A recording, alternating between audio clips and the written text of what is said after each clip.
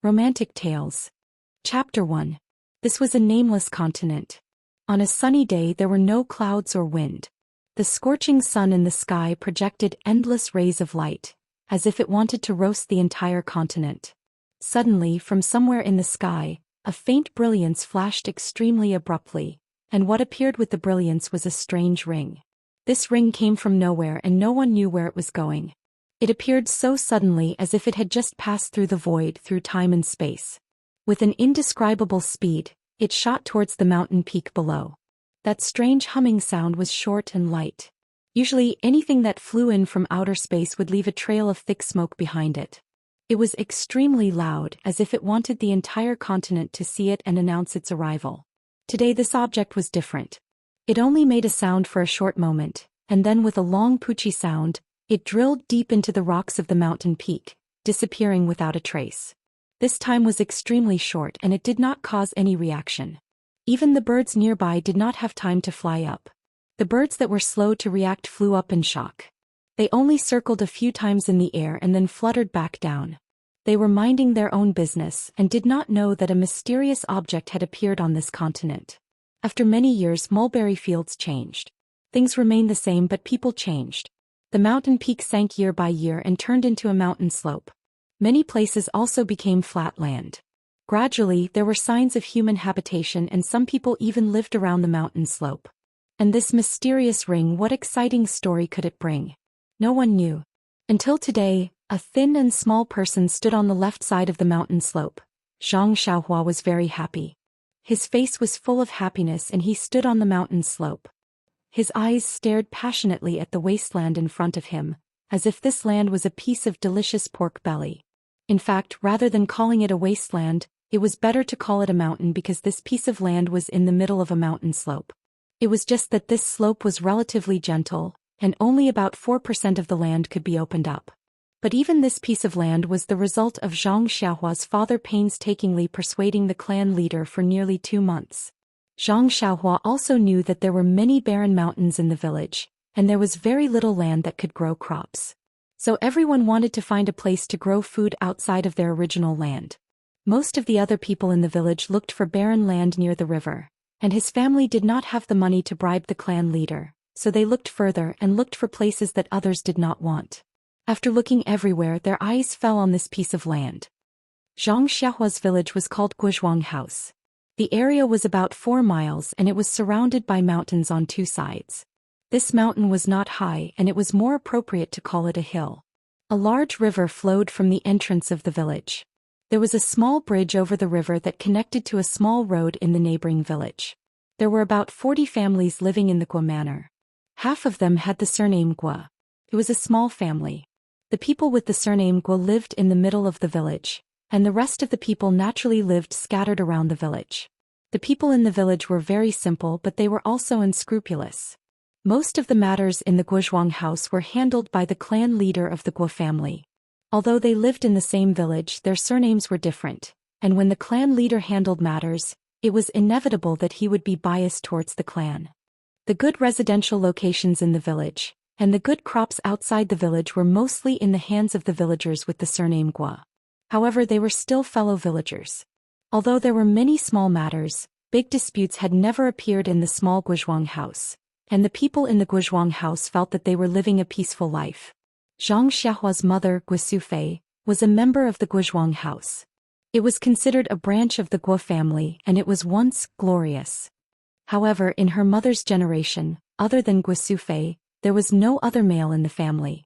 Moreover, Zhang Xiaohua's grandfather, Guo Shan, also had a daughter at an old age and raised her until it was time for her to get married. It was also when the two of them were old, and in order to support the elderly, Zhang Xiaohua's father, Zhang Kai, married into the Guozhuang house. In fact, although it was called marrying into the family, Guo Shan viewed Zhang Kai in a new light. He even allowed Zhang Kai's son to take the surname Zhang, and never once haggled with Zhang Kai. Therefore, Zhang Kai was even more sincere towards the Guo family. It was said that the wealth of a rural family was mostly related to the labor in the family. Guo Shan did not have a son, and before Guo Sufei was born, he had always wanted to have a son as his stepfather. However, due to various problems, it did not happen. Thus, the family was supported by Guo Shan alone, and the family's poverty could be seen from this. Zhang Kai did not disappoint. After he married into the Guo family, he was an expert in farming. In terms of increasing the family's labor, he far surpassed his father-in-law, Guo Shan. 1 year after the wedding, Guo Sufei was pregnant and gave birth to a grandson for Guo Shan. He was named Zhang Xiaolong. When Guo Shan and his wife saw the birth of their grandson, they were very gratified. Just as the family was looking forward to a bright future, Guo Shan fell ill from overwork and could not leave his bed. Illness was undoubtedly a disaster for a poor family. In order to treat his father-in-law's illness, Zhang Kai sold all of his valuables. However, he still could not save Guo Shan's life, which was like a candle in the wind. When Zhang Xiaolong was 2 years old, he passed away suddenly. What made Guo Shan rest in peace was that his second grandson or granddaughter was about to be born. For this reason, before his death, Guo Shan named his children. The boy would be called Zhang Xiaohu and the girl would be called Zhang Xiaohua. After Guo Shan passed away, Zhang Kai's mother-in-law's health also deteriorated. Fortunately, Zhang Xiaohu's birth slightly reduced the old woman's grief, and thus the family's peaceful life was preserved. The life of a farmer was not about working in the fields or going home to eat. Their lifeblood was the land. In the past, Zhang Xiaohu's family was not very prosperous, so the land could be used. As Zhang Xiaolong and Zhang Xiaohu grew up, Zhang Kai had always been worried about the land. At the very beginning, he and his wife Guo Sufei took Zhang Xiaolong and Zhang Xiaohu to the patriarch's house to kowtow and pay their respects. Perhaps because of Guo Shan's face, the patriarch gave them a small plot of land by the river, which could be considered as solving Zhang Xiaohu's urgent problem. Zhang Xiaohua was born when his eldest brother was 7 years old. At that time, the family already had 2.5 laborers, and the family's poverty situation was slightly alleviated. Speaking of Zhang Xiaohua's birth, it was quite magical. The weather was originally dry for more than 2 months, but on the night of Xiaohua's birth, there was a sudden rainstorm. The rainfall in the mountains increased sharply, and the small river outside the village did not even cross the small bridge. The scene was very frightening. When Guo Sufei gave birth to Xiaohua, she also saw a sky full of flying flowers. Therefore, Zhang Kai's expectations for Xiaohua were very high. When he was naming her, he even asked the teachers of the neighboring villages for reference. There were many names such as Zhang Zhen, Zhang Yu, Zhang Xueyo, and so on. However, after picking and choosing, he was dazzled and did not know which one was better. In the end, when he thought of the sky full of flying flowers and his deceased father, Guo Sufei went against the objections of others and gave Zhang Xiaohua such a popular name. Although Zhang Xiaohua was a standard boy. At this time, Xiaohua was already 12 years old. Children of farmers always matured early.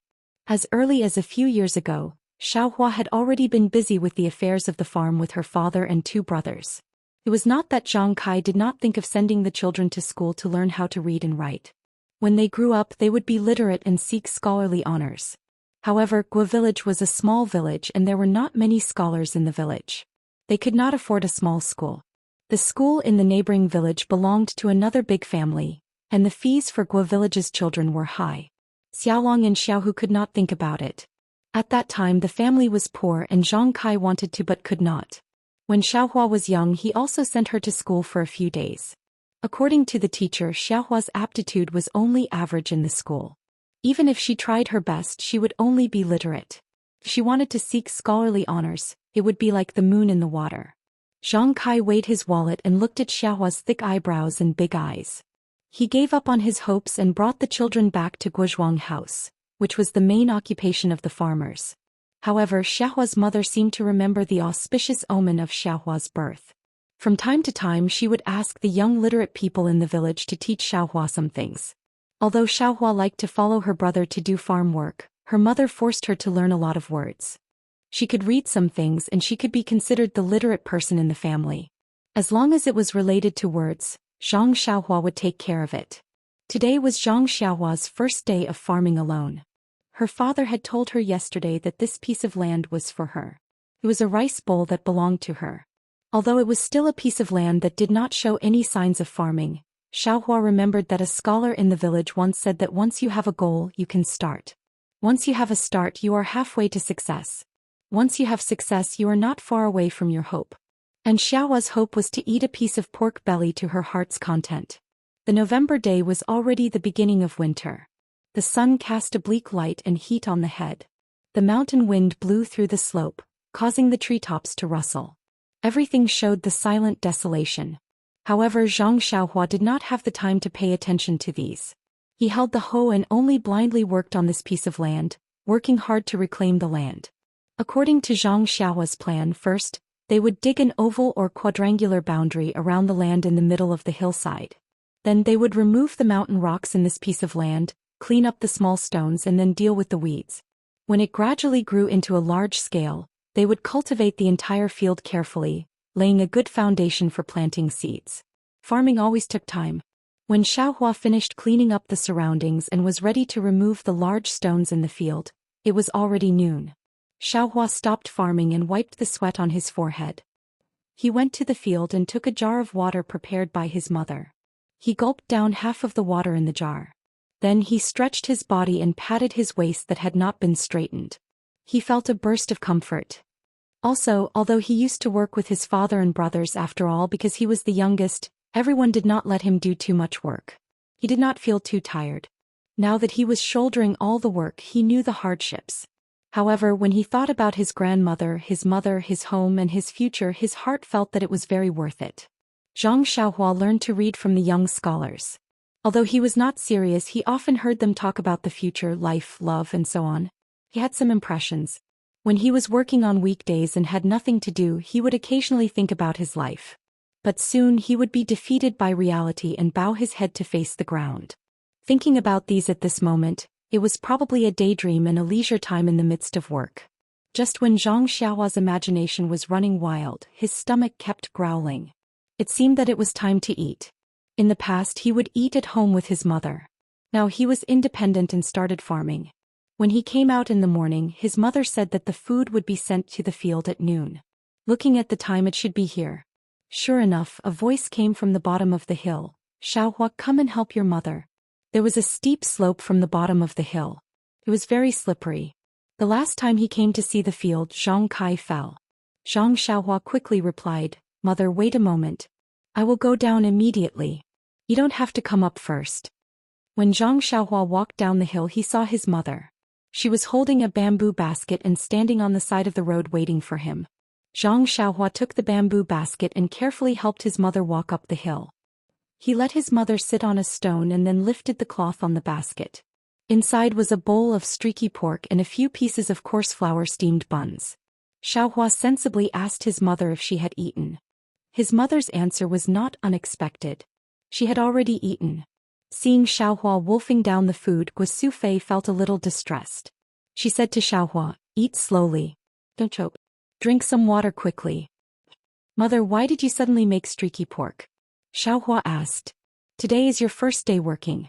Your father told me yesterday to make streaky pork as a reward for you. Xiaohua's mother lovingly looked at her youngest son and said, it's been hard on you. Xiaohua, you are only 12 years old this year. Look at the children in the neighboring village who are your age. They are still studying in school. You are working in the field alone. Didn't my eldest brother also work separately from my father when he was 10 years old? What am I doing? Moreover, this land is mine.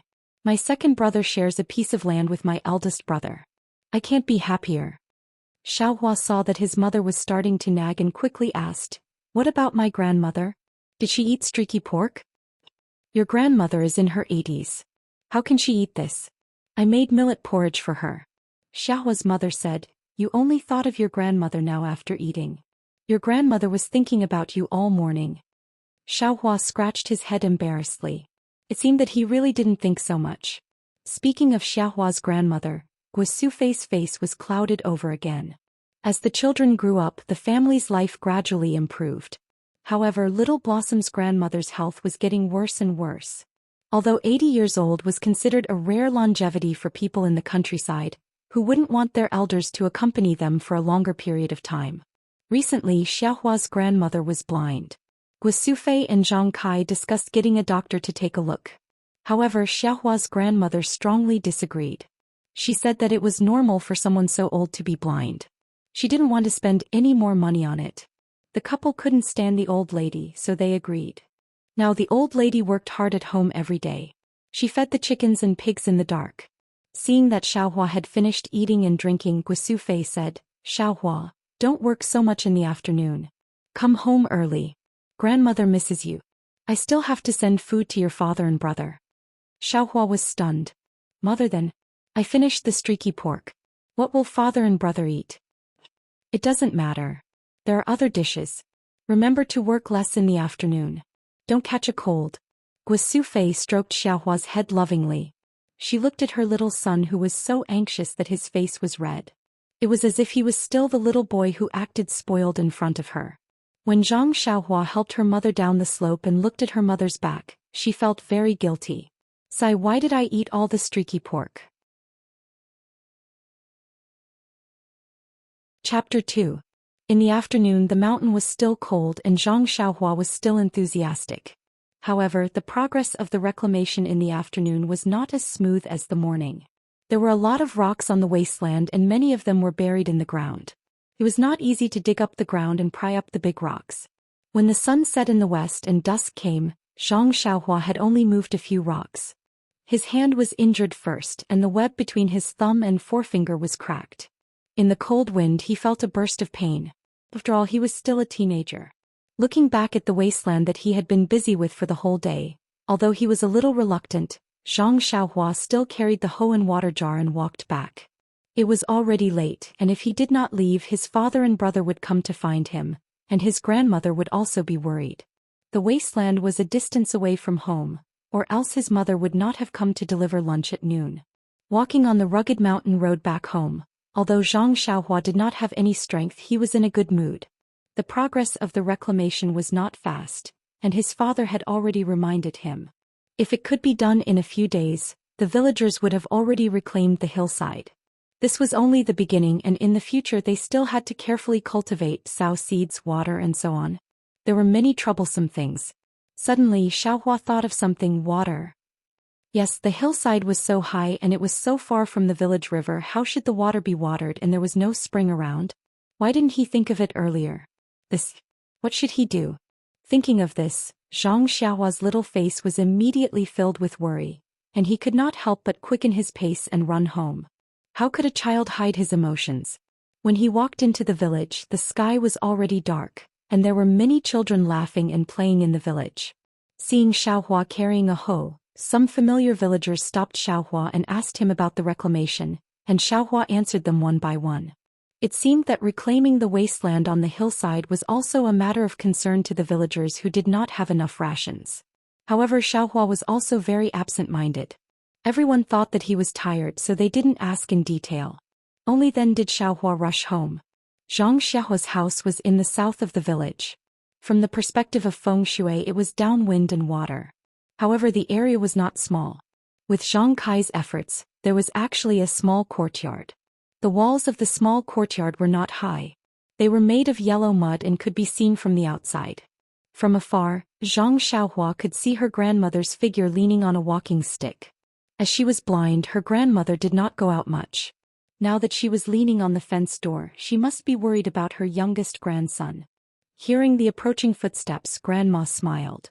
Although she looked at Zhang Xiaohua blankly, she was unusually kind. Xiaohua, you're back. Are you tired today? Zhang Xiaohua ran a few steps, entered the door, put down the hoe and water jar and held her grandmother's arm. She quickly replied, I'm not tired, Grandma. It's not like I haven't done farm work before. Grandma held Zhang Xiaohua's hand and said, Our Xiaohua is already an adult. Grandma forgot. Grandma's hand happened to touch Zhang Xiaohua's hand where the web between her thumb and forefinger was cracked. Zhang Xiaohua gasped in pain. Although she did not cry out, Grandma heard it and said loudly, Xiao Kai, quickly come and see the child. Zhang Xiaohua's father had actually just returned. He was washing in the courtyard when he heard his mother-in-law's voice. He looked carefully and said, It's okay, Mom. Xiaohua worked too hard and her hand was cracked. It will be fine in a few days. Grandma said, Do you want to go to Old Chin at the village entrance to get some medicine for the child? As they were talking, Guisufei came out of the house with something. She casually said to Zhang Xiaohua's grandmother, No need, Mom. Didn't Xiao Hu use it last time? There's still some left. When Xiaohua sleeps tonight, apply some. It should be better tomorrow. Mom, quickly go back to the house. It's cold and the wind is blowing. I'll send food over to you later. Xiaohua, quickly help your grandmother back to the house. Zhang Xiaohua carefully helped her grandmother back to the house. She also put her worries about watering the plants to the back of her mind. After dinner, her parents were weaving baskets under the pea-sized oil lamp. Zhang Xiaohua and her brothers were also helping them. Zhang Kai then asked Zhang Xiaohua about the progress of the land reclamation. Zhang Xiaohua also said one by one. Zhang Kai said, "You're really slow by yourself. When Xiaohu helps Xiaolong with the land on the other side of the river, he'll go over to help you." Zhang Xiaolong also said, "Don't worry, Xiaohua. When we're done, Dad and I will go over to help. We'll finish before winter." Zhang Xiaohua said, "Why am I in a hurry? Didn't Dad say that we have to be careful when reclaiming land? If we're slow, then so be it. When we plant the crops, they'll grow well." At this point, he thought of the matter of watering the plants. He quickly asked his father, "Dad, I just remembered that the hillside is so high and there's no spring nearby. How are we going to water the crops in the future?" Zhang Kai stopped what he was doing and said, "It's hard for you to think of this. What do you think we should do?" Zhang Xiaohua looked at her two brothers for help and said, "We have to carry water to water the fields. The hillside is so far away and high. Carrying water won't work, right?" Zhang Kai smiled and said, "Xiaohua, what's behind our hillside?" Zhang Xiaohua thought for a bit and said, "Isn't there a very deep hole behind?" "Yes, it's right there. It's a small cave where 3 hills are squeezed together. We can dig a well there. Then we can make a small path from the well to the ground. Not only can we drink water, but we can also water the fields." Zhang Kai said confidently, "Looks like you already have a plan." Guosufei smiled and praised her man. "Then Dad, when are we going to dig a well?" Zhang Xiaohua asked impatiently. "Wait until the ground is flat. Before winter, before the ground freezes, we'll ask the people in the neighboring villages who know how to dig wells to help us. Then we'll start." Zhang Kai finished speaking and began the work in his hands. After getting a satisfactory answer, Zhang Xiaohua was finally relieved. The family busied themselves with the work in their hands. After working for a while, Zhang Xiaohua was clearly exhausted. His eyes were blurred. Guosufei's heart ached for him and she told him to go to sleep first. Zhang Xiaohua agreed and woodenly walked over to the 3 brothers' Kong. He threw himself into the shabby quilt and fell into a deep sleep. He didn't even notice that his mother was applying medicine to his hand at night. Just like that, a busy day passed in a hurry. In the next few days, Zhang Xiaohua was patient. He only focused on leveling his own land and didn't worry about the problem of watering. That night, Zhang Xiaohua finished clearing the weeds and smashing the big clumps of dirt. He was ready to call it a day and head home. On the way home, Zhang Xiaohua could not hold it in any longer. He could not help but think to himself. Seeing that his slope had become a flat farmland, all that was left was a fine plow to sow the seeds. When would the well be dug? As soon as he rounded the slope, he saw several wooden shelves rising from the deep recess at the bottom of the slope. Zhang Xiaohua quickly ran over and looked. Sure enough, there was a circular platform at the bottom of the hole. On top of it was a circular wooden board. Around the wooden board were 6 long wooden sticks. The bottom of the wooden stick was deeply inserted into the soil. The top of the wooden stick was in the shape of a tower. Zhang Xiaohua was so happy that he almost jumped up. He jogged down the hill and came to the bottom of the wooden shelf. There was no one at the moment. They probably went to rest after setting up the shelf. Zhang Xiaohua patted and touched here and there. It was very strange. How could they dig a deep well with just these few shelves? Just as Zhang Xiaohua was feeling strange, someone called out to him from the top. "Xiaohua, where are you?" It was second brother Xiaohu. Xiaohua quickly replied, "I'm here. Second brother, come and see. We're ready to dig a well." Zhang Xiaohu also slipped down the hill. He pulled Zhang Xiaohua and said, "Okay, I know. Big brother and I helped get these things here in the afternoon. Big brother said it was a surprise for you, so he didn't tell you. Right now, Mom and Dad are waiting for you to come back. Let's go quickly." The 2 brothers jogged all the way back home. The dining table was already set up in the small house. Dad and Big Brother were sitting at the table, but they didn't see anyone else that they didn't know. Zhang Xiaohua couldn't help but ask, "Dad, where are the people digging the well?" Zhang Kai smiled and said, "They all went back. Our family doesn't have much money. We promised them that they would only take care of lunch and not dinner. Also, our family members also need to help. This way we can give less money." Zhang Xiaohua agreed and went out to help her mother prepare dinner. After dinner, Zhang Kai assigned tasks to everyone in the family. Zhang Xiaohua and his brothers were naturally to help out. Xiaohua's mother was in charge of cooking and delivering food. Zhang Kai had to buy materials and find people to help out, etc. Could they carry a few buckets of water from here every day to cook at home? The days of digging the well passed. The well was dug deeper and deeper, but there were also more and more difficulties. The progress was obviously slowing down. Because they were digging from the low-lying areas of a few hillsides, they would dig out a lot of stones from time to time. Fortunately, they weren't too big. Moreover, they didn't encounter the so-called large stones. Otherwise, they would have to give up before the well was dug. After a few more days, perhaps Zhang Kai's luck had reached its end. Digging the well finally encountered a big problem. This afternoon, Zhang Xiaohua went down to the well, picked up the hoe and began to dig. Who knew that the first time she dug, she hit what seemed to be a hard stone. Zhang Xiaohua's hand was numb. According to her previous experience, Zhang Xiaohua chose a place further away from the previous one and dug again. Dang, it was obviously the same stone again. Zhang Xiaohua couldn't help but be a little flustered. She dug a few more times around the well. There were no exceptions. They were all stones. Zhang Xiaohua pulled on the rope tied around his waist and had someone pull him up. With a sullen face, he told his father what had happened. Zhang Kai and the well digger also went down to take a look. When they came up, they were silent. The well digger discussed with Zhang Kai and asked the others to go to the side to rest first. After lunch, they would come back to help. Finally, they confirmed whether it was a very large stone or a layer of stones. Seeing that everyone had dispersed and sat on the ground to rest, only Zhang Xiaohua looked at the well that wasn't dug well. She felt uneasy. She was really afraid that it was a layer of stones. If she couldn't dig further, her many days of hard work would be wasted. Perhaps she couldn't dig the well anymore. Zhang Xiaohua asked Zhang Xiaolong to put her back to the bottom of the well. She didn't give up and started digging again. Chapter 3. At this time it was already past noon and the sun was hanging high in the sky. But because the well had been dug deep, they couldn't see anything at the bottom of the well. They could only rely on the oil lamp that was brought down the well for illumination. Zhang Xiaohua's face couldn't see any determination under the flickering light. He thought for a moment, then raised the hoe and dug in a direction. Dang dang. The sound continued. He changed a few more directions, but it was the same. What should he do? It seemed that he was really at the end of his rope. Zhang Xiaohua wanted to give up a little. It was better to go up first. After a while he would expand the well and take a look. But his mother hadn't sent him food yet. Should he dig from the bottom first? Thinking about it, Zhang Xiaohua didn't stop. He continued to dig from the front, waist-deep place and found a direction to dig. When he was digging, he suddenly heard a dang sound. Xiaohua couldn't help but be surprised. Another stone? But then he used the hoe again and there was no more sound.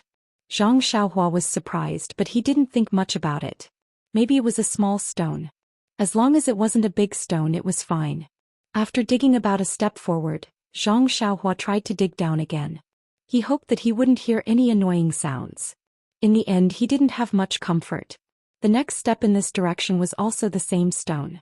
Just as Zhang Xiaohua was about to take a break and change the direction, Zhang Xiaolong's voice came from above. Xiaohua, come up and eat. Mother has sent food. Zhang Xiaohua was pulled up from the well by his brother. Looking at Zhang Xiaohua's face, Zhang Xiaolong didn't ask any more. He just brought him food and watched him wolf it down. Then he comforted her, it's okay, Xiaohua. If this place doesn't work, let's go somewhere else. The hillside is so big there must be a place to dig a well. After eating, Zhang Xiaohua's complexion was clearly much better. She didn't seem to be gloomy anymore. Seeing the people digging the well going into the well, she smiled and said to Zhang Xiaolong, I know, big brother. I'm going to take a look at the field. I'll come back later. Zhang Xiaolong patted Zhang Xiaohua's shoulder. Without saying anything, he took the empty basket and walked away. Zhang Xiaohua carried her hoe and walked up the hill. She came to the side of the field and put the hoe aside. She sat on the ground and looked at the field that couldn't be watered. She wondered if she should fetch water from the river in the future. When his eyes fell on the hoe, he noticed that there was a piece of mud on the hoe. It was probably brought up when he was digging the well. Zhang Xiaohua used her foot to rub the hoe, but it didn't come off. She picked up the hoe and used her hand to clean the mud. She discovered that the hoe was wrapped in a round object and was quite tightly stuck. Zhang Xiaohua tilted her head and thought about it. She guessed that when she was digging the well, the dang sound was probably the sound of the hoe digging into the ring. No wonder there was no sound. It was wrapped around the hoe. Zhang Xiaohua wanted to remove the ring from the hoe. She found a tree branch to pry it open and a rock to gently knock on it, but it didn't work. If she used all her strength to knock it against the rock, she might be able to remove it, but she couldn't guarantee that it wouldn't break. She couldn't bring this thing down the well to dig, right? Zhang Xiaohua felt a bit helpless.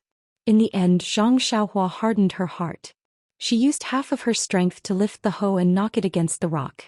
A dang sound was heard, but the ring didn't break and didn't come off the hoe.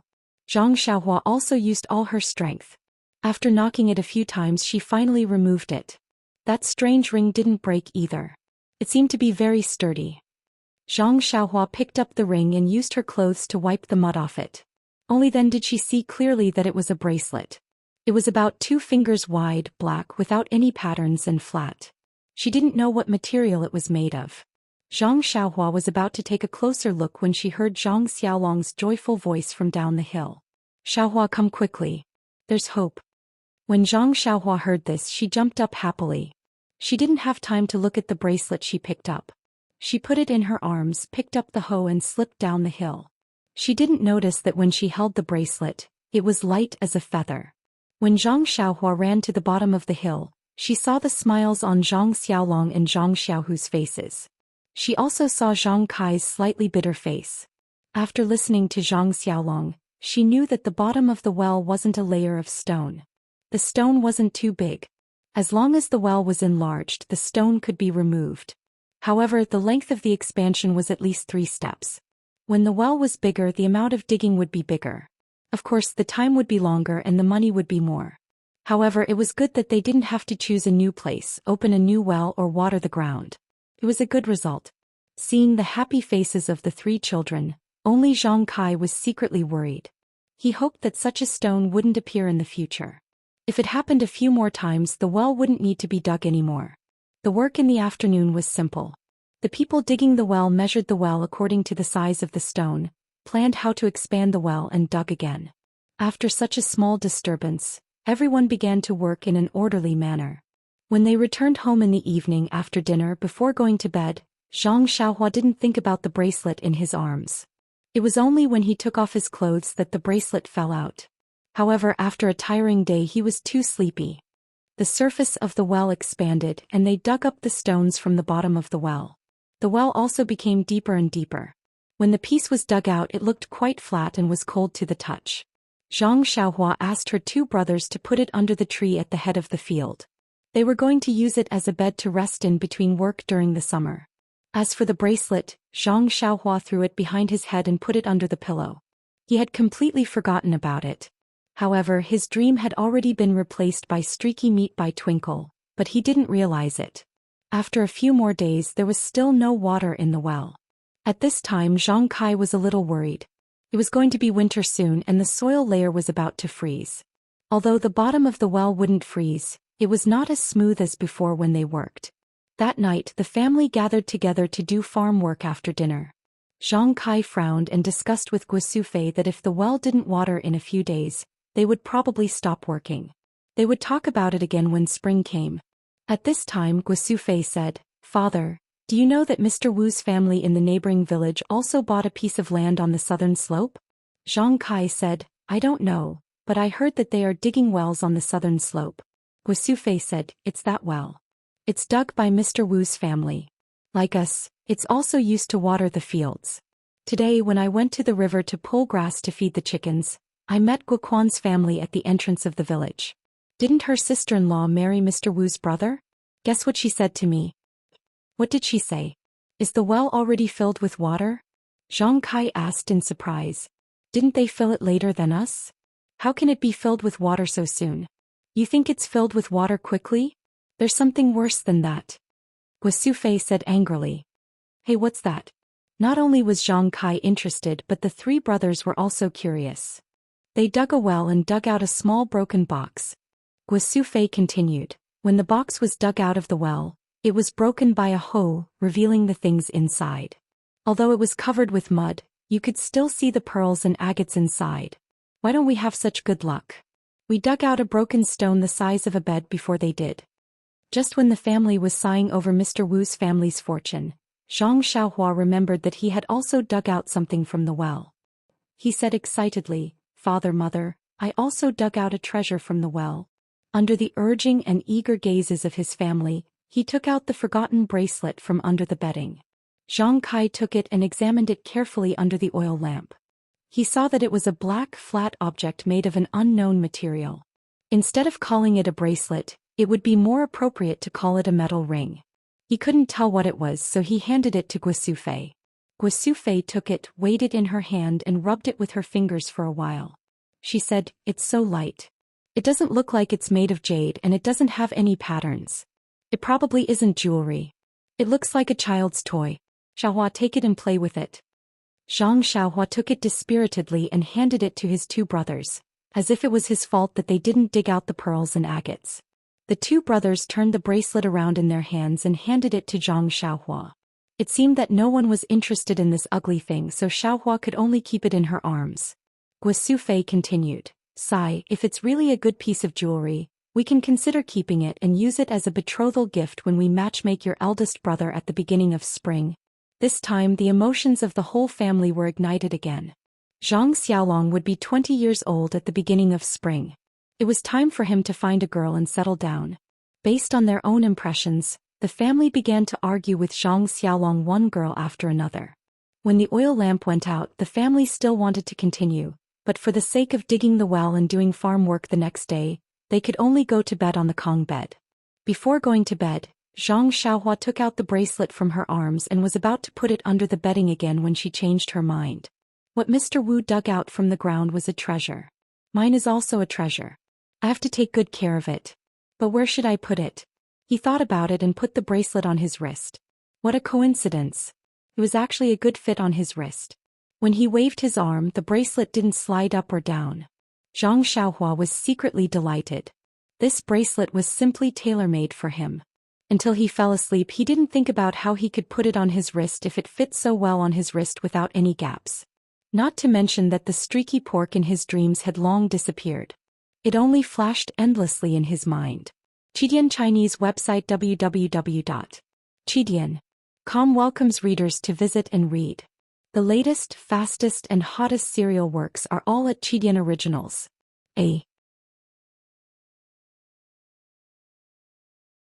Chapter 4. For the next few days, Zhang Kai and his family were all busy digging wells. Fortunately, on the 6th day, the water that everyone had been looking forward to for a long time was finally dug out. Finally, they had completed a difficult task before winter and everyone was relieved. Just as Zhang Kai was busy settling the wages of the well diggers, and Zhang Xiaolong and his two brothers were busy repairing the small path from the fields to the well platform, the gloomy winter clouds pressed down, and some salt bean-like snow fell from the sky. The farmer's love-hate winter day had finally arrived. After the first snow, the cold wind became bitterly cold and the new year was not far away. Zhang Kai was very satisfied this year. He had gotten an extra piece of land for his family and dug a well. In the future, this land would not be afraid of drought, and if he took good care of it, it would be the main source of food for his family.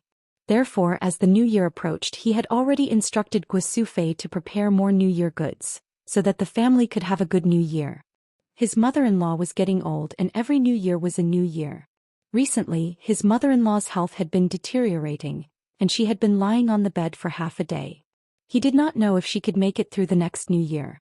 Thinking of his parents and how well his father-in-law treated him, he could not hold back his burning desire, and looked forward to a good new year. It was easy to buy the New Year goods for the farmers. The so-called rich meant that there were many styles, but the quantity was limited. In fact, in terms of style, most of them were mountain goods that were dried on a daily basis, and only a few things were bought by Zhang Kai from faraway markets. Because of his mother-in-law, Zhang Kai had bought some food that they had not seen before this year, which made the three brothers envious, and they wanted to try it early in the new year. Guosufei, in addition to being busy with New Year's matters, spent most of her time in the village looking for relatives. Sometimes she would go to the neighboring villages to inquire. What she cared about was her eldest son's marriage. However, looking at her sometimes gloomy and sometimes happy face, it felt that things were not going as smoothly as expected. Time passed quickly as the Zhang family was busy, and the new year was finally around the corner.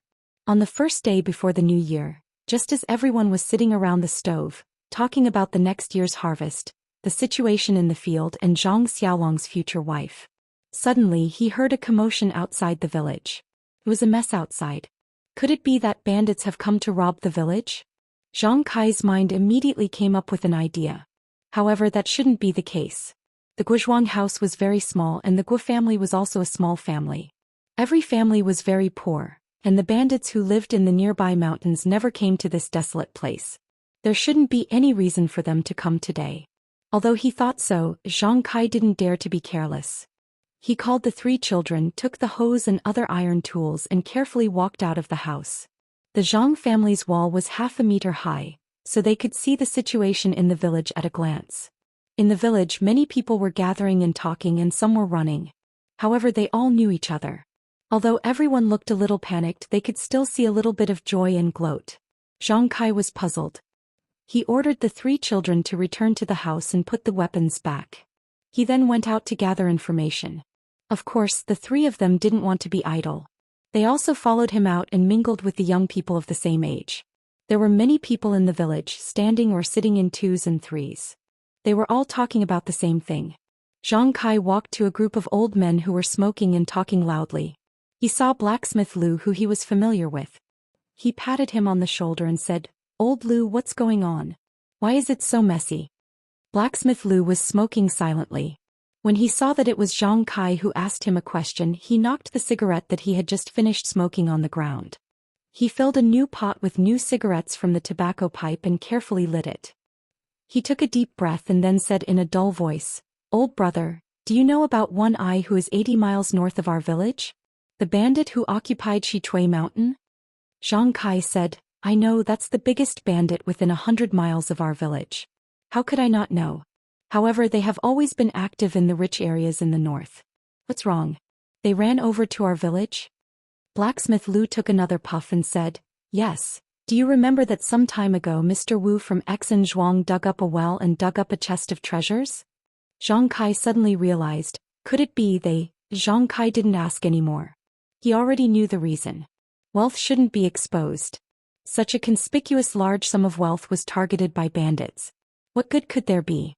When Butcher Gua saw that Zhang Kai wasn't asking any more questions, he squeezed over and said mysteriously, "Not only that, Mr. Wu was still hoping for a fluke at first, saying that there was no such thing and refusing to admit it. One Eye chased Mr. Wu's family of dozens of people into the ancestral hall and sent people to turn Mr. Wu's house upside down. In the end, they found a pile of treasures in the cellar and at the bottom of the well. One Eye was furious that Mr. Wu had deceived him, so he burned down the Wu family's ancestral hall with a torch. Luckily, Xinzhuang is slightly better than us. They are all poor people, so One Eye didn't make things difficult for others. When these bandits left, they even made a fuss and told the villagers to be careful and not to report it to the authorities. Otherwise, they would bury everyone in Xinzhuang with them." Blacksmith Lu said, "Misfortune is a blessing in disguise. A few days ago they thought that they had struck it rich. Now their entire family has been wiped out." "How tragic," Butcher Gua continued. "They didn't wipe out their entire family. Mr. Wu's sister-in-law came back to our village yesterday to visit her parents. She didn't go back today and avoided a disaster. Didn't someone just report it? She just found out about the tragedy and sent people to investigate. Also, the person who reported it said that when the bandits left, they dragged a woman on a horse. They couldn't see her face clearly. She's probably Mr. Wu's daughter. The bandits took a fancy to her and took her up the mountain. Maybe she's the mistress of the village." Zhang Xiaohua and his brothers had been standing behind their father for a long time. When they heard what the villagers said, they felt a chill in their hearts for no reason. Usually they didn't hear much about the evil deeds of bandits, but it was all just talk. They thought it was just a story. Now it happened right in front of them. Mr. Wu was also someone that a few people had seen before. When they were young, he had even taught Zhang Xiaohua a few words. Now he was gone. He was burned to a crisp. Although they didn't see it with their own eyes, it still made them feel sad and afraid. Zhang Xiaohua unconsciously rubbed the bracelet on her left wrist. She secretly thought, Fortunately, what I dug out wasn't a real treasure. Even if it was, I wouldn't tell anyone to avoid bringing disaster to myself and my family. An ordinary man's wealth is his own ruin. Such a bloody truth was deeply ingrained into the young man's heart. The three brothers told Zhang Kai that they wanted to go to Exinzhuang to see what happened, but Zhang Kai didn't agree. After all, it was almost the new year. If they encountered a bloody disaster, it wouldn't be good for their luck in the coming year. Moreover, the Wu family in Exinzhuang was now scorched earth. The tragic scene made people afraid. It was estimated that the people from the government should have already arrived there. If they went, it might cause a lot of trouble. As they talked, the people in the village also dispersed. After all, other people's days had come to an end, but their own lives still had to be lived. The truth of each person only sweeping the snow in front of their door. Even farmers understood. The sky was dark and the new year was coming. It was better to tidy up their mood and busy themselves with their own affairs. When Zhang Kai and the three children returned home, he saw his mother-in-law and Guo Fei warming themselves around the fire. He told them about what happened in Exinzhuang. When the two heard, they turned pale with fright. The two of them prayed to the heavens, hoping that the souls of the dead would be reincarnated as soon as possible. They also hoped that their family would never encounter such a disaster. Until the sky was completely dark and the house was lit with oil lamps, Zhang Xiaohua's grandmother was still muttering, "Misfortune is a blessing in disguise. Misfortune is a blessing in disguise." It was also the new year, but this year's Guozhuang house was far less lively than before. Under the curtain of the night, only children were playing with lanterns. Only they didn't know the dangers of the world and let their nature run wild. Most of the farmers were like Zhang Kai's family. After eating a sumptuous New Year's Eve dinner, tidying up the hard work of the past year, and looking forward to the sweet happiness of the new year, there was a trace of gloom in their hearts. When they thought about Mr. Wu's experience and thought about this world where the strong preyed on the weak, it was inevitable that they would have the idea that they were fish on the chopping block. Looking at the vast world, they didn't know how to protect their family's safety. The New Year's Eve, which was supposed to be lively and noisy, passed quietly just like that. She didn't know whether the dreams of the other villagers contained happiness, joy, harvest, and sweetness, but Zhang Xiaohua only had a twinkle in her eyes. That twinkle seemed to have a trace of clarity. The New Year's Eve for farmers was actually very simple. Other than the New Year's greetings, there was only the faraway market in Lu Town. Every year, starting from the third day of the new year, there was a street in Lu Town where the 8 neighboring villages gathered and bustled. Everyone wore new clothes, brought their families, and brought a slightly full purse around their waists to feel the New Year's atmosphere. In Zhang Kai's family, except for Guo Fei who had to stay at home to take care of Zhang Xiaohua's grandmother, Zhang Kai brought his 3 children to the Lu Town market. Lu Town was south of the Guozhuang house and was about 30 li away from the Guozhuang house. There weren't many streets in Lu Town, so there wasn't much excitement to share on weekdays. It wasn't easy to catch up with the New Year's gathering. Everyone took out the energy they had accumulated for a year and squeezed out a street in Lu Town. This was a street facing north and south. It was relatively wide and seemed to be the main street of Lu Town. There were many shops on both sides of the street. No matter what kind of business they were doing, the business was very good. The doors were wide open and many people came in and out. The shop assistants stood inside and outside the shop, greeting the customers coming and going. Many peddlers picked their own small livelihood and placed it on the street. They kept shouting loudly to attract the people in front of them. Usually, if the shop assistants in the shop saw someone blocking the door, they would definitely greet them and drive them away. But today was an exception. They all came out to find a way to make a living. In order to win the first prize of the new year, they wouldn't be angry and hurt the harmony. They even wished each other good luck when they met. As a result, the street, which was not very spacious, became more crowded. Zhang Xiaohua, who came to the market with her father and brother, didn't even know where to look.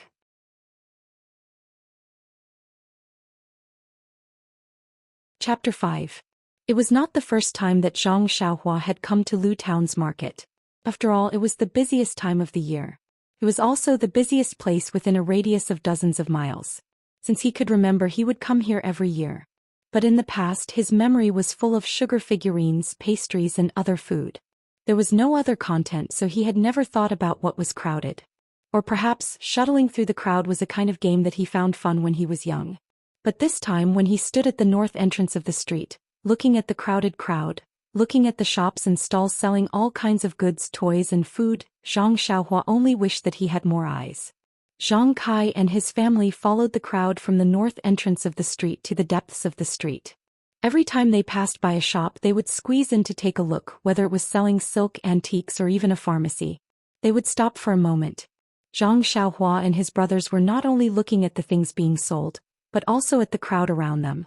In the small mountain village they rarely saw so many people, especially beautiful and flamboyant girls, which attracted the young man's attention. Unfortunately, the three of them looked ordinary and dressed simply. At first glance it was obvious that they lived in a mountain village. The girls' eyes slipped away from them, far from staring at people like they did. Occasionally, a girl felt their burning gaze and naturally shyly walked away. There were also some girls who looked back at them, which made the three of them blush unnaturally. Zhang Xiaohua only looked at things that were more fresh than when he was a child. Zhang Xiaolong and Zhang Xiaohu looked more at the future. Perhaps they wanted to meet a girl they liked and find their own happiness, but most of the girls did not pay much attention to their eyes, so they did not know what the two brothers were thinking. In the middle of the street, there was a big shop with a sign that said Qian Family's Cloth Art. Seeing this, Zhang Kai's eyes lit up. Beckoning the three brothers over, he led the way in. There was a shop assistant standing at the door of the shop. When he saw Zhang Kai walk in, he hurriedly greeted him and said, "Sir, please come in. What would you like to see?" He didn't seem to notice Zhang Kai's uneasiness and the fact that his clothes were not brand new. After Zhang Kai walked into the fabric shop, he didn't go directly to the counter. Instead, he stood next to the door and nervously looked at the many male and female customers running around the shop. He didn't know what to do, and when he heard the shop assistant call out to him, he came back to his senses and awkwardly said, Get some clothes for the children and also buy some cloth for the children's mother." While they were talking, Zhang Xiaolong and his two brothers also came in. After all, they rarely entered such a big store. Just now they were just looking around. Now that they really had to buy things, they didn't know what to say. They were a little timid. The shop assistant, on the other hand, didn't seem offended at all. He continued to smile as he welcomed them and said, "Then please come over here and take a look to see if there are any suitable fabrics." As he spoke, he brought them to a corner of the counter and showed them the fabrics on it. There were very few people at this corner of the counter. There were two groups of people who came first. One group was two young ladies who were looking down at the colors. The other group was a family of three with a child. They had also picked out the fabrics and were being wrapped up by the shop assistant. Aside from this corner of the counter, the rest of the place was filled with colorful satin and other fine fabrics. There were also many people in bright clothes surrounding the counter, commenting and picking. Just as Zhang Xiaolong was hesitating, the situation on the other side of the high wall became worse. The two short and fat young masters had already pulled the two village girls away and were using all their strength to drag them to the small alley at the corner of the high wall. Zhang Xiaolong couldn't hold back anymore. He forcefully shook off Zhang Kai's hand and quickly ran over. The group of evil servants also thought that the crowd next to them had been frightened by them. Seeing that a good show was about to begin, they all moved closer to the small alley. They didn't expect that someone would rush over at this time. Zhang Xiaolong rushed to the side of the two village girls. First, he reached out and grabbed the two girls' arms and pulled them to his side.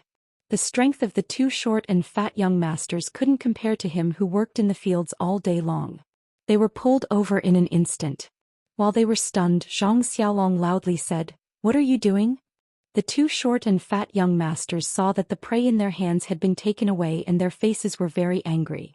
The two of them looked at each other and one of them, wearing orange clothes, said, "We're not doing anything." "Who are you? What are you doing?" Zhang Xiaolong was stunned for a moment and then said, "I'm their older cousin. Why are you pulling them? Be careful, we'll go report you to the officials." The other person wearing black clothes said, "Report you to the officials? Then let's go together. In Lu Town, your master, I am the official.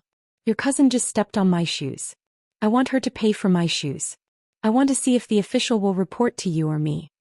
At this time, Zhang Kai and the others also rushed over. Zhang Kai hurriedly bowed to the two people and said with a smile, "Two masters, please calm down. My two girls don't know any better. You see, they stepped on your shoes. We'll pay for it. Today is a good day to go to the market. You're a big man and have a big heart. This year you'll be rewarded. The person wearing orange clothes said with a sly smile, "Well said. Seeing that you're a tactful old man, I, your master, will do a good deed and pay for my shoes." Zhang Kai was startled and carefully said, "Then may I ask how much copper coins should I pay you?" The person wearing orange clothes stretched out a palm. Zhang Kai let out a sigh of relief and said, "So it's 5 copper coins. I'll give it to you." Zhang Kai took out 5 copper coins and handed it over. The person wearing orange clothes didn't even look at the 5 copper coins in front of him and slapped them to the ground. He fiercely said, "You country bumpkin, you think these are your straw sandals? Your master's shoes are only worth 5 copper coins. Listen carefully, 5 taels of silver." Zhang Kai thought this was bad and immediately said with a smile, "Master, you must be joking. My family's annual food rations are only 3 taels of silver. Are your shoes worth that much?"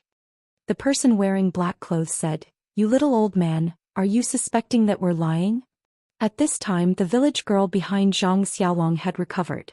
She poked her head out from behind Zhang Xiaolong and said, "Uncle, they're accusing us. We didn't step on them at all. We just came to watch the show.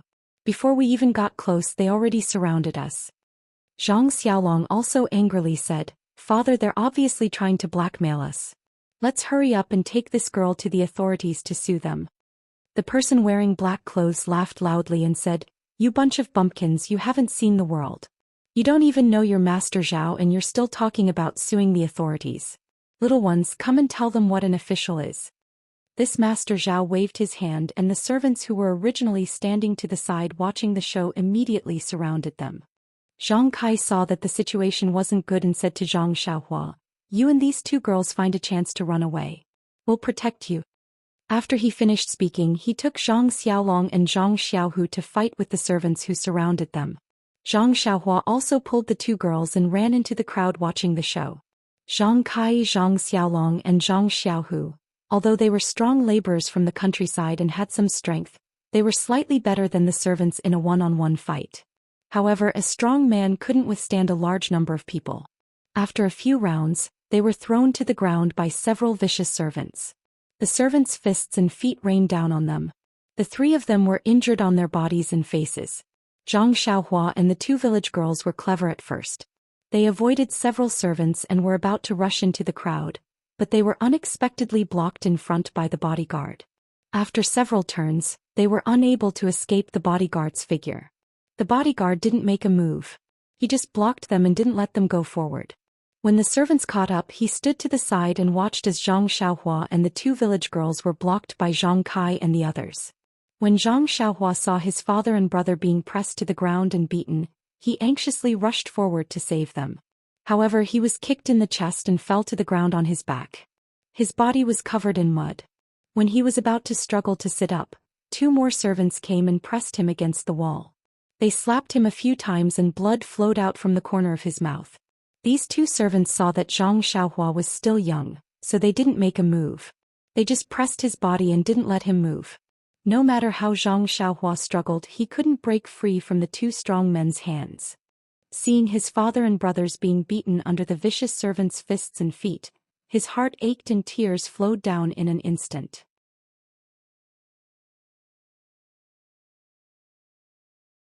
Chapter 6. When Zhang Xiaohua's helpless tears fell on the dust, the 13-year-old boy's heart was set off monstrous waves. He had no time to think about the evilness of the human heart and the ugliness of the world. He also had no time to blame the weakness of others and bystanders. He only had the hope of strength.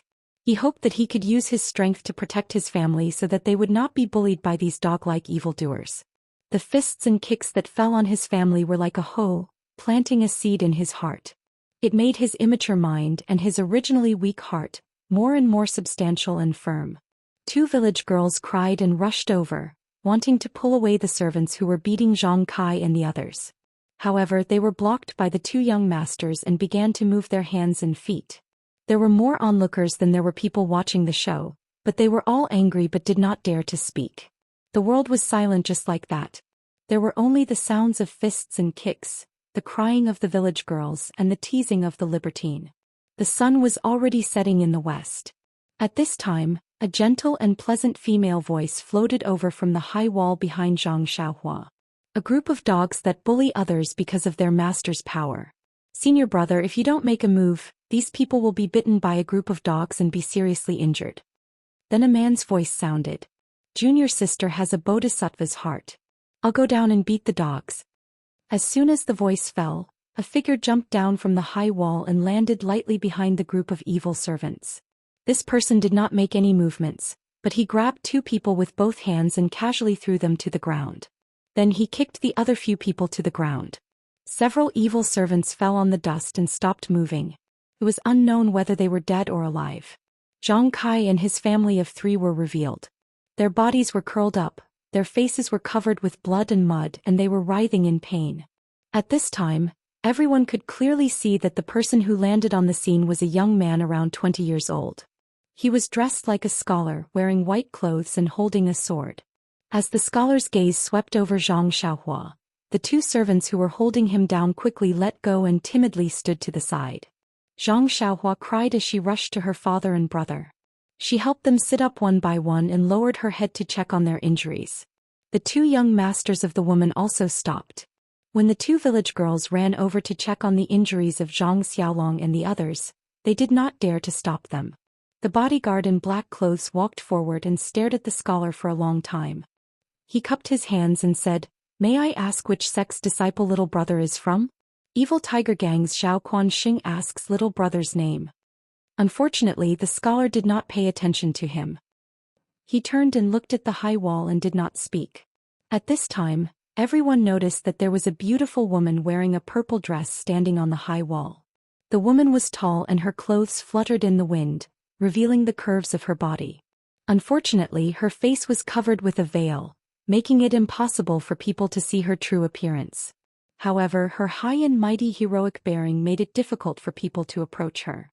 The woman in the purple dress jumped down from the high wall and walked with gentle steps to stand in front of the white-clothed scholar. She stood shoulder to shoulder and did not salute. Her pleasant voice rang out again. "Evil Tiger Gang, what a great reputation. Is it used to bully men and seize women? I don't know what Situ is doing." When Evil Tiger Gang's Zhao Quanxing first heard this, his expression was somewhat ugly. He even tightened his grip on his sword. However, when he heard the last part, his expression changed greatly. He had already let go of the sword in his hand. When the woman finished speaking, he immediately cupped his hands and saluted again. He respectfully said to the woman, "This one is a disciple of the gang's Black Tiger Hall. I have been ordered by the hall master to protect the young masters of the guard. Since this lady is acquainted with our gang master, please forgive me if I have offended you." "Acquainted with your gang master? You sure know how to take advantage of the situation. We have been watching for a long time and have seen all of your actions. Although you have the responsibility of protecting him and did not make a move, it is hard to avoid suspicion that you are aiding the evildoers. Just the 2 dog heads that you are protecting, preying on the common people and raping women. I have long since found them an eyesore. If I don't teach them a lesson, it is hard to guarantee that they won't treat human lives like grass in the future." The white-clothed scholar said with a smile. When Zhao Quanxing heard this, he could not help but frown. He raised his voice and said, "Although the 2 of you are old acquaintances of my gang master, you have not revealed your identities and have instead interfered with my gang's affairs. Forgive me for not being able to comply." When the woman heard these words, she could not help but chuckle. She said, "You dog, you still dare to quibble. If I don't teach you a lesson, you won't be satisfied." When she finished speaking, she was about to step forward. The white-clothed scholar hurriedly stopped her and said in a low voice, "Junior sister, it is the new year. We are here to watch the fun. If we act rashly and see blood, it will be inauspicious. Moreover, we still have other matters to attend to. But you see how hateful these 2 dog heads are. Also, the villager who helped out just now was beaten so badly by them." He walked over to the servants who had been kicked to the ground by him and gave each of them another kick. Only then did these people stand up and gather around the 2 fat men. When Zhao Quanxing saw that the matter had come to an end, he didn't dare to say anything else. He cupped his hands in salute to the 2 people and quickly left with the group of people. After they left, the surrounding people who were watching the show also came over. However, they still looked at the man and woman in awe, not daring to come closer. The white-clothed scholar walked over to Zhang Kai and the others and asked, "Can you still walk?" Zhang Kai replied, "Benefactor, we can walk." The white-clothed scholar said, "Then let's leave here first. Put away the banknotes in your hands. We'll talk when we're outside the town." After saying this, he and the purple-clothed woman left first. Zhang Xiaohua and the two village girls each supported one person and followed them out of Lu town. Zhang Kai's group looked very strange and aroused everyone's curiosity. The man and woman in front were dressed gorgeously. The woman even wore a veil. The people behind them were obviously farmers. Moreover, 3 of them had bruises on their faces. Their clothes were tattered and there was still blood on their faces that hadn't been wiped clean. There was also a young man whose injuries weren't as serious as the others, but his cheeks were also swollen. The corner of his mouth was broken and his clothes were also dirty. Although everyone's eyes were staring at their backs, when they saw the swords in the young man and woman's hands, no one dared to stop them and ask questions. No one dared to follow them to see what was going on. There was a small stream half a li east of Lu town. Zhang Kai and the others stopped here. The man and woman in luxurious clothes walked to a tree by the stream. Zhang Kai and the others walked to the stream and washed the blood and dirt off their faces and bodies. Fortunately, during the conflict just now, the servants didn't use their weapons. Although they were heavy-handed, Zhang Kai and the others didn't suffer any serious external injuries. Only Zhang Xiaolong's arm was stepped on many times. It should be broken. As for whether or not there were internal injuries, they didn't know. After Zhang Kai and his family finished cleaning, they brought the 2 village girls to the tree. Zhang Kai saluted and said, "Benefactor, we haven't asked for your great name. You saved our lives, please accept our respect." After saying this, he was about to kowtow and express his thanks. The white-clothed scholar hurriedly grabbed Zhang Kai's arm and said, "I'm ashamed. Don't call me benefactor. My name is Wenwenhai. You acted bravely for a just cause, disregarding your own life to save others. You should be the role model of our generation. Let me check your injuries first." After saying this, Wenwenhai grabbed Zhang Kai and the others' hands. He frowned and didn't say anything.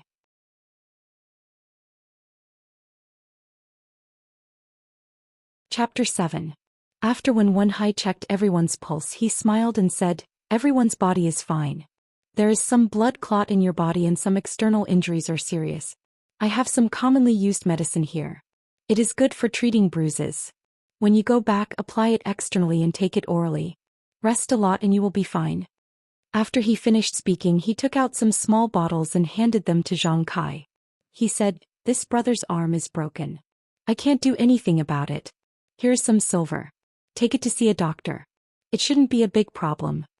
After he finished speaking, he took out some scattered silver and handed it over.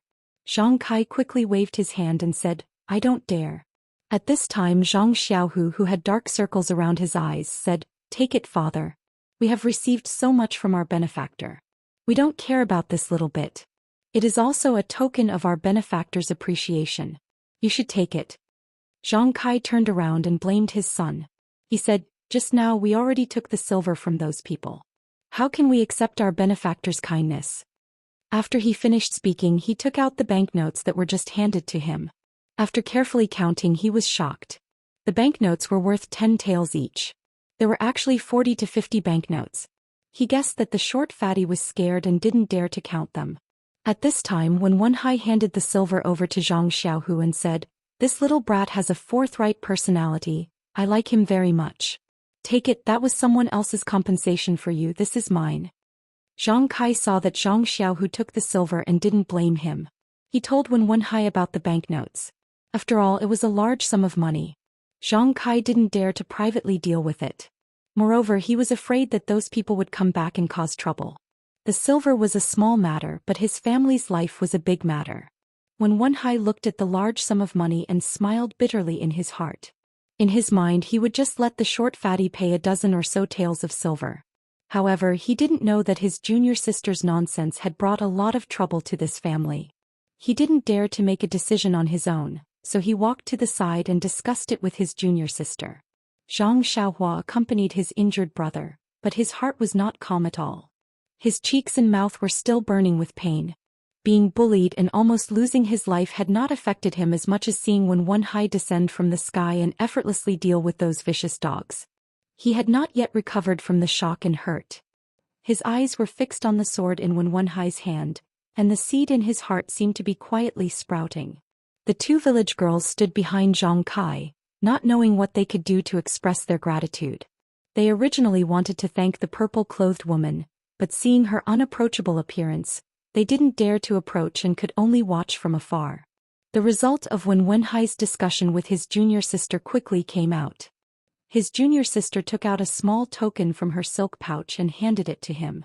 Wenhai didn't take it and said a few more words, but it seemed that he didn't convince her. He shook his head and reached out to take the token, then turned around and walked in front of Zhang Kai, saying, "Uncle, you should keep this large sum of money for yourself.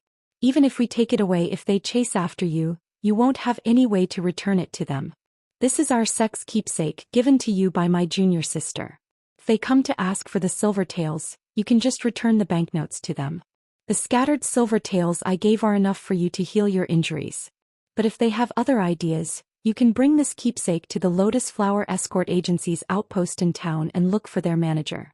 Just say that the owner of the token asked you to look for them. If there's anything, just tell them." After she finished speaking, she handed the token in her hand to Zhang Kai. Zhang Kai carefully received this life-saving token and looked at it carefully. This was a black token about 3 inches in size and was very heavy to the touch. He didn't know what material it was made of. On the surface, there were 2 strangely drawn words that Zhang Kai didn't recognize. Beside the words there were many strange patterns. On the back of the token there was a word Qing that Zhang Kai could recognize. It should be the symbol of Wenhai's junior sister. Zhang Kai cautiously kept the token in his bosom and pinched it a little worriedly. After confirming the existence of the token, he heaved a sigh of relief in his heart. Wenhai waited for Zhang Kai to keep the token before she cupped her fists and said, "Everyone, we still have important matters to attend to. We won't be escorting you back to the village. In the future, if you have the opportunity to come to Pingyang City, please come and find me. We'll meet again someday." After she finished speaking, she didn't wait for Zhang Kai and the others to speak. She turned around and left with the woman in purple. Looking at their figures, they seemed normal, but in reality they were very fast. In the blink of an eye, they disappeared from Zhang Kai and the others' sight. From the beginning to the end, the woman in purple didn't say a word to them when they left Lu Town. She also didn't take off her mask, so Zhang Kai and his family didn't even know her name or what she looked like. They only knew that she spoke very pleasantly. After the 2 people had walked far away, Zhang Kai and the others finally retracted their gazes. Zhang Xiaohua muttered, "Those 2 people ran so fast." Zhang Xiaohu said, "You don't know, right? Hawa, this is the legendary Qinggong." Zhang Xiaohua asked, "You've seen it before?" Zhang Xiaohu said, "I haven't seen it before. I guessed it. You didn't see that they didn't run, but they ran faster than running. They were also holding swords. I guess it's Qinggong." Zhang Xiaohua blinked and didn't ask any more questions. The 2 village girls walked over and bowed to Zhang Kai to express their gratitude. "Thank you, Uncle, for saving our lives. If it wasn't for Uncle, we..." As the 2 spoke, tears welled up in their eyes. They were still afraid of what had just happened. Zhang Kai waved his hand and said, "We're all farmers. It's only right that we help each other. Let's not talk too much. Let's leave this place first. After a long time, it's inevitable that people will come over. Which village are you from?" The taller village girl said, "We live in Bali Go. My name is Lu Qian and this is my cousin Lu Yeye." Zhang Kai pondered for a moment and said, "Bali Go is to the west of Lu Town. If we want to go back, we'll have to pass through the town. In this situation, it's better not to go into the town. If we go around the town, it's getting late and we probably won't be able to reach home before dark. Miss, we live in the Guozhuang house. It's to the north of the town. Why don't you stay with us for the night and we'll send you back tomorrow?" Lu Qian looked at the sky and said, "Then we'll have to trouble Uncle." Everyone got up. Taking advantage of the fact that it was still early, they dragged their injured bodies and hurried on their way. They wanted to reach home as soon as possible. 30 li was not a short distance for Zhang Kai and the rest who weren't injured. Moreover, they had to go around the east of Lu Town. Needless to say, the journey was difficult. By the time they reached the Guozhuang house, the sky was already dark. Zhang Kai originally wanted to go through the small bamboo forest next to the village so as not to attract other people's attention. However, looking at the sky, it wasn't necessary. In the dark, the Guozhuang house was no different from before. There were few people on the small path in the village. Occasionally people would pass by, but they wouldn't pay too much attention to them. This made Zhang Kai, who had been worried that someone would see his family in a sorry state, heave a sigh of relief. It wasn't until he walked to the gate of his small courtyard and saw the figure of his child's mother under the light that he was completely relieved. When the group of people pushed open the gate and walked into the house, the scene in front of them shocked Guosufei, who had stood up when she heard the door open. She immediately went forward to support Zhang Kai and said anxiously, "Husband, what's going on?" She helped Zhang Kai to a chair and then hurried over to see the child. "Son, is everything okay?" Finally, she saw that there were two girls she didn't know. She didn't dare to ask and looked at Zhang Kai in confusion. Zhang Kai smiled bitterly and said, "The child's mother, it's nothing serious. I can't explain it clearly in a short time. This child is called Lu Qian and that one is called Lu Yeye. They are from Bali Valley. You and Xiaohua take Xiaolong to Old Qin to have his arm checked first. We'll talk about it when we come back. Oh right, let Xiaolong and Xiaohua wash their faces first. Just say that they fell down from a tree." Guosufei was puzzled. She quickly fetched hot water from outside for the two brothers to wash up. She wanted to get water for Zhang Kai and the others, but she was stopped by Zhang Kai and urged to treat the child's injury first. Lu Qian also wanted to follow, but she was stopped by Zhang Kai. Old Qin was an old veterinarian at the Guozhuang house. He had stayed at the Guozhuang house for a lifetime. His medical skills were not bad. Usually, not only did he treat animals, but many people also came to see him when they had a headache or fever. At this time, Old Qin stayed in his house and asked the child's mother to boil a pot of wine for him. Just as he was about to drink by himself, he heard someone anxiously knocking on his door. The voice was very loud. He guessed that someone in the village was sick. He had to put down the wine cup in his hand and get up to open the door. Old Qin opened the door and saw Guosufei and her children. He smiled and said, "Sister, why are you knocking on the door so late? Did the little guy eat too much and have diarrhea?" Guosufei carefully helped Xiaolong into the door and said awkwardly, "Boy's uncle Xiaolong and the others were playing on Dongpa tonight. They accidentally fell down from a tree and fractured their arm. They just came back, so I hurried over. I'm sorry to disturb your rest." When Old Qin heard that Xiaolong's arm was fractured, his face immediately became serious and said, "What are you talking about, sister? It's a serious matter for the child. I have to get up no matter how late it is. Quickly come in and let me take a look." After saying that, Old Qin took them to a clean room specially used for patients. At this time, Old Qin's family also came in. Old Qin asked her to light the oil lamps and then asked Xiaolong to take off the sleeve of the injured arm. He carefully looked at it and used his hand to pinch here and there. He asked Xiaolong how he felt and then he was obviously relieved. He said to Guosufei, "Sister, don't worry. It's not a big deal. It's just a fracture. Usually, cows and horses have more serious fractures. I can treat them. Xiaolong, leave this to me." Old Chen's family said worriedly, "Old man, you just drank. Are you okay?" Old Chen patted his chest. "I've been treating patients for most of my life.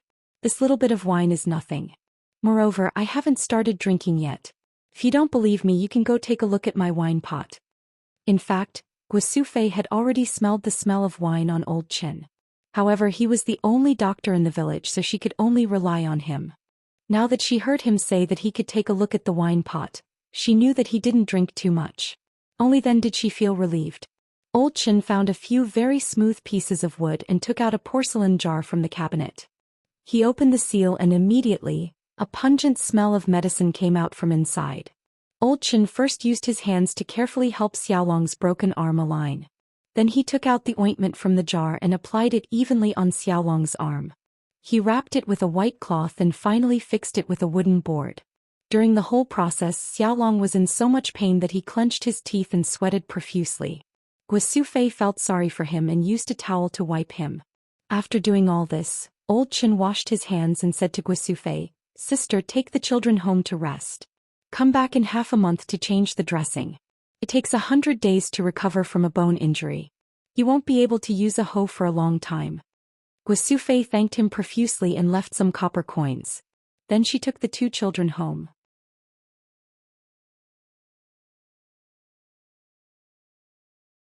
Chapter 8. At home, Zhang Kai and the others had already cleaned up. Everyone was sitting on the chairs waiting for them.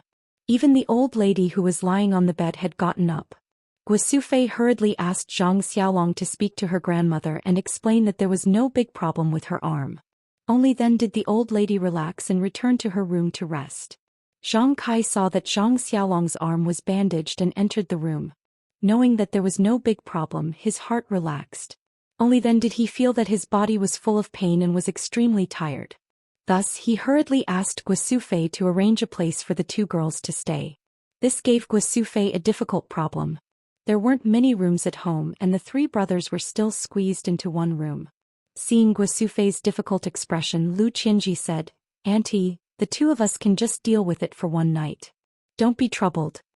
Guosufei thought about it and vacated her room for the two girls to stay with her. She chased Zhang Kai to the small room where Zhang Xiaolong and the others were staying. Zhang Xiaohua slept with her grandmother. Fortunately, there was a place for them to stay. Seeing that the two girls had entered the room to sleep, Zhang Kai took out the medicine that Wen Wenhai had given him and gave it to the three brothers. He also applied external medicine to Zhang Xiaohu and Zhang Xiaohua before letting the three brothers go to sleep. When the children returned to their room, Guosufei pulled Zhang Kai to ask about the situation. When Zhang Kai finished telling Guosufei everything that had happened during the day, Guosufei was so scared that her face turned ashen. Her body was trembling a little. She cried softly and said, "Father of the children, we almost couldn't see you again. We went to the market during the New Year and encountered this." Zhang Kai coaxed her and said, "It's okay. Mother of the children, isn't it all in the past? Hurry up and put away this token and the banknotes. When the sun rises, send the two girls back and give them half." Guosufei said, "There's so much money. We'll never see so much money in our lifetime. Why don't we just return it to them?" Zhang Kai said with a straight face, "We don't know who they are. Moreover, our benefactor is right. If we rashly return it, they might want our lives. The lives of farmers aren't worth anything. At that time, if they come to take it, just give it to them." Guosufei nodded in agreement. After the old couple finished talking, Zhang Kai took the medicine orally and asked Guosufei to apply the ointment for him. He then went to sleep in Zhang Xiaohua's place. Guosufei waited for Zhang Kai to lie down, then went to check on the three Xiaolong brothers.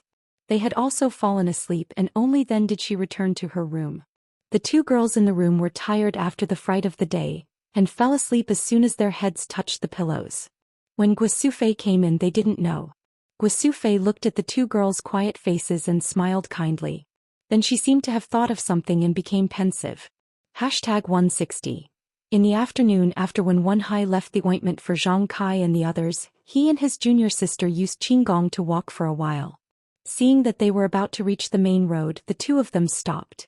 Wen Wenhai said, "Junior sister, we're about to reach the main road. We can't use Qinggong anymore. You see, we were busy saving people in the afternoon and left the horses in town. What should we do next?" His junior sister said softly, "We'll follow senior brother's arrangements." Her voice was still pleasant to hear but also cold. When Wenhai smiled bitterly and pinched his nose as he said, "Junior martial sister, I see that you're usually indifferent to people and things, and you're always indifferent to everything. Why did you insist on me going to save someone in the afternoon? You even left your token behind. If those farmers used it to do bad things, what should we do? You won't be able to explain it to master." His junior sister said, "I have to thank senior brother for this afternoon's matter. I'll report to master about the token. I believe master will understand." When Wenhai said, "Forget it. Let's go back and tell master. I should have also taken action in the afternoon's matter. Eliminating the strong and helping the weak is the responsibility of us martial artists. It's because we have a mission. Otherwise, I would have already taken action and wouldn't have let Zhang Kai's family get hurt." His junior sister smiled and said, "I knew senior brother was a kind person and wouldn't leave them alone." When Wenhai said, "You little girl, you've been cold and warm-hearted since you were young. We grew up together, so how could I not know what you're thinking? However, it's still early. According to the waiter at the restaurant yesterday, there's still a long way to go. We can't delay any longer. Let's go get the horses and ride them." His junior sister still said, "I'll follow senior brother's arrangements." When Wenhai thought for a moment and said, "Junior sister, you're wearing a veil. You'll attract a lot of attention. Just wait here. I'll go to the inn in town to find a horse." After he finished speaking, he didn't wait for her to speak and walked towards Lu Town. His junior sister didn't say, "I'll follow senior brother's arrangements." After about the time it took for a stick of incense to burn, they heard the sound of horse hooves coming from the main road. His junior sister raised her head and saw Wen Wenhai riding his horse over. When Wen Wenhai's horse came to her side, the junior sister took the reins he threw to her. She stepped on the stirrups and jumped onto the horse. With a shake of the reins, she shot out like an arrow, leaving behind a trail of dust along the main road. Wen Wenhai shook his head and smiled. That third brother Zhao sat back down in his chair. He closed his eyes and didn't speak again. It was as if he was thinking about something. One of the fat men who had just been beaten muttered heartlessly, "They said they would give us 200 taels of silver. I didn't really count before I gave them 500 taels of silver in banknotes. When I'm free tomorrow, I'll get someone to find out which bumpkin gave us this money. I'll make sure they return it." Third brother Zhao opened his eyes at this time. He angrily slammed the table and said loudly, "Bastard, you dare to go. You're not allowed to take this money back in the future. That's the money you used to buy your lives." The wealthy merchant came over and said, "Third brother, what are you talking about? You've confused your little brother. 500 taels of silver isn't much, but you still have to let me know the reason." Third brother Zhao smiled wryly and said, "Little brother, you know Wu Jinzhuang, right?" The wealthy merchant said puzzledly, "I know. Isn't that the big backer of your evil tiger gang?" "Of course I know this." Third brother Zhao continued, "Then you know the Lotus Flower Escort Agency?" The wealthy merchant nodded and said he knew. Lotus Flower Escort Agency and Wu Jinzhuang, who is more powerful? Third brother Zhao asked. The wealthy merchant smiled and said, "Everyone's power is the same. There's no clear winner." Third brother Zhao smiled wryly and said, "Little brother thinks too highly of us. Wu Jinzhuang is much weaker than the Lotus Flower Escort Agency. Everyone in the Jianghu knows this. You don't have to flatter us." "But what does this Lotus Flower Escort Agency have to do with the Misty School?" The wealthy merchant was a bit puzzled. The Lotus Flower Escort Agency is only a branch of the Misty School's outer hall. Third brother Zhao's words were like a huge stick that hit everyone's heads. The two short fat men were stunned. They never would have thought that taking liberties with two village girls who weren't pretty in this small Lu town would cause such a big problem. Luckily, when Zhao Quanxing asked them to pay the money, although they were extremely unwilling, they still obediently followed his orders. Otherwise, the two fat men wouldn't have dared to think any further. Number 160.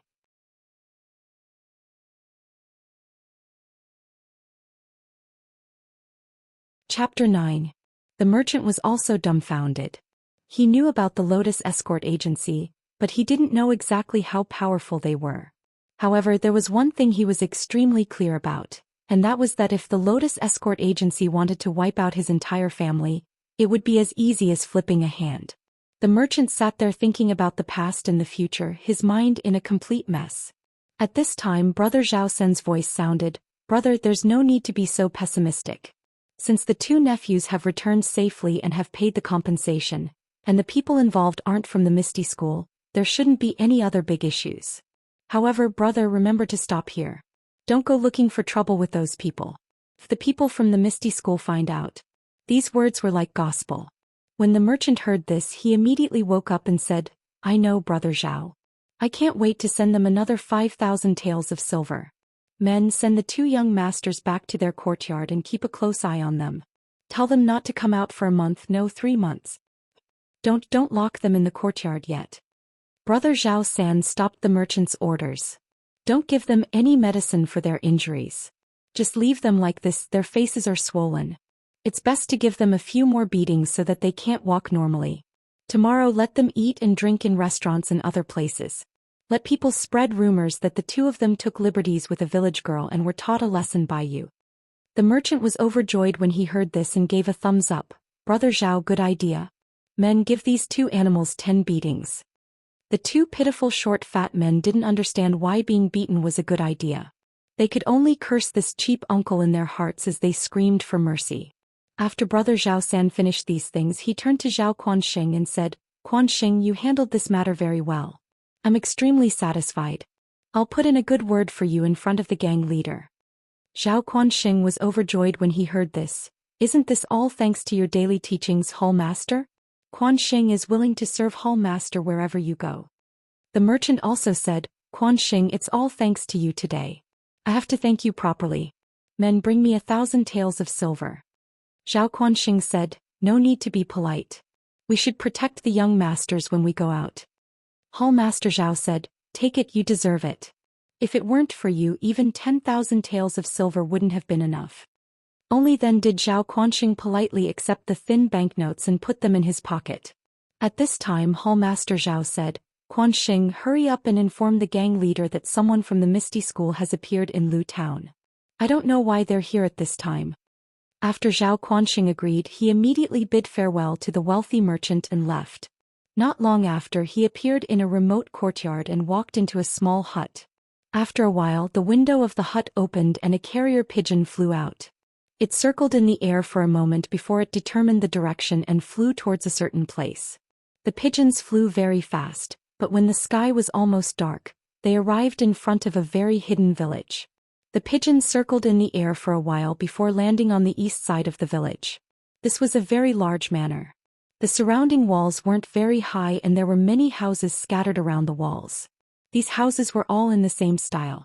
There weren't any tall buildings and they had gray walls and gray roofs. The house that the pigeon landed in was a house in the middle of the courtyard. After the pigeon landed, it was impossible to tell which house it was. The pigeon landed on the windowsill of the hut and made a kook-kook sound. Just as Hall Master Situ was guessing gang leader Situ Ping's whereabouts, his cousin, who had always been competitive and not inferior to men, was riding a horse and following behind a young man in embroidered clothes. She whispered to the young man, Ma, this is the tallest mountain in Lu Town. It's called Stone Man Peak. It got its name because there's a stone on the mountain that looks like a person. If we hurry, we'll be able to enter the mountain in the time it takes for half a stick of incense to burn. However, I don't know where young master wants to go, so I can't tell you the exact time. Ma turned his head and waved the horsewhip. He gently said, Gang leader Situ, there's no need to be so reserved. Since Manor Head Wong recommended you as a guide, I don't treat you as an outsider. After we finish this matter, I'll definitely reward you. As for the specific location, I'll tell you when we enter the mountain. Situ Ping looked at Ma's gentle jade-like face and elegant eyebrows. She lowered her head and repeatedly said that she didn't dare. She knew that this Ma was someone with a great background. In the past, she had tried to act like a woman in front of Wu Jian Village's Wang Hong. Perhaps it had been useful. However, this was the first time she had met this Ma. Moreover, he had been lukewarm the entire time. How could she dare to act like a woman? She just needed to be alert and cautious. Just like that, the two of them urged their horses forward in the twilight. On the other side of the mountain, when Wen Hai and his junior martial sister were also galloping towards the mountain. Seeing that the mountain was nearing, when Wen Hai slowly tightened the reins and slowed down the horse. He turned his head and said to his junior martial sister, Junior martial sister, we're about to reach the mountain. I think we should eat something first and rest for a while. Once we've recovered our energy, we'll be able to deal with the situation in the mountain. Perhaps there'll be a tough battle ahead. The junior martial sister nodded in agreement. The two of them dismounted and rested. They took out the dry rations they had brought with them and ate. After they finished eating and drinking some water, the junior martial sister couldn't help but ask with some worry, Senior martial brother, this mission is so important. Why didn't Master come personally? No matter what, he should have let the sect leader come. Why did he send the two of us? I really don't know what Master is thinking. When Wen Hai took another sip of water, he looked around and said in a low voice, Junior martial sister, Master naturally has his own reasons for making such arrangements. Before we set off, he told me in advance that in order to not attract the attention of other sects, the second-generation disciples of the various sects will be sent for this mission. Moreover, there will be an elder presiding over it for us. We'll know the specifics when the time comes. We'll just have to listen to the elder's arrangements. In any case, this is a lucrative mission. If nothing unexpected happens, we'll be able to complete it perfectly. When we return, Master will reward us handsomely. The junior martial sister said, I originally thought that this place that I've never heard of would be a remote and desolate place with dangerous mountains and rivers. Along the way there's actually a beautiful scenery. Although we haven't entered the mountain, it feels majestic. I wonder what it's like inside. It's a pity that we can't appreciate anything at night. Otherwise, this trip wouldn't have been in vain. When One Hai slapped his forehead, Junior Marshall sister actually has such thoughts. Senior martial brother can't compare to you. Could this be the reason why my martial arts aren't as fast as yours? The junior martial sister didn't answer. He couldn't see her expression under the veil. When One Hai said again, Junior martial sister, it's getting late. Ma caught up with her from behind and walked side by side with her. He asked as they walked, Chief Situ, have you been to Five Claw Peak before? Situ Ping said, I've been here before. In the summer the climate in the mountains is cool. We often come here to avoid the heat. The spring in Five Claw Peak is the best. We sometimes spend the night there. Ma nodded and then asked, is there anything strange about Five Claw Peak? Situ Ping said in surprise, you've been here before? How do you know that there's something strange about Five Claw Peak? Ma said with a smile, if I've been here before, I wouldn't have troubled Chief Situ to lead the way. Situ Ping said embarrassedly, I was just surprised. Please don't blame me. Speaking of Five Claw Peak, the scenery was not much different from Stoneman Peak. The spring water was indeed much sweeter than the other peaks. The strange place was the peak on the ring finger. Halfway up the mountain there was a forest of wild jujubes. The area was frighteningly large. Very few people went there. Not many people who made a living in the mountains near Stoneman Peak could go there. However, according to the people who went there were man-eating beasts in the forest. Someone once went there to pick wild jujubes and never came out again. Therefore very few people had the courage to go there. Moreover, wild jujubes were not something precious. Over time people stopped coming there. 2 years ago I brought my brothers here once. In order to scout the way we let a wolf dog in. However, it did not come back. We did not dare to go too deep and went back after scouting the periphery. Situ Ping didn't hide anything from young Master Ma regarding the matters of the faction and spoke leisurely. Hearing this, young Master Ma was very satisfied and said, it's good that Chief Situ knows about that place. In a moment I'll have to trouble you to bring us there. Situ Ping was stunned. You? Ma, is there anyone else? Ma said with a smile, of course there are others. However, we'll go to the first peak of Five Claw Peak first and wait for them there. Chief Situ, if you've rested enough, let's go. Situ Ping said, yes, young master. Please follow me.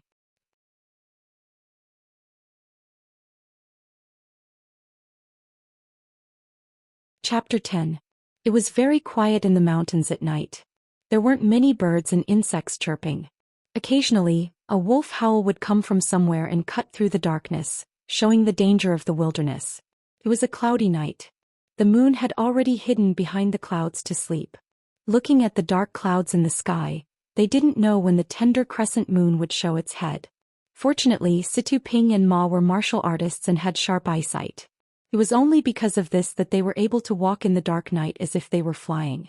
When they came to the front of Five Claw Peak, there was a dead silence in front of them. They could only hear the wind blowing. Five Claw Peak's thumb mountain was a short and fat peak. In the dark night they couldn't see how high it was.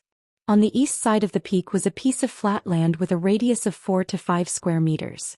The terrain was very flat. The ground was full of fallen leaves and withered grass. When they stepped on it there was a rustling sound. Ma looked around and said to Situ Ping, it's here. Let's wait here. Then, passing through the withered grass on the flat land, he walked to the side of a protruding rock that was as big as a crouching cow. He flew up and sat down cross-legged. He didn't speak anymore, as if he was meditating. Situ Ping also followed him to the side of the rock. However, she didn't jump on the rock. Instead she stood leaning on the rock. Her hand held the sword at her waist. Her eyes looked around, observing this familiar place and this strange night. The wind blew like this. The two of them didn't seem to move. Just like this, the time to drink a cup of tea passed. Suddenly, Ma opened his eyes and looked in the direction of the forest in the north. Situ Ping felt Ma's movement and also turned to look at the forest. She listened carefully but didn't find anything. Just as she was surprised, she heard someone using qing gong to rush over from the forest in the north. Situ Ping couldn't help but sigh in her heart, as expected of a disciple of a famous sect. After a while, the people in the night arrived in front of them. It was when One Hai and his junior sister. It seemed that they had abandoned their horses at the foot of the mountain and ran up on foot. When One Hai didn't jump down from the tree in a hurry. He first looked down at the situation in the field. Then he called his junior sister to jump down from the treetop. He didn't greet the people in the field. Instead he sat cross-legged under the tree and closed his eyes to meditate like Ma. His junior sister didn't stand. She took out a cushion from her backpack and placed it on the ground. She sat on the cushion. Looking at her appearance, she seemed to be resting. Ma also closed his eyes again as if he didn't see anyone coming. Situ Ping could only stand there silently. After a while they opened their eyes at the same time and looked at the path across the mountain. From the end of the path there was a sound of footsteps. In this quiet wilderness where only the sound of the wind could be heard, these ordinary footsteps seemed a little strange. The footsteps were neither fast nor slow. They came from afar but they still couldn't see the figure. The four of them were very expectant. They wanted to see who the person walking on the mountain path was. When the person came closer and saw clearly, everyone was even more surprised. It was actually two people walking side by side at the same pace. They had the same figure and the same movements. In the night they couldn't see if they were wearing the same clothes or if they had the same face. However, looking at the two of them taking half the steps of a normal person, in fact everyone already knew the answer in their hearts. They all thought at the same time, so the other family is them. The two of them walked to the side of the field and looked at the two groups of people in the field. They didn't make a sound and didn't enter the field again. They just stood there straight and motionless. The four people in the field saw that the two of them were standing there motionless. Just like before, they closed their eyes and rested. It seemed that there was still someone who hadn't come. After the time it took to drink a cup of tea, just when everyone was a little anxious, a voice suddenly descended from the sky. The cicadas in winter are mournful. Against the pavilion at night the shower has just stopped. A figure suddenly appeared in the middle of the field. The 6 people present opened their eyes at the same time. They didn't seem to notice how this person came out, but they all called out at the same time. Yenming Jusher? They only saw that the person who had just arrived had a tall stature. The color of his clothes and headscarf couldn't be seen clearly, but his thin face and a few strands of beard below his chin made him look very familiar to the people of Jianghu. At this time no one hesitated and stepped forward to say, Yenming Jusher, this junior greets you. Yenming Jusher used his right hand to stroke his beard and said with a smile, this old one has come late and made you all wait. You all aren't familiar with each other yet, right? Let's get to know each other first. In a while we will need everyone to help each other out. The embroidered robed Ma cupped his fists to everyone and said, this one is Wan Jianfeng Ma Xiangyang. This is the evil tiger gang's Situ Ping. Then, afraid that everyone would misunderstand, he continued, the evil tiger gang is in this area.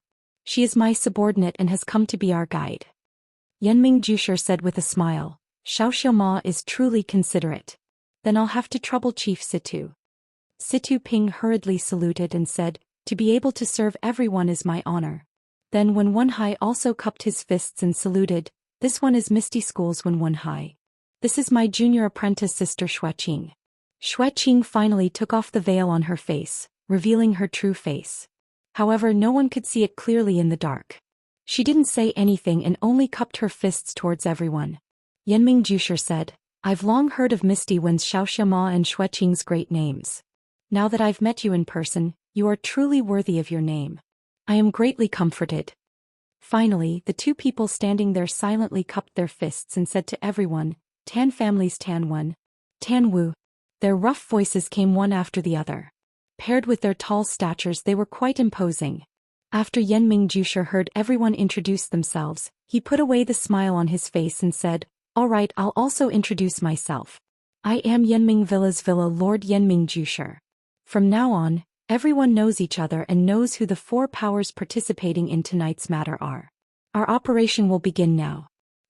When you arrived, your sex elders must have already given you orders. Tonight listen to everything I say.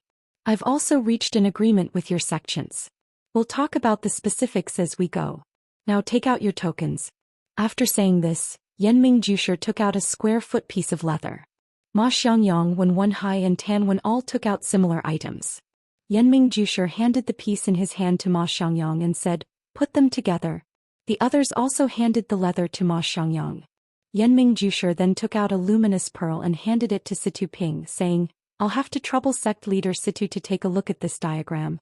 Thus, Situ Ping took the luminous pearl. Ma Xiangyang quickly put the 4 pieces of leather together under the light of the luminous pearl.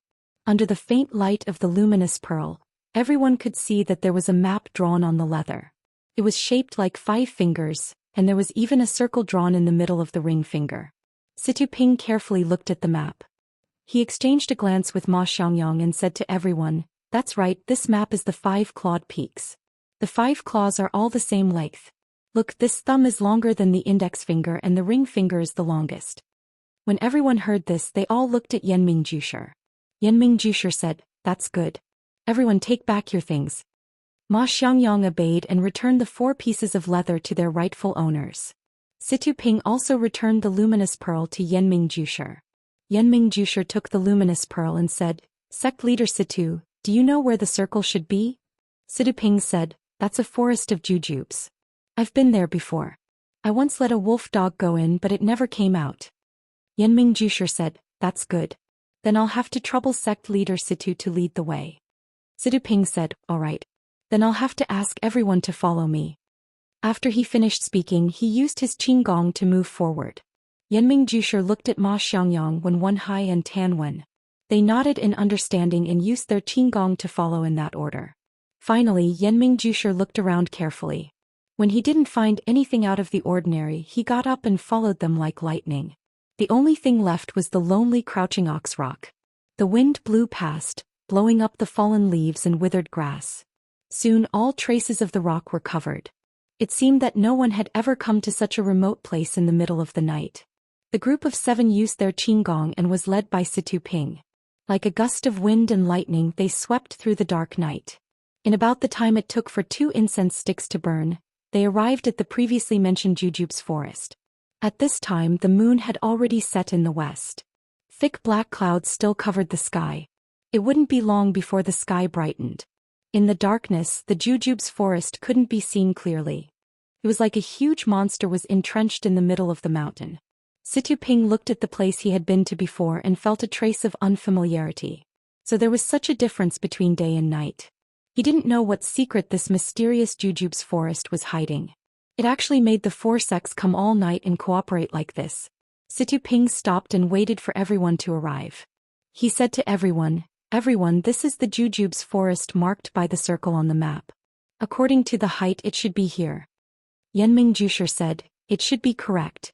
After he finished speaking, he didn't go forward to look. Instead he sat down on the ground. Seeing that everyone didn't understand, he smiled and said, "There's still some time before we make our move. Everyone rest for a while. I'll explain it to you. Otherwise you'll still be confused. I can guarantee that nothing will happen if we go in." Thus, the other 6 people sat on the ground in a semicircle in front of Yenming Jusher. Yenming Jusher organized his thoughts and looked at the juniors sitting around him. He said, "Do you know the one-armed sword god from 300 years ago?" Everyone shook their heads. Yenming Jusher continued, "Before the 2nd of February last year I didn't know. Your master also didn't know. On the 2nd day of February last year, my wife and I went to Yu City's Dragon God Temple to burn incense. In the Dragon God Temple, we actually met your Wan Jianfeng's Wan Qingjiu and his family. There was also your Misty School's O Peng and the Tan family's master Tan Yefeng. The 4 of us had been close friends for a long time, but we had never met. When we finally met, we all left our families and found a place to compare martial arts and drink. We brought our swords and wine to Wutong Mountain next to Yu City. We were prepared to spend a few days happily, but unexpectedly, just as we reached the top, we encountered a strange thing.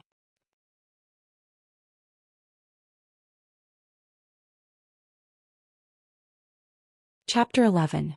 What strange thing? Xueqing and Situping asked at the same time. Yenming Jusher continued, "When the 4 of us took the food and wine to the top of the mountain, it was early in the morning and the sun had just risen. When we walked to the only large pine tree at the top of the mountain, we found that someone had already occupied that place. It was an old beggar with white hair and a beard. His face was ruddy and he had the appearance of a transcendent being. He was lying on a stone slab under the tree. When the rising sun shone on his body, he looked like an immortal." Yenming Jusher narrowed his eyes and spoke slowly as if he was reminiscing about the past. But his clothes were ragged and he looked like a beggar. We thought that he was an elder of the beggar sect, but he didn't carry a cloth bag. When the old beggar saw us walk over, he asked, "Do you know martial arts?" We all nodded and said yes. Then he asked, "Do you have wine and meat?" We nodded and said yes. He then said, "Bring the wine and meat over." At that time I was the one who was holding the wine and meat. I listened to him and gave him the wine and meat. When the old beggar saw the wine and meat, his eyes lit up. It was no less than the sunlight shining on his body. After the old beggar took our wine and meat, he didn't stand on ceremony and wolfed them down. Strangely enough, the four of us just watched him eat and drink until he finished all the wine and meat. Then he wiped his mouth and said, "Good wine and good meat, I didn't waste this life." Then he said to me, "You're not bad." Then he said to the other three, "You're not bad either." Then the old beggar took out a piece of leather from his bosom and tore it into 4 pieces with his bare hands. He casually tossed 1 piece to each of us. I took my piece and was about to open it when the old beggar took out a small book from his bosom and tossed it to me. After doing this, he lay back down on the stone and closed his eyes, ignoring us. The few of us were completely baffled. We opened the leather in our hands and carefully examined them. "They are the ones you are holding now." However, we still couldn't figure it out. Thus I opened the booklet again. The more I read, the more shocked and excited I became. When everyone saw my surprised expression, they knew that they had encountered something good. After I finished reading, your masters also read it. Only then did we know that we had picked up a treasure. According to the booklet, this piece of leather is a treasure map left behind by a swordsman named Chuda 300 years ago. The place where the treasure was hidden is the jujube forest in front of us. Chuda obtained this treasure map and found the sword manual and medicine here. After that, he lived here in seclusion and practiced his swordsmanship for more than 10 years before becoming a Jianghu swordsman. After Chuda achieved great success in his martial arts, he did not take the sword manual and medicine with him. He left them here waiting for a fated person in the future. The booklet also explained how to use the leather and the time to enter the treasure trove.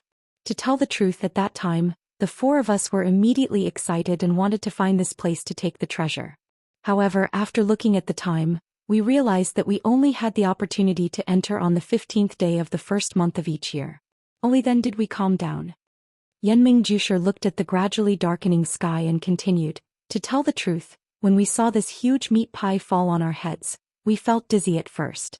When we woke up, we felt that it was too inconceivable. However, the old beggar was still lying on the stone. We were full of questions and waited for him to wake up. However, we soon discovered that the old beggar was not asleep. He was not breathing at all. The 4 of us checked and found that he had indeed passed away. Actually, what we coveted the most was not his martial arts.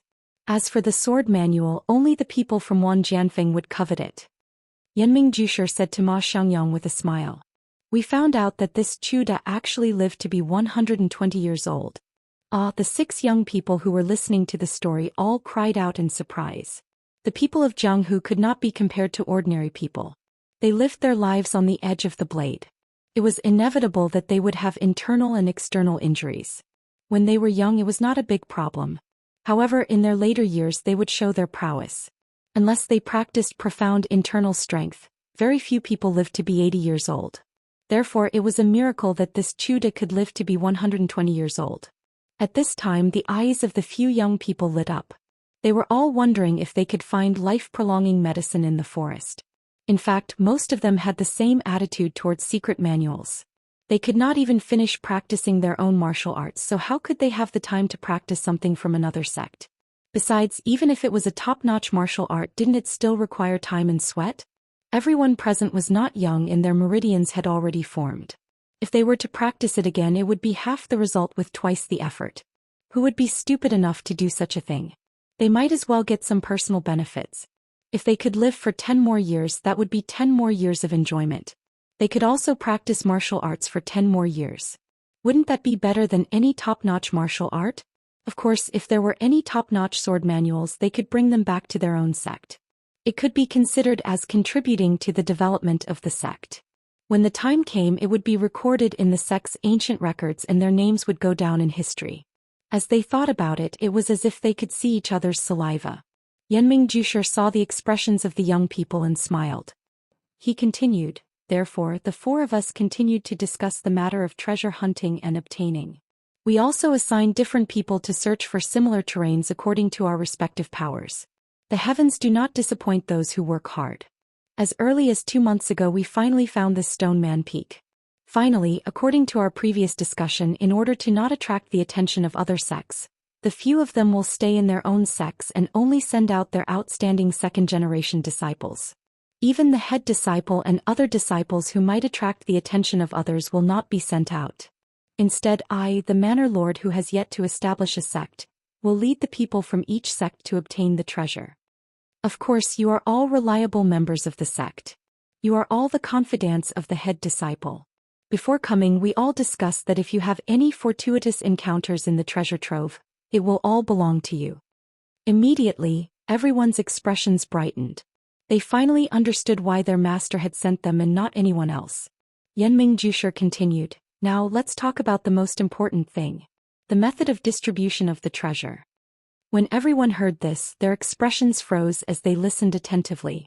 If the treasure can be divided equally, then it will be divided equally. If there is a difference, then we will divide it equally. As for the rest, how do you think we should divide it? Everyone stared blankly, feeling astonished. This Yenming Jushi was quite humorous. Even at this point he still wanted to test the younger generation. What a wonderful person. No wonder the masters allowed him to come alone and lead a group of juniors. When Wenhai rubbed his nose and said, "Sir, the people of Jianghu have their own rules. Let's use our fists and feet to decide." The rest of the people also agreed. Yenming Jushi mysteriously said, "Your masters also said the same thing." At first they said it would be a sword competition, but other than Wan Jianfeng the others disagreed. Then they said it would be a fist competition, but other than the Misty School the others also disagreed. Then they said it would be a fist competition and other than the Misty School the others also disagreed. Then they said it would be a fist competition and other than that the others also disagreed. So they said it would be 3 rounds with 2 wins out of 3 rounds. But how can you and I have such a good grasp of the martial arts competition? They were also worried about the safety of their disciples. Can you guess what method it was? Everyone looked at each other, staring at each other, unable to guess. Yenming Jushi fell to the side and encouraged. Finally, Xueqing's face was red as he stammered, "Say, Senior, could it be rock, paper, scissors?" After saying this, his face was so red that it was about to drip blood. Yenming Jushi said in surprise, "Heroine Xue's mind is so sharp. You actually guessed it correctly." Everyone was in an uproar, but only when Wenhai had a strange expression on his face. Everyone looked at the thin-faced pedantic senior in front of them with reverence, and couldn't help but feel a sense of familiarity. They all muttered in their hearts, "Why is there such a big difference between people? Our master always has a straight face. How can he have such a demeanor?" Just as everyone was silently criticizing their master, they saw Scholar Yenming look at the rosy clouds on the horizon. He slapped his forehead and said, "Quick, go to the edge of the forest. Don't miss the time." After saying this, he ran to the edge of the forest. At this time, the sun from the east just happened to peek out from the other side of the mountain. A shadow flashed from the forest, passing between 2 trees at the edge of the forest and quickly retreating towards Stoneman Peak.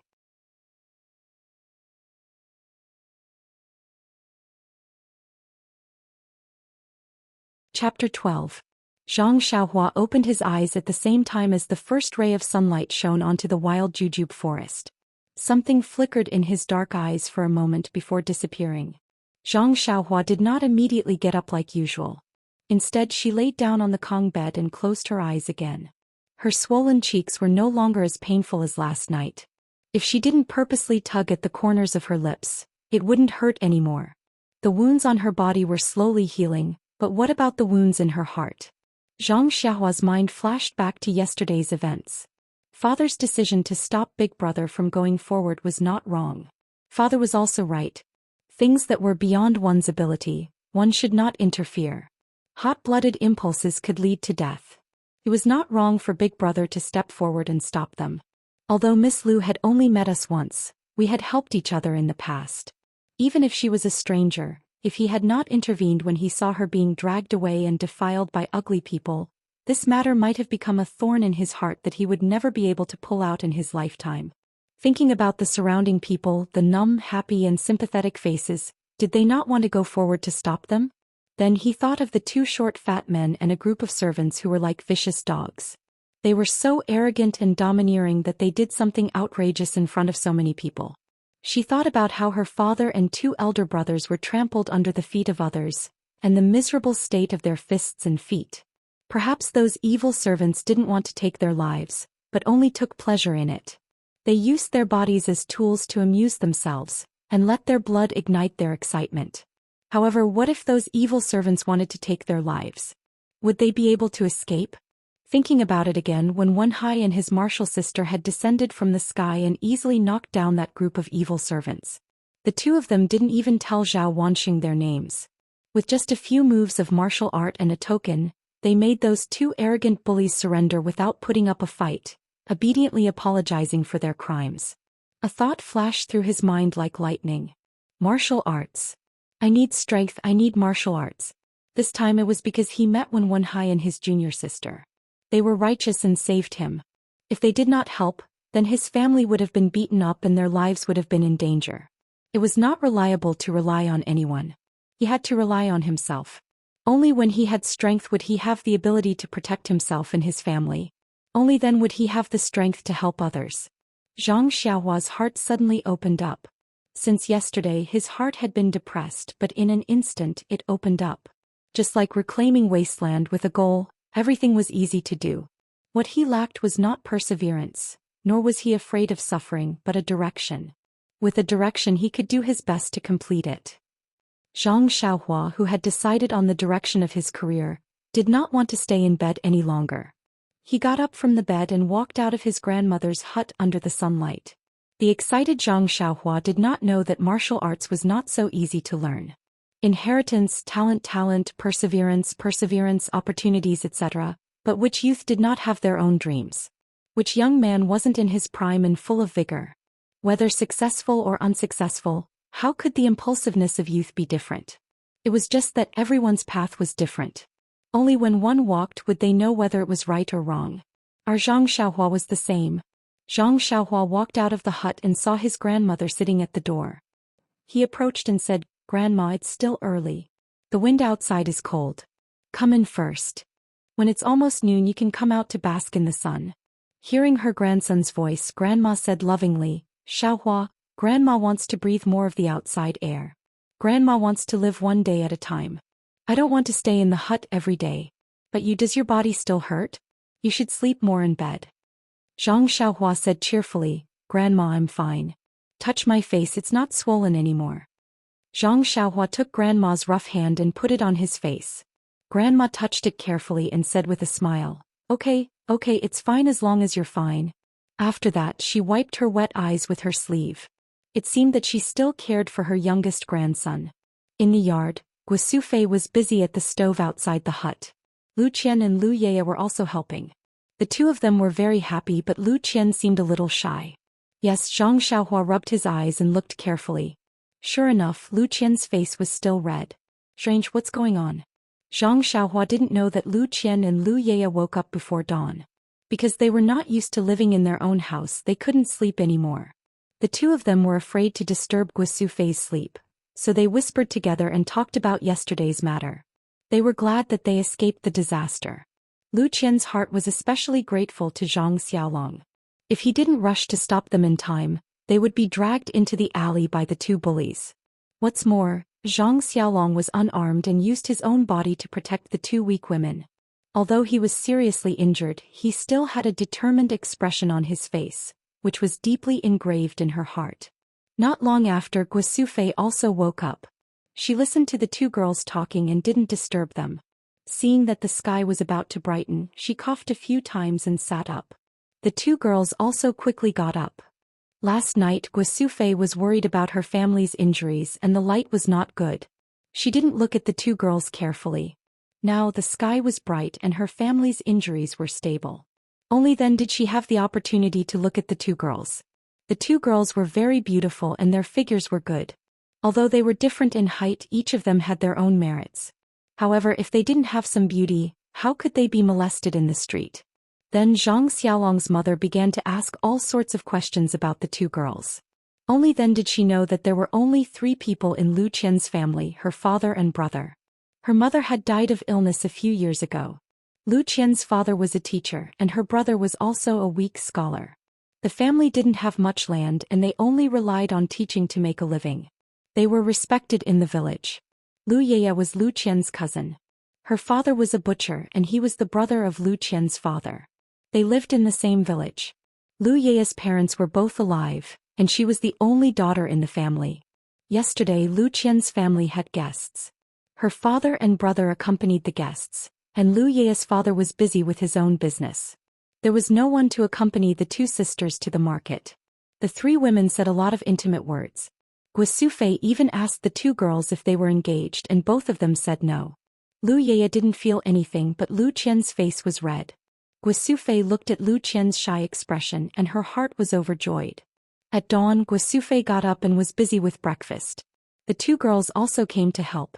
After a while Lu Qian's blush still hadn't faded and Zhang Xiaohua saw a clue.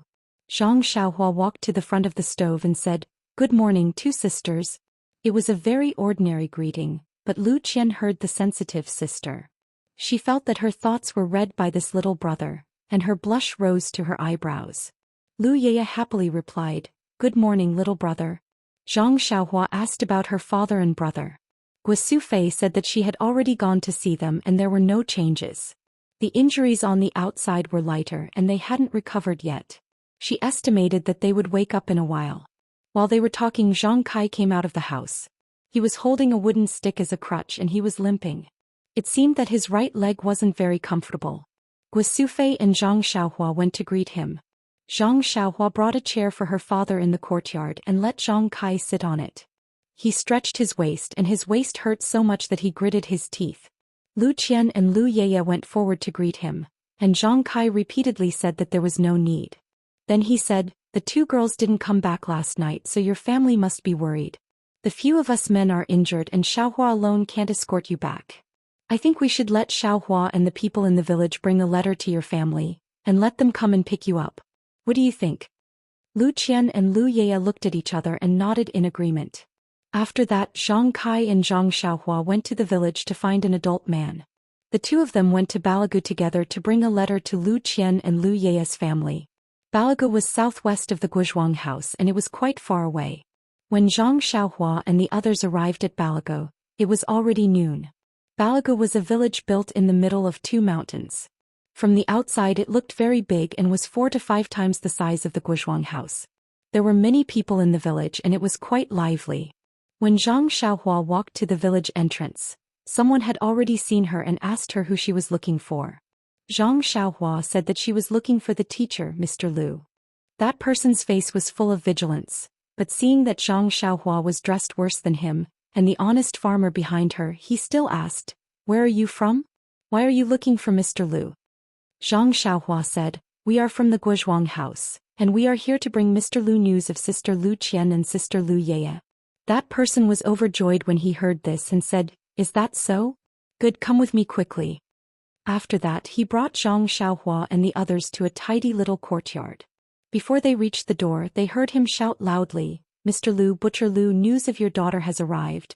They heard a loud and clear voice ring out from the courtyard. "Ah, the robbers have sent a letter. I want to see which bastard did this good deed." Following the voice was a burly man who was 2 heads taller than Zhang Xiaohua. He jumped out from the courtyard and grabbed Zhang Xiaohua's neck, saying, "Where are you robbers from? Speak."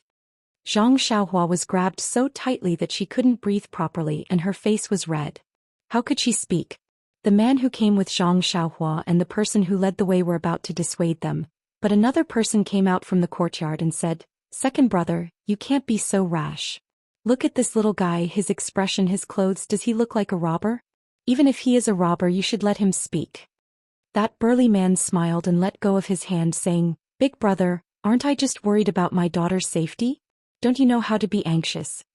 Zhang Xiaohua took a few deep breaths and her complexion slowly returned to normal.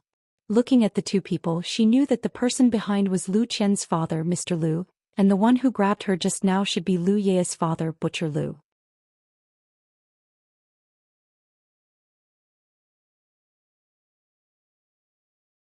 Chapter 13. Only then did the person who brought Zhang Xiaohua and the others speak up, joking with the large man, "Now Butcher Lu has hurt a good person again. This little brother came from the Guozhuang house and brought news of your family's daughter. This time you must have scared him so much that he's forgotten." Butcher Lu, on the other hand, didn't mind the villager's words. He patted Zhang Xiaohua's shoulder, causing Zhang Xiaohua to grin and say, "I can tell with one look that this little brother is a broad-minded person. Why would he mind such a small joke?" Zhang Xiaohua looked at his large hand that was used to butcher pigs and thought, "I want to mind you, but you have to lend me some courage. Please don't be so intimate, my body has just recovered." She said, I wouldn't dare. This must be Sister Lu Ye's father. Looking at your manly posture, it's just as Sister said." Then she added in her heart, "It's Xiong Zi." When Butcher Lu heard this, he was overjoyed and his eyes narrowed. "Ye is still talking about this with you?" "That's right, why did Ye and Chanqian go to your Guozhuang house? Are they all right?" Only now did he remember to ask about his daughter.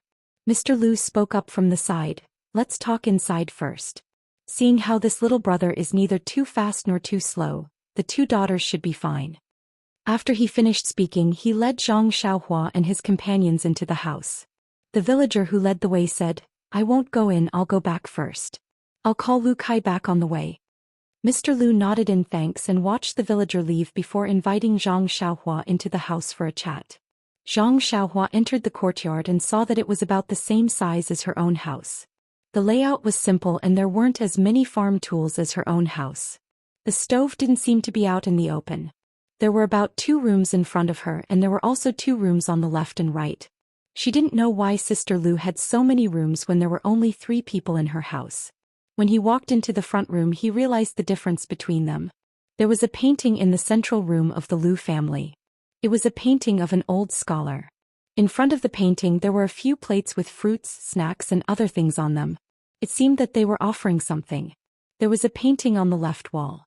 It was snowing and there were a few people enjoying the snow in the pavilion. There were a few calligraphy pieces on the right wall. They looked like dragons flying and phoenixes flying. They should be written very well.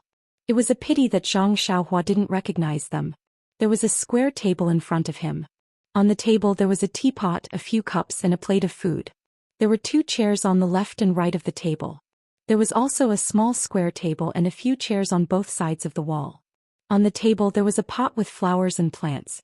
Looking at the 4 corners of the room, there were also a few plants in the pots. Zhang Xiaohua looked at the house that was completely different from her own house. She sighed in her heart. Is this the difference between a scholar and a farmer? Under her mother's management, her house was also quite clean and tidy. There were also paintings on the walls, but they were just some pictures of immortals. Her mother didn't seem to know how to arrange the flowers and plants in the pots. Zhang Xiaohua's heart skipped a beat. She thought, if Sister Lu manages our house, what will it be like? As Zhang Xiaohua thought about it, he stood there. It wasn't that she was lost in her thoughts, but she didn't know where to sit. There were only a few chairs in her house. Usually she would stand. Teacher Lu's house had so many chairs. There must be something special about it. She didn't know how to sit. When Teacher Lu saw this, he quickly let Zhang Xiaohua and the others sit.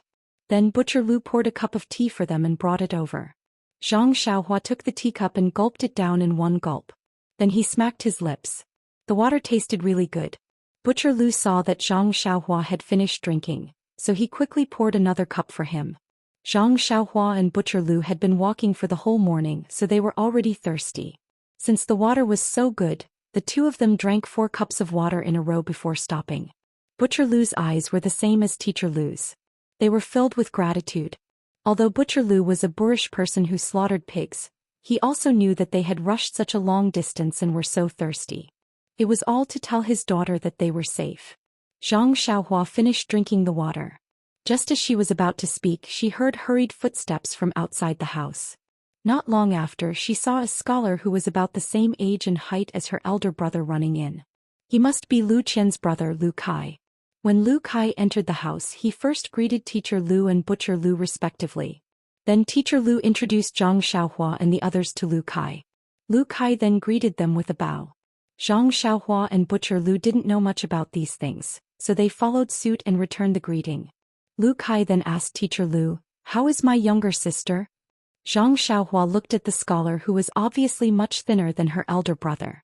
She thought to herself, scholars really have a lot of etiquette. This brother Lu is really patient. He only asked after seeing such a polite greeting. If it was Butcher Lu, he would have asked directly. Oh right, he must be complaining that brother Lu came at the wrong time. She couldn't help but glance at Butcher Lu, who was also anxiously waiting for Zhang Xiaohua to speak. Sure enough, before Teacher Lu opened his mouth, Butcher Lu said, "You should drink some water first. This little brother hasn't said anything yet and you're already back." Lu Kai sat on the chair opposite Zhang Xiaohua. He wasn't in a hurry to drink the water. He looked at Zhang Xiaohua eagerly, waiting for him to speak. Zhang Xiaohua then introduced herself and told him everything that happened yesterday in detail. However, she was cautious and didn't say the specific amount of money that the two bullies lost. Zhang Xiaohua's eloquence wasn't very good and she spoke haltingly. However, even so, the four people in the room listened with fear and trepidation. Teacher Lu, Butcher Lu, and Lu Kai's faces were ashen. Butcher Lu even jumped up from his chair a few times, but he was gently stopped by Teacher Lu. When Zhang Xiaohua finished, Butcher Lu quickly poured 2 cups of water for Zhang Xiaohua. Everyone also drank a cup. It seemed that not only did the talking make the people's mouths dry, the listening people were also nervous. After drinking the water, Teacher Lu walked in front of Zhang Xiaohua and bowed deeply, saying, "This old man would like to thank the virtuous father and son for saving my daughter." Lu Kai and Butcher Lu also quickly followed suit and bowed. Zhang Xiaohua was so scared that she jumped down from her chair. Why did they have to bow again? She hurriedly bowed in a nondescript manner. Zhang Xiaohua comforted them, saying, "Sister Lu and the others are staying in our house. It's quite good. You don't have to worry." In fact, everyone knew that their loved ones were fine. However, they didn't see their loved ones get out of danger with their own eyes. After all, they felt uneasy. When everyone sat down again, Teacher Lu said, "From the Guozhuang house to here, Xiaohua and the others walked the whole morning. I reckon that we won't be able to bring the children back today. How about this, second brother? You go back first and let sister-in-law prepare lunch. Let Xiaohua and the others eat first. After lunch, let Lu Kai and Xiaohua go to the Guozhuang house. Tomorrow we'll go together to bring the children back. What do you think?" Butcher Lu said, "No, let me go first. I'm worried. We'll probably have to walk at night to the Guozhuang house later. It'll be safer if I follow." Teacher Lu thought about it and agreed. Lunch was eaten at Butcher Lu's house. Lu Qian wasn't there, so there was no one in Teacher Lu's house to cook. Lu Yeya's mother knew that her daughter was fine and had to entertain her family's benefactor. This meal was exceptionally sumptuous. Zhang Xiaohua, who was already hungry and hadn't eaten red braised pork for a long time, ate until her belly was full. After lunch, Zhang Xiaohua, Lu Qian and Butcher Lu hurried back to the Guozhuang house. Not to mention for the time being Wuzhua Peak, which was only a few hundred miles away from them, was another scene altogether. In the morning, when the shadow passed between the 2 jujube trees, Yenming Jusher flashed between the trees. Fortunately, he was a martial artist and his eyes were especially sharp. Otherwise, it would have been difficult to see clearly. The rest of the people still didn't understand what was going on. They could only stare blankly at Yenming Jusher's back. Yenming Jusher wasn't angry. He raised his voice and said, "Why aren't you guys coming over?"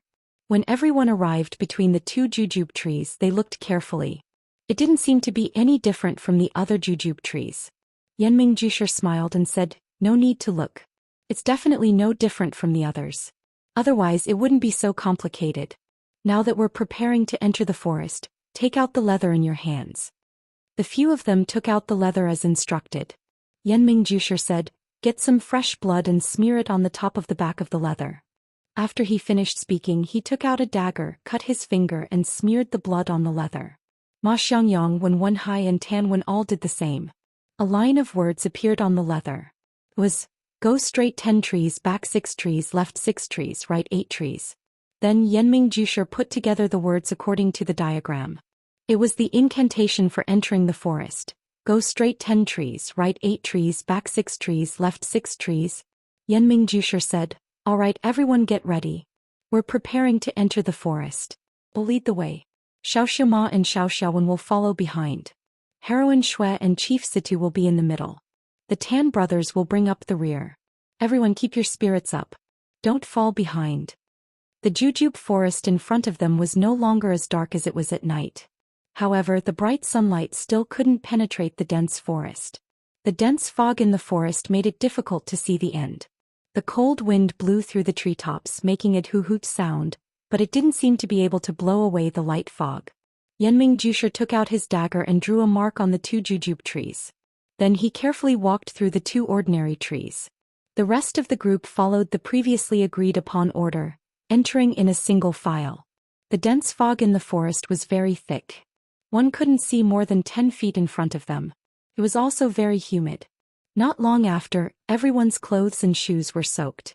In order to deal with unexpected danger, everyone held weapons in their hands. At this time they all felt the cold. No one had entered the forest for many years. The ground was covered with a thick layer of fallen leaves and rotting jujubes. Walking on it was very difficult. The jujube tree's branches and leaves were very dense, intertwining with each other. Sometimes they even blocked the path. However, no one dared to rashly cut down the branches for fear of causing an accident. Just as everyone was moving forward in an orderly manner, they suddenly heard Situ Ping's exclamation, "Look over there."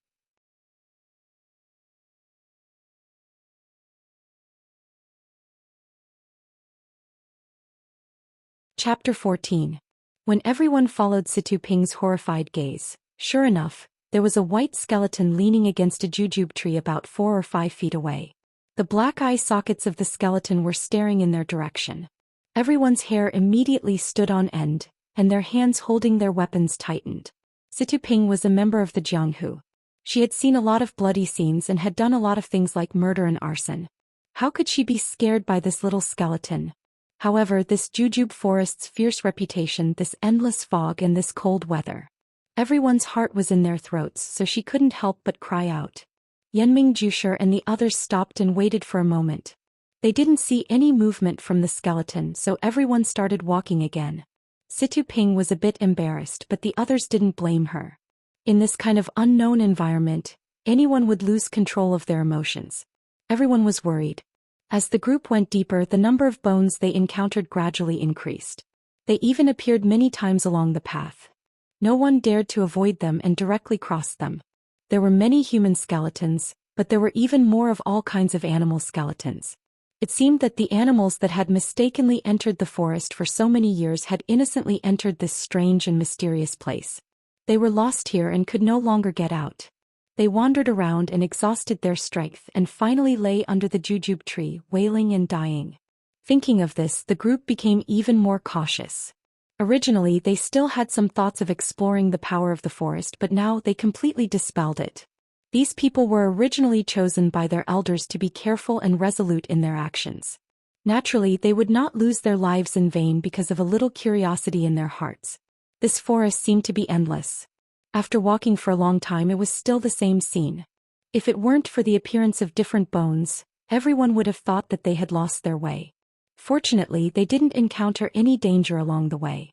Everyone calmed down and just wanted to continue moving forward so that they could get out of this forest as soon as possible. After walking in silence for a long time, Situ Ping, as a local tyrant, began to have some thoughts. Perhaps this was what it meant to be moved after a long period of silence. He didn't know what the others were thinking, but Situ Ping's thoughts were indeed moved. The evil tiger gang was originally based in Lu Town, and this Stoneman Peak was also within the evil tiger gang's sphere of influence. In the past, although he knew that the Five Claw Peak was a dangerous place, he didn't know the method to enter and had been guarding this place for nothing. Now that he knew the method, wouldn't this place be his backyard in the future? However, the other 4 factions were much bigger than her. How were they going to deal with this secret area? Or would she be abandoned after she lost her use? Her life would be in danger. Just as Situ Ping was thinking about her gains and losses, her feet suddenly tripped on a tree root. Her body slanted to the right. Coincidentally, they were walking very close to the edge of 2 trees. As soon as Situ Ping felt her body lose balance, she immediately stopped thinking and kicked in the air. Her body nimbly stood upright and steadily landed on the ground. However, she had already deviated from the area between the 2 trees and was standing next to a jujube tree. This sudden change caused everyone else to stop. Yenming Jusher, Ma Xiangyang and Wen Wenhai all turned around to look at Situ Ping. Ma Xiangyang looked at the tree root on the ground thoughtfully. Everyone waited for Situ Ping to come out from under the tree so they could continue walking together. However, at this moment a strange scene occurred. Situ Ping turned around and looked around, her gaze sweeping past everyone as if she didn't see them. Situ Ping's face revealed a panicked expression as she looked around again. She raised her foot to walk but then stopped, not daring to make any strange movements. Situ Ping's mouth moved as if she was calling out to everyone, but no one could hear her. Seeing this, Yenming Jusher hurriedly used telepathy to speak to Situ Ping. "Can you hear me? If you hear me, nod your head."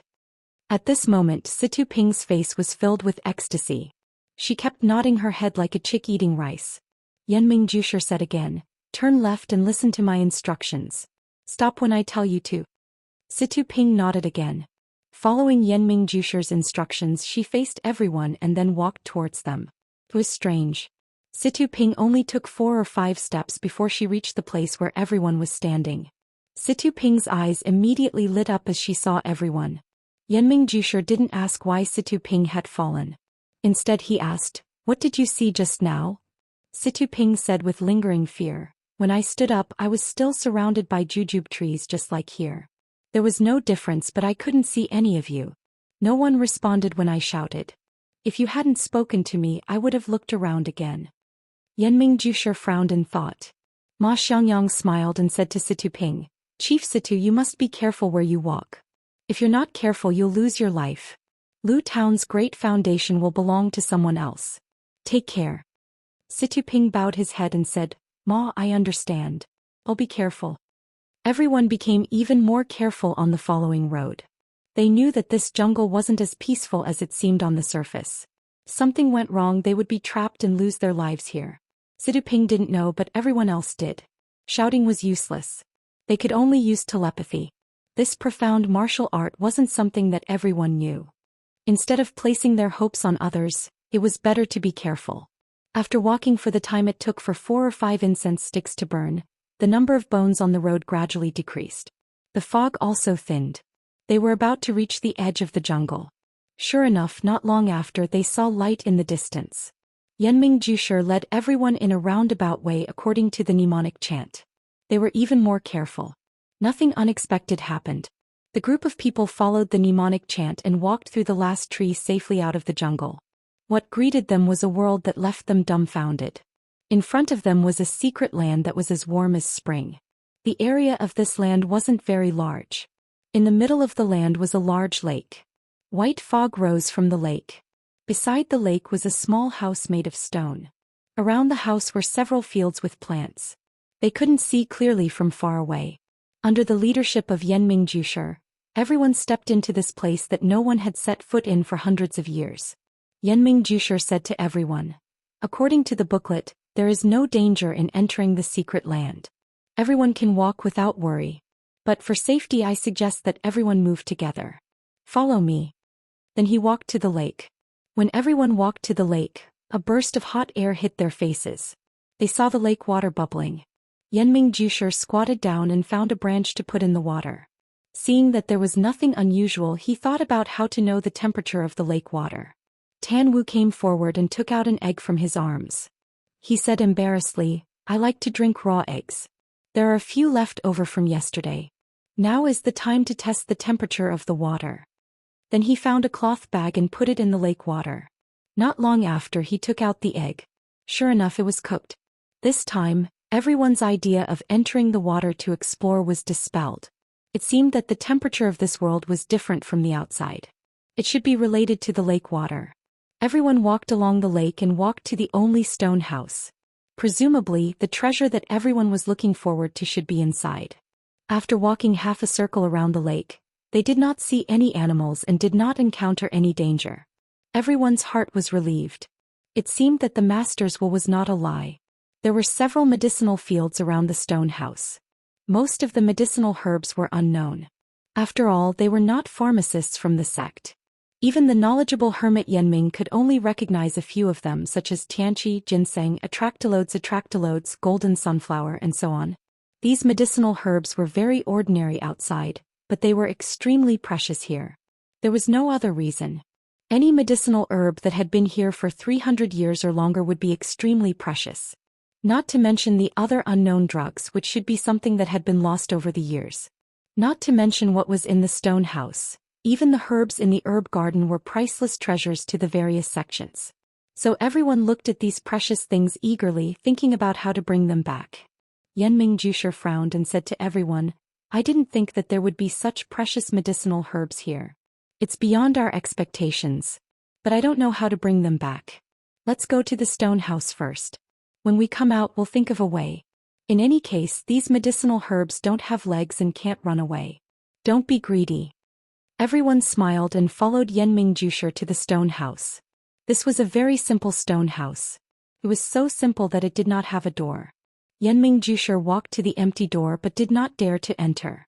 Although it was clearly written in the book that there were no traps here, he still had to be vigilant. He thought for a moment, then picked up a stone from the ground and threw it in.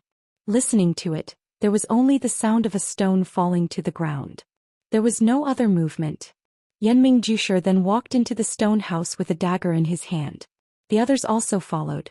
The stone house looked small from the outside, but when everyone went inside, they discovered that the area was quite large. It was like a hall, not a room like everyone had imagined. And the hall was not covered in a thick layer of dust because no one had come here for a long time. On the contrary, because there was no door, the ventilation was good and there was no smell of dust in the room. Directly across from the hall was a smooth wall. The top was empty and it felt like there should have been a portrait or something on it in the past. Below the wall was a long table and a square table. There was an incense burner on the long table. Far from the incense burner, there was a small square flat box. And on the table below the long table, there were 4 square brocade boxes casually placed. They had an antique look and the patterns were not present today. There were 3 chairs on both sides of the square table. They were all placed casually and there was a praying mat on each chair. There was nothing on the wall on their left and there was a hole in it. It was probably a window. On the wall on their right there were 3 paintings hanging on the wall. One was a man in brocade clothes, holding a knife in his hand and riding a horse forward. Another was a scholar in white clothes, with a sword hanging at his waist, strolling leisurely. The last painting was a woman, her face covered with a white veil. Her figure was graceful and she held a long whip in her hand, standing beside a small bridge. The 3 paintings had been eroded by time and were not very clear. Moreover, there were no words on the 3 paintings, so no one could understand what they meant. No one could tell if there was a one-armed swordsman in the painting.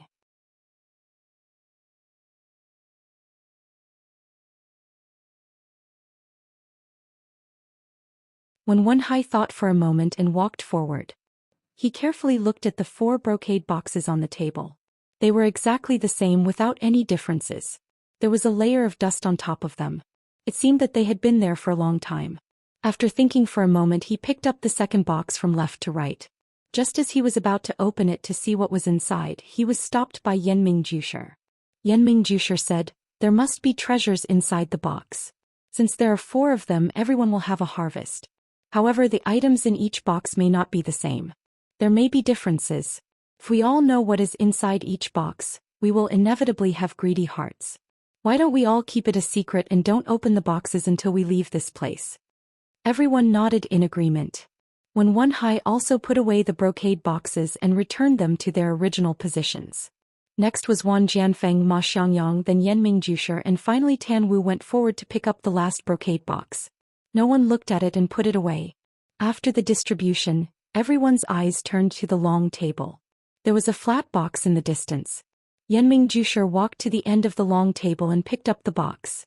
It was hard to the touch and seemed to be quite heavy. Looking at it carefully, it seemed to be carved out of a piece of stone. It seemed to be used to store treasures.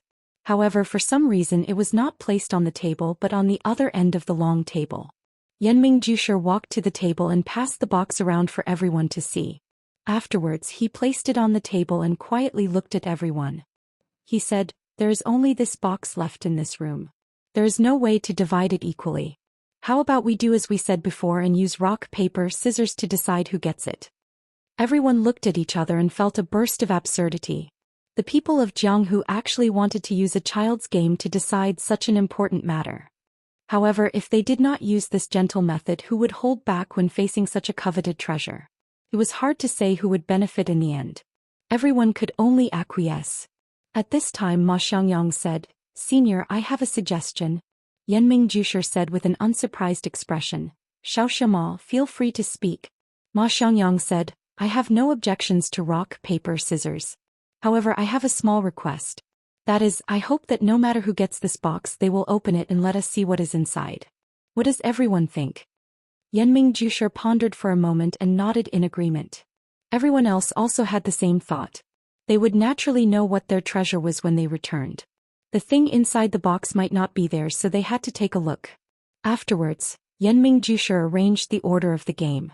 It was still the same order as before. Misty School and Wan Jianfeng were in one group, while Yenming Jusher and the Tan family were in the other group. Misty Schools when Wenhai and Xueqing looked at each other. When Wenhai nodded towards Xueqing and smiled encouragingly. At the same time his face was full of awkwardness. Xueqing walked forward and arrived in front of the square table. Only she knew why her senior brother's face was full of awkwardness. Anyone who had played this game with her since they were young and lost to her since they were young would feel embarrassed whenever this game was mentioned. Wan Jianfeng only had Ma Xiangyang, so he naturally wouldn't feel at ease letting Situ Ping come up. In fact, even if he felt at ease letting Situ Ping play, clan leader Situ wouldn't dare. Seeing the two come forward, Yenming Jusher said, the rules of rock paper scissors are: scissors beats paper, paper beats rock, and rock beats scissors. Before we start, we need to cover everyone's eyes with a scarf. When I count 1, 2, 3, everyone will play at the same time. Then take off the scarf and we will see who wins. Xueqing and Ma Xiangyang both used scissors in the first round. In the second round, Xueqing still used scissors while Ma Xiangyang used paper. When Ma Xiangyang took off his scarf for the second time, he retreated regretfully. Yenming Jusher and Tan Wen's contest was decided in one round. Yenming Jusher used rock while Tan Wen used scissors. The last round was the most crucial one. At this time, Yenming Jusher thought for a moment and signaled Situ Ping to cover himself and Xueqing with a scarf. After Ma Xiangyang counted to 3, he took out scissors. After taking off his scarf, he found that Xueqing also used scissors, so he covered her with another scarf.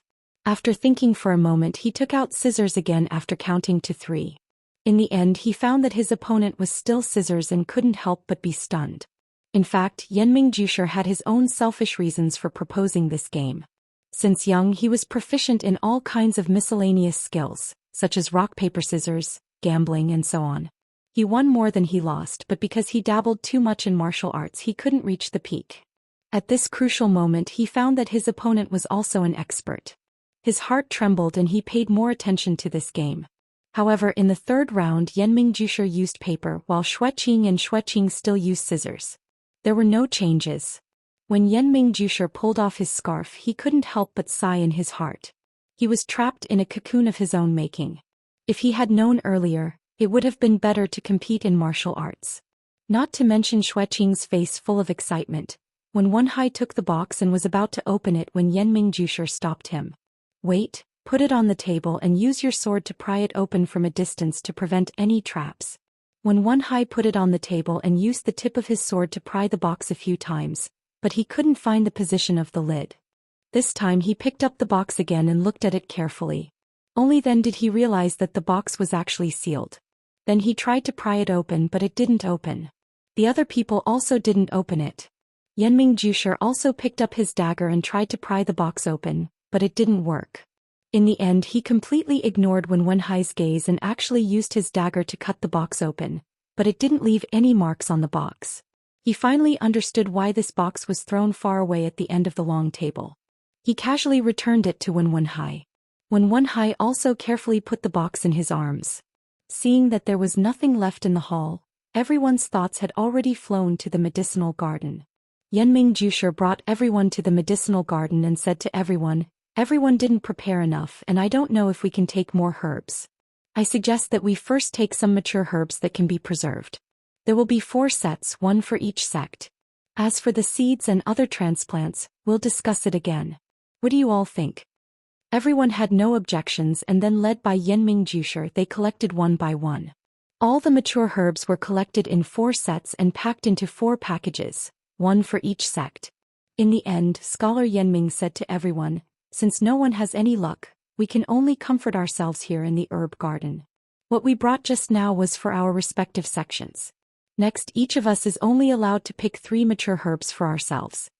After that, Yenming Jusher took everyone to walk around each medicinal field again, and collected the herbs according to their own requirements.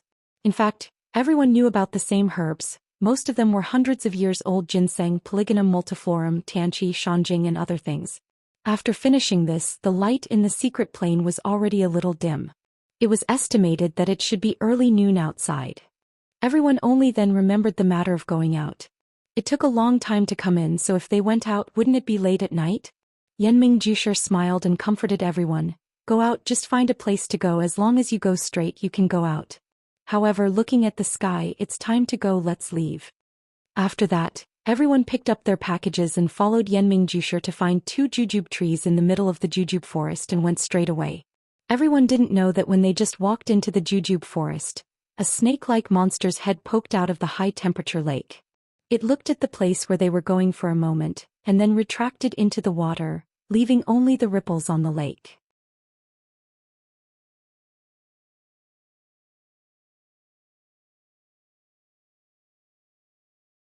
Chapter 16. By the time everyone left the Swanjujube forest, the sky had already darkened. Their journey back had been uneventful. The moment they walked out of the dense forest, both Yenming Jusher and the remaining juniors let out a long sigh of relief. This harmonious treasure hunting trip had finally come to a successful conclusion. They had kept their lives, completed their mission, and obtained the treasure. This treasure naturally belonged to them. When they thought of this, everyone's hearts felt warm, as if a cat was tickling their hearts. Yenming Jusher looked at everyone with a smile and said, "Everyone, Xiao, please be patient. Wait for us to reach the Thumb Peak before we speak in detail." Then he led everyone back to the Thumb Peak. Everyone sat in a circle in front of the crouching ox rock. Yenming Jusher opened his mouth and said, "Everyone, Xiao, this mission has been successfully completed. Next, please bring back the results of this mission to your respective schools and sections. In addition, please bring back my greetings. Everyone, please raise your heads on the 2nd of February and meet at the same old place. Let us drink and chat merrily." After he finished speaking, he didn't seem to want to stay any longer. Without waiting for anyone to speak, he cupped his hands and used his qinggong to leave down the mountain. The remaining people looked at each other and nodded. The Tan brothers were the first to walk away in their unique way, followed by Wen Wenhai and Xueqing. They cupped their hands to Ma Xiangyang and Situ Ping and turned to leave. Suddenly, Wen Wenhai seemed to think of something and stopped. He said to Situ Ping, "Chief Situ, I was passing by Lu Town the day before yesterday and poked my nose into other people's business and saved a group of farmers. I'm afraid I've offended you in any way.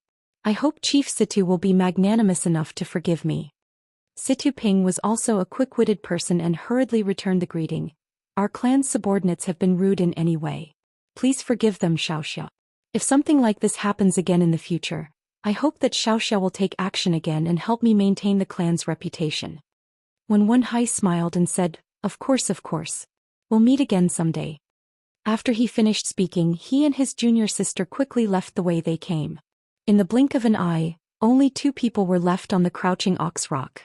At this moment, Situ Ping felt a little uneasy in his heart. Fortunately, Ma Xiangyang spoke up at this moment. "Sect leader Situ, I won't say anything else. Since you know about this matter and are also involved, please follow me to Myriad Sword Peak as a guest for a period of time. Everything will be decided by my sword lord. How about it?" Situ Ping nodded. "I'll follow Xiaoxia's instructions." Then he followed Ma Xiangyang back the way they came. For a moment, the area around the crouching ox rock was deserted. It was already dusk. Just as a few people from the Jianghu were galloping on their horses, Zhang Xiaohua and Butcher Lu had also rushed back to the Guozhuang house. Lu Qian and Lu Yeye were originally sitting in the Zhang family's small house and chatting. At the same time, they were also helping Guosufei with some needlework. When Butcher Lu approached, Lu Yeye happened to raise her head and look outside. Her gaze passed over the short walls of the Zhang family's small courtyard. When she saw the sturdy figure that she had been looking outside the door for an entire day and had lost count of how many times she had looked outside, Lu Yeye could no longer hold it in. Wah!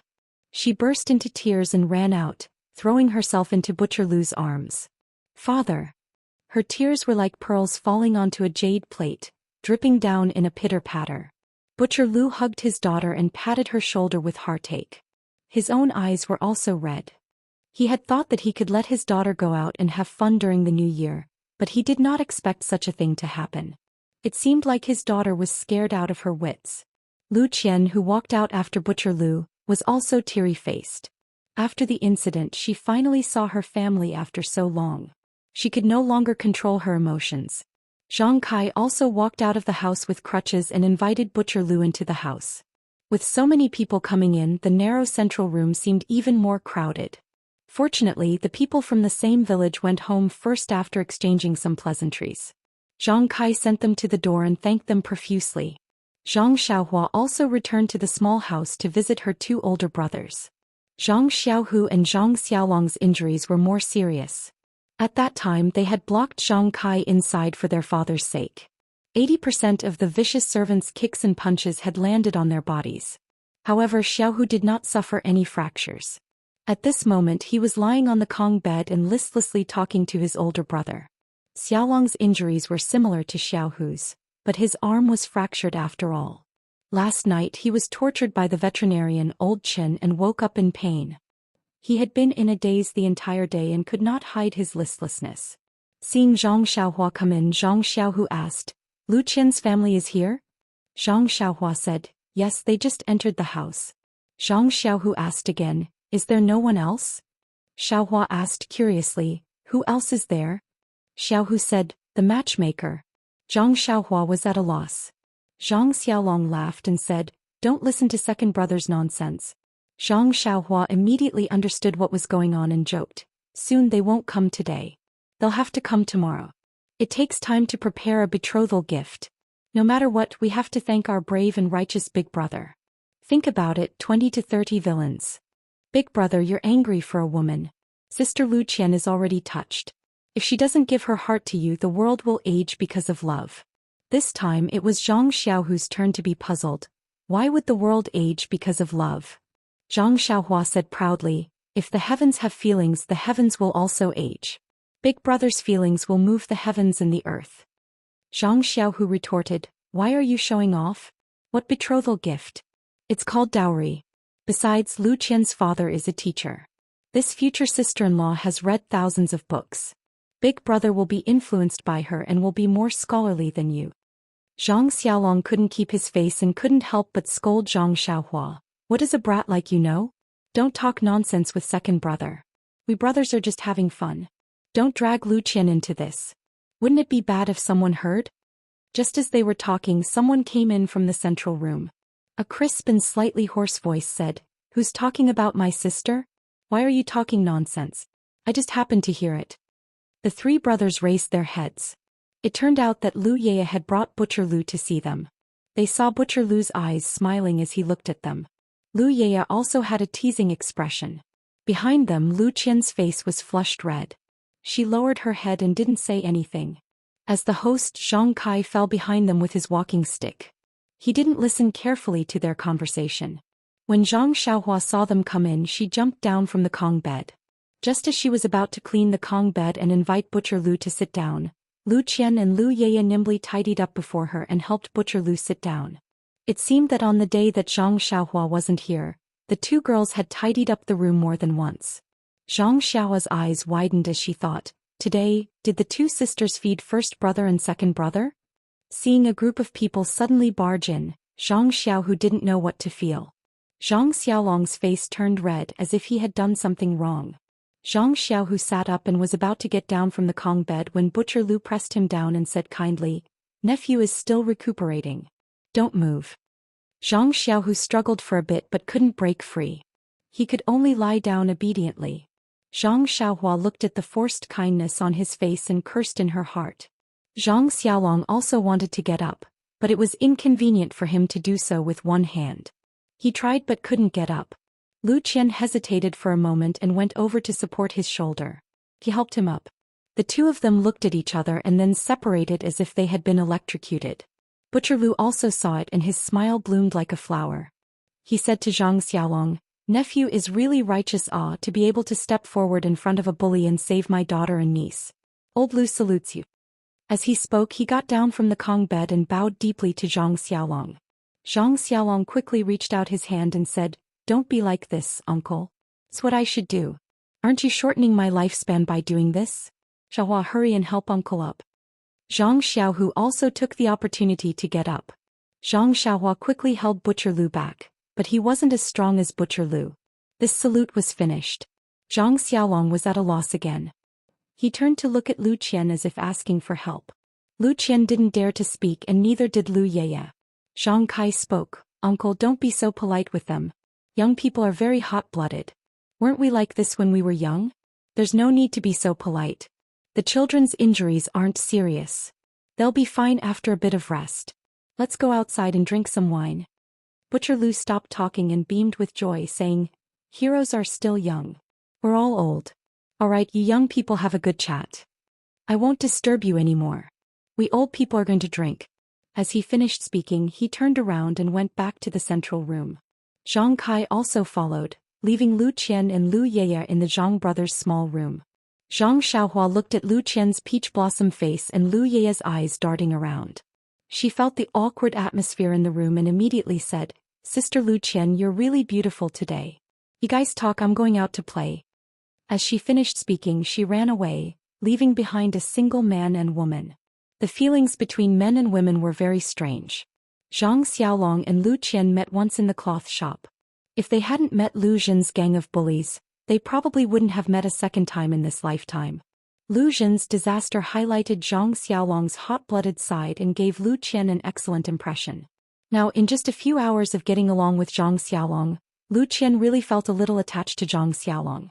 Thinking that there was such a person who would take care of her for the rest of her life, perhaps it was a fate arranged by God. Looking at Zhang Xiaolong's handsome face, although tanned by the wind and sun, he had a masculine aura that her brother did not have. Lu Qian's heart became more and more scheming. Butcher Lu stayed the night at the Zhang residence. It was a silent night. The next morning, Zhang Kai accompanied Butcher Lu to talk about farming and mulberry seeds. Guosufei accompanied Lu Qian and Lu Yeye to Zhang Xiaohua's room to take care of the injured brothers. At this time, the more Guosufei looked at Lu Qian, the more she liked her.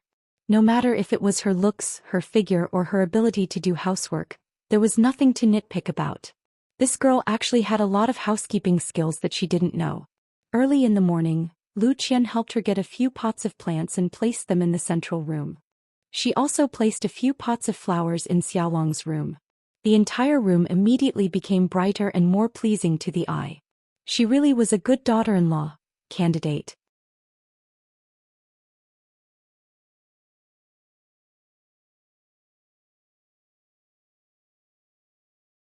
Chapter 17. When Lu Qian's father and brother arrived at the Zhang residence, it was already late in the morning. Butcher Lu was basking in the sun with Zhang Kai in the courtyard as they chatted. The walls of the Zhang residence's courtyard were too short, so Butcher Lu could see Mr. Lu and Lu Kai from afar. Both of them were dressed in new clothes. Lu Kai followed behind his father holding a few huge gift boxes in his hands. Butcher Lu quickly got up and called out to Zhang Kai before going out to welcome his brother. Zhang Kai rushed into the house and shouted, "Mother, Lu Qian's father is here." When Lu Qian heard this shout, she didn't throw away her needlework like Lu Yeye and rush out of the house. Instead, she carefully placed her half-finished work on the table and waited for Guosufei to leave first before she came out. When Lu Qian walked into the courtyard, Butcher Lu and Lu Yeye had already escorted her father and brother to the gate of the fence. Zhang Kai was there to welcome them with his walking stick. After a round of introductions and greetings, Lu Qian walked in front of her father and brother and bowed. Mr. Lu held his daughter's hand and carefully looked at his daughter's expression. He saw that the familiar face didn't have any trace of what happened the day before yesterday. There was no panic or fear in her eyes, only slightly red eyes. Mr. Lu couldn't help but feel guilty. It was all his fault. He patted his daughter's shoulder and said, "It's been hard on you, child." Lu Qian wiped her eyes and said with a smile, "Daughter is fine. It's all thanks to Brother Xiaolong's family's help that we escaped from the tiger's den." Mr. Lu gestured for Lu Kai to hand over the gift boxes and said to Zhang Kai and Guosufei, "I can't thank you enough for your kindness. These small gifts aren't enough to show my gratitude. I hope our benefactors will accept them." Zhang Kai hurriedly pushed the gift boxes back and said politely, "We just happened to be there and didn't do much. In the end, it was someone else who helped us." Mr. Lu insisted on handing it over, saying, "It's all thanks to you guys. If it weren't for your help, my family's child would have met with a calamity long ago. Those two Xiaoxia might not have been able to see them. When Butcher Lu saw the two of them pushing the gift back and forth, he couldn't help but feel anxious. He reached out to take it and said, "You don't have to be so courteous. Old brother Zhang, my eldest brother's kind intentions, you don't have to refuse." After he finished speaking, he carried the gift box into the central room. Mr. Lu smiled and said to Zhang Kai, "This second brother of mine has a fiery temper. I hope old brother Zhang doesn't mind." Zhang Kai also smiled and said, "There's no harm in that. Your younger brother is a sentimental person. We're just being a little overboard. Please let's talk inside." Zhang Kai led Mr. Lu into the central room. The central room of the Zhang family was very small and didn't have many chairs. Thus there was no distinction between the host and the guest. Everyone sat down as they pleased. After Mr. Lu sat down, he once again expressed his gratitude for the Zhang family's kindness. He took out some scattered silver from his robes and placed it on the small table in the room, saying, "Old brother Zhang, your family's injuries were caused by the bullies saving my daughter. It's reasonable for us to take responsibility. You can take this silver to seek medical treatment. Our family is poor and can only take this much. Please forgive us, old brother." This time Zhang Kai was determined not to accept it. He said, "Xiaohua has already told you what happened. At the time, the bullies had already paid the silver, but we were afraid that they would come back and ask for more. We didn't dare to use it. That Xiaoxiawen who saved us has already given us a lot of silver. It's enough to treat our injuries and buy medicine. We absolutely cannot take this silver." Lu Kai said from the side, "Old Uncle Zhang, this is this and this is this. We should give this silver. We can't just stand by and watch you guys get injured while saving my little sisters. How can we not pay for the medical expenses? What kind of logic is that?" Butcher Lu also scratched his head and said, "Old brother Zhang, you should just take it. In a few days I'll also give you some silver and bring some meat over." Zhang Kai said, "My two brothers, please don't do this. We didn't save people for the silver. Moreover, we already have the silver to treat our injuries. We absolutely cannot accept this." Thus, these people were given to each other by each other. After a while, Zhang Kai refused to give in no matter what. At this time, Lu Qian opened her mouth and said to Mr. Lu, "Father, since old Uncle Zhang doesn't want to take this silver, you should take it back first. I have an idea, what do you think?" Mr. Lu said, "All right, you've always been exceptionally intelligent since you were young. What good idea do you have this time?" Lu Qian said, "Old Uncle Zhang and his family got injured while saving us. The two of us will stay here to take care of old Uncle Zhang and his family until their injuries are completely healed. Firstly, old Uncle Zhang's family is injured and they still need to take care of the elderly. Antigua can't handle everything alone. Secondly, old Uncle Zhang and his family can't move freely. They also need people to take care of them. This is what we should do. What do you think?" Mr. Lu thought for a moment and said, "It's my fault. Qianmer's idea is very good. What do you think, second brother?" Butcher Lu patted his chest and said, very good, very good. Think so too." Lu Yaya also nodded in agreement. The matter was settled like this for now. Then Mr. Lu and Lu Kai went into the inner room. Zhang Xiaolong and Zhang Xiao who were still lying on the bed. Guo Sufei said, "By the way, Xiaohua, you've been to their house. What's their house like?" Zhang Xiaohua described the situation of Lu Qian and Lu Yaya's house according to her own knowledge. In fact, Guo Sufei had always wanted to ask about Lu Qian's family situation, but it wasn't easy to ask from Lu Qian. Yesterday when she saw Butcher Lu, she didn't have the chance to ask. Today when she saw Mr. Lu and Lu Kai's behavior and temperament, she felt a knot in her heart. Now that she heard Zhang Xiaohua's words, her heart was even more knotted. She frowned and said to Zhang Kai worriedly, "Old man, do you think Lu Qian will like our family's Xiaolong?" No one interrupted. Zhang Xiaolong's face was a little gloomy. Zhang Kai said, "This depends on fate. It's useless for us to talk about it. Let's just leave it to fate." Zhang Xiaohu said, "Mother, I feel that Lu Qian is very meticulous. She should have read a lot of books. Needless to say, she's educated and reasonable. She can also do a lot of housework. She's really good. She's much better than the energetic Lu Yaya. Looking at how she takes care of big brother, she's a little interesting." Zhang Xiaohua said, "Second brother, this daughter-in-law has to be married one by one. Don't be too anxious. Even if you don't mention Lu Yaya, mother will consider it for you. Zhang Xiaohu's face was a little embarrassed. He kicked Zhang Xiaohua and said, "We're talking about Big Brother. Don't change the topic. There's nothing between me and Lu Yaya." Zhang Kai said, "Second brother, even if there's something between you and her, you have to think about your big brother first. Looking at our family's situation, it's already very difficult to find a wife. You should wait a little longer." Guosufei interrupted and said, "Old man, don't you still have those banknotes?" Zhang Kai interrupted her and glared at her. "Don't mention that. You have to return it to someone else." Then everyone felt bored.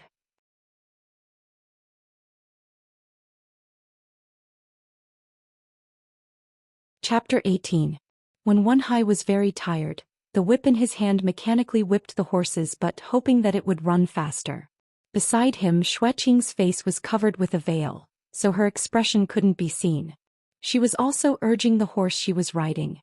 When Wen Hai occasionally looked back at Xueqing and encouraged her, "Junior sister, hold on a little longer, we'll soon reach our territory, we can rest then."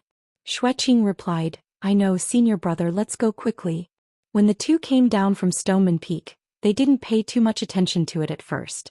The mission was already completed, so all they had to do was bring the things back to the school. They were even immersed in the joy of getting the medicine. But when they got on the horses and saw the two best horses in the school, the two realized why their master wanted them to ride such handsome horses. At the same time, when Wen Hai also remembered his master's inconspicuous words, "Hurry back." At the same time they also realized the danger they were in. Not to mention whether the other three factions had other intentions. Even if a normal Jianghu sect got wind of the news or discovered the things they were carrying, those were priceless treasures in the eyes of Jianghu people. An ordinary man's wealth is his own ruin, and the two of them would have a hard time keeping their lives. The two couldn't help but feel a chill in their hearts. They looked at each other and got on their horses, not stopping for even a moment. They whipped their whips and galloped away. Just like that, the two of them galloped on their horses for a day and a night without rest. Fortunately, they were martial artists, so their bodies were well trained. A normal person would have long since broken their body. It was near noon and the two of them were hurrying along. In the distance they saw a tea shop on the side of the road. These tea shops were mostly simple tents or thatched roofs set up on the side of the road. They were open on all sides and provided simple tea and food for passers-by to rest. When they were about to reach the tea shop, Xueqing couldn't help but say to Wen Hai, "Senior brother, why don't we rest for a bit? We'll reach our Misty School's territory in the time it takes to eat a meal, so it should be safe here." Wen Hai was also a bit tempted, so he slowed down and gradually approached the tea shop. However, when Wen Hai changed his mind and said to Xueqing with a smile, "Junior sister, it's only the time it takes to eat a meal, we'll be there soon. We've been on the road for so long, we don't have to worry about this little bit of distance. Let's hurry for a bit and rest when we reach our territory." Xueqing said, "All right, senior brother. We won't do things that will waste all our efforts. Let's go." After they finished speaking, the tea shops and the horses and their legs worse. The two of them were leisurely sipping tea from the rough teacups on the table. When Wen Hai's and Xueqing's horses slowed down in front of the tea shop and then sped up again, they saw it all. After Wen Hai's horse passed, the man with the sword looked at the dark-skinned man opposite him and said with a smile, "Old Six, don't drink anymore. Let's go." I didn't expect a Hai to be so cautious. He didn't even enter this tea shop. Third brother has taken in a good disciple. Old Six said, "That's right, fourth brother. None of our disciples are as cautious as a Hai. It's a pity that his talent is limited and it's hard for him to make any progress in his martial arts. Otherwise his potential would be limitless. It's just a pity for these two good horses." After they finished speaking, the two of them threw down the money for the tea and brought their own horses to chase after them. However, they didn't know that the eyes of a plainly dressed passerby behind them flashed. He muttered in his heart, "What's going on? Two of the 6 Misty Tigers are actually here to receive them?" After the two of them left with their horses, he also paid the bill and quietly followed behind. On the other hand, when Wen Hai spurred his horse forward, in the time it took to finish a meal, he saw that there were more and more people. The number of stalls on the main road had also increased. Pingyang City could be seen in the distance. Suddenly he heard the horse below him whining. Its 4 legs gave way and it fell to the ground. When Wen Hai felt his body sinking, He immediately patted the horse's back and used his body to jump off the horse. Seeing this, Xueqing quickly pulled the reins and slowly stopped his horse. He saw that the horse was lying on the ground, foaming at the mouth. Its eyes were also slowly closing. It had died of exhaustion. Xueqing also hurriedly looked at his horse. His horse was not in a better state. Its 4 legs were trembling non-stop. There was also some white foam coming out of the horse's mouth. It looked like it could not be ridden anymore. When Wenhai stood by the side of the road and looked at the horse lying on the ground. He also looked at the surrounding passers-by who were running away in panic. He thought for a while and took out a whistling arrow. He aimed it at the sky and shot it up. The whistling arrow flew into the air and let out a sharp sound. In the empty sky it traveled very far. The sound of the whistling arrow had just passed when they heard someone calling from behind. "Ahai!" When Wenhai and Xueqing turned back and looked. They couldn't help but be delighted. It was the 2 burly men who were resting in the tea shop earlier. When the 2 of them rode their horses to the front, when Wenhai and Xueqing went forward and bowed, 4th Uncle Master and 6th Uncle Master. The 2 of them swung their stirrups and dismounted. They chuckled and said, "Martial nephews, there is no need to be so polite. We are here on the orders of the sect leader to welcome them. Wait a moment and they will be here." When Wenhai and Xueqing nodded in agreement. They then stood beside the 2 Uncle Masters and waited quietly. At this moment the tense strings in their hearts were completely relaxed. Sure enough, not long after, a group of people galloped from afar. The first was a scholar with a square headscarf on his head. He was about 40 years old with a white face and no beard. He wore white clothes and looked very young, as if he was reading. Following closely behind him was a beautiful woman with a mature aura. Both of them were dressed very simply. Both of them were riding white horses. Behind them were about 10 people dressed in martial attire. Each of them was equipped with a saber and a sword. Their eyes were shining. Some of them even had high protruding temples. At first glance one could tell that they were masters of the martial arts world. These people urged their horses while looking around, vigilantly looking around. When the 2 of them arrived, they dismounted from their horses. When Wenhai and Xueqing went forward and bowed, "Greetings to Master." This scholar was actually the head of the Misty School, O Peng. He was so unremarkable. The 2 of them then bowed to the beautiful woman, "Greetings to Master's wife." The beautiful woman looked at them with a smile and didn't say anything. O Peng then said, "All right, Ahai Qing'e, you have worked hard. No need to be so polite. You know that Master's wife rarely pays attention to the matters of the sect. Today can be considered an outing." The 2 people behind when Wenhai also went forward and bowed. "Greetings to senior brother sect leader and sister-in-law." O Peng reached out and helped them up. "You have worked hard as well." The 4th brother stood up and said, "It wasn't hard. We were just tasting tea. Your disciple didn't even enter the tea shop. He is very cautious." When Wenhai then understood, he hurriedly said, "Disciple didn't know that Martial Uncle was here. Otherwise I would have left with Martial Uncle." He then said to his master, "Disciple didn't let you down and escaped unscathed with junior sister. But this horse," O Peng laughed out loud and said, "No matter. No matter how handsome the horse is, it can't be more important than you. As long as you come back safely, it is better than anything else." He then said to the people behind him, "Leave a horse for Qing'e and then deal with this place." After he finished speaking, he led Wenhai, Xueqing and the other 3 people back on their horses. He only left 2 people behind to deal with the dead horse. He didn't even mention a word about the things on Wenhai's body. The passerby who followed them here witnessed the entire process and was even more surprised. He didn't think much and just mounted his horse and galloped in another direction. He must be rushing back to the sect to report this matter. Something that was worth O Peng coming out to greet must be something big. When Wenhai and the others followed the large group and galloped towards Pingyang City. When they reached Pingyang City, they didn't enter the city. Instead they went around the city gate and went in another direction. After a while they arrived at a villa outside the city. This villa was built against the mountain.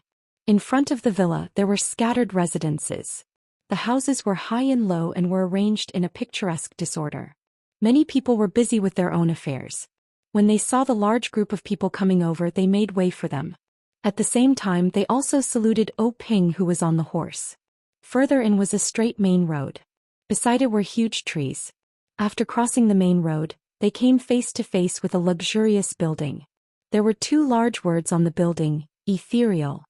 It was the same word as the one on the token that Xueqing gave to the Zhang family. However, these two words were more indescribably elegant. After crossing the building, they saw a high platform. There were more than 10 steps leading to an open door. There were already more than 10 people who looked like disciples of the sect waiting respectfully in front of the door and on the steps. In front of the group was a young man with a fair complexion and a gentle temperament. He was about the same age as Wen Wenhai. He was the eldest senior brother of the sect, Zhang Qingyue. When O Peng and the others got down from their horses, Zhang Qingyue led the group and said in unison, "Welcome, sect leader."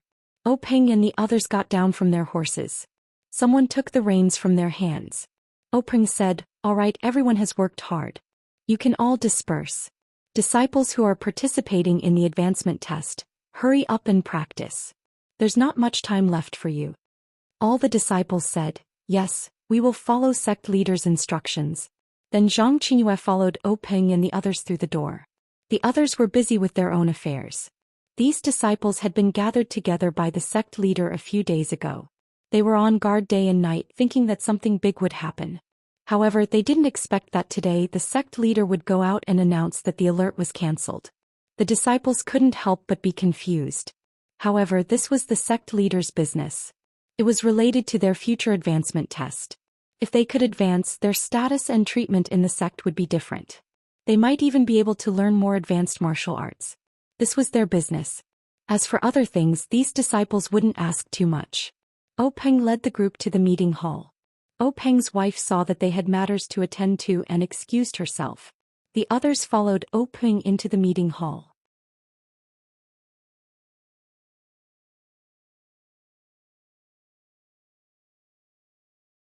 Chapter 19. The conference hall was a large hall with many chairs.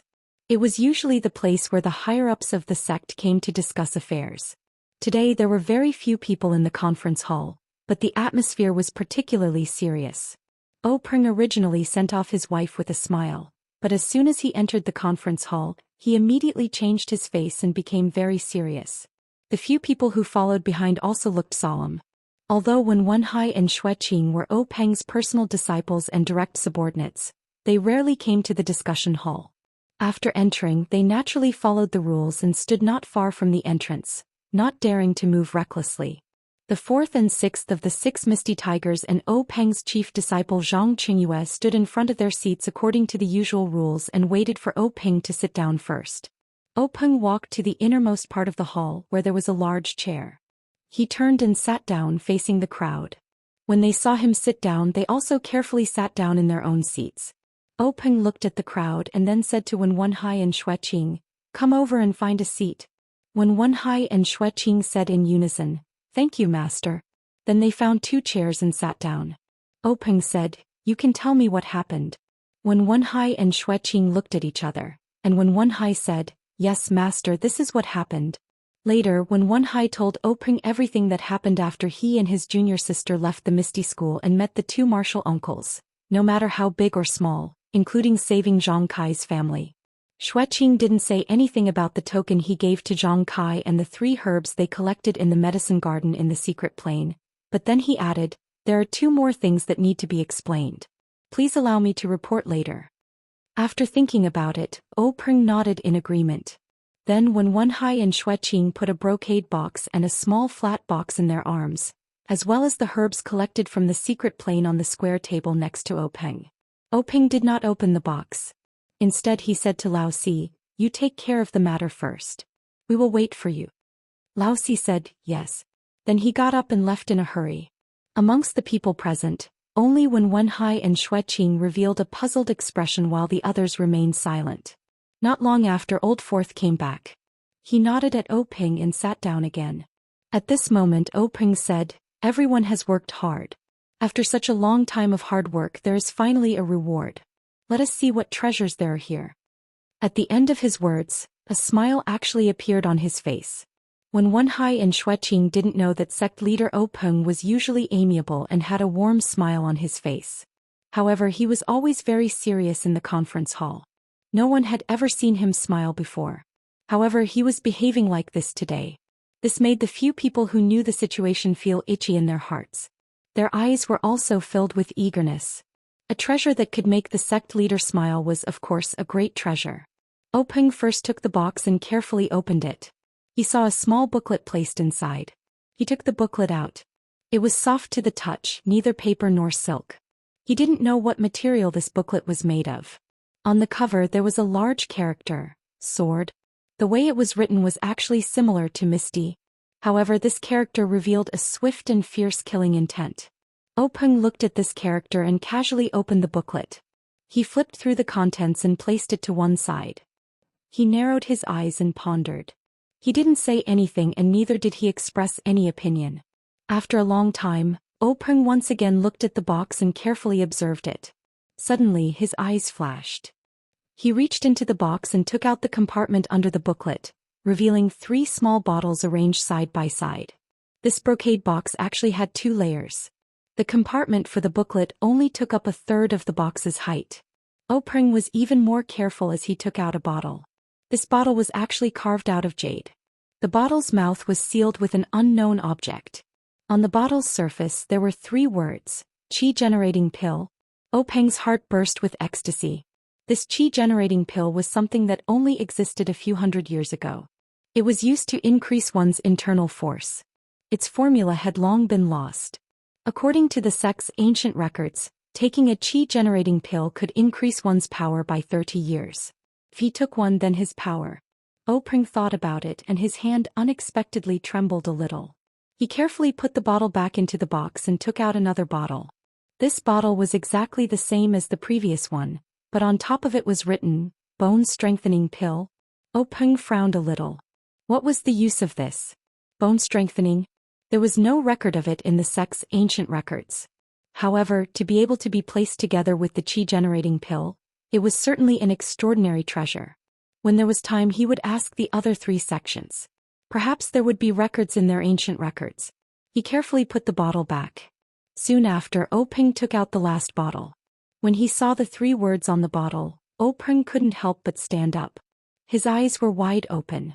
Everyone in the discussion hall also immediately stood up. They didn't know what inconceivable thing the gangmaster had seen. Openg calmed his thoughts. Resisting his excitement, he sat back in his chair and waved his hand for everyone to sit back down. At this time he was a little regretful. He regretted that he shouldn't have let Wen Wenhai and Xue Qing enter the secret room alone.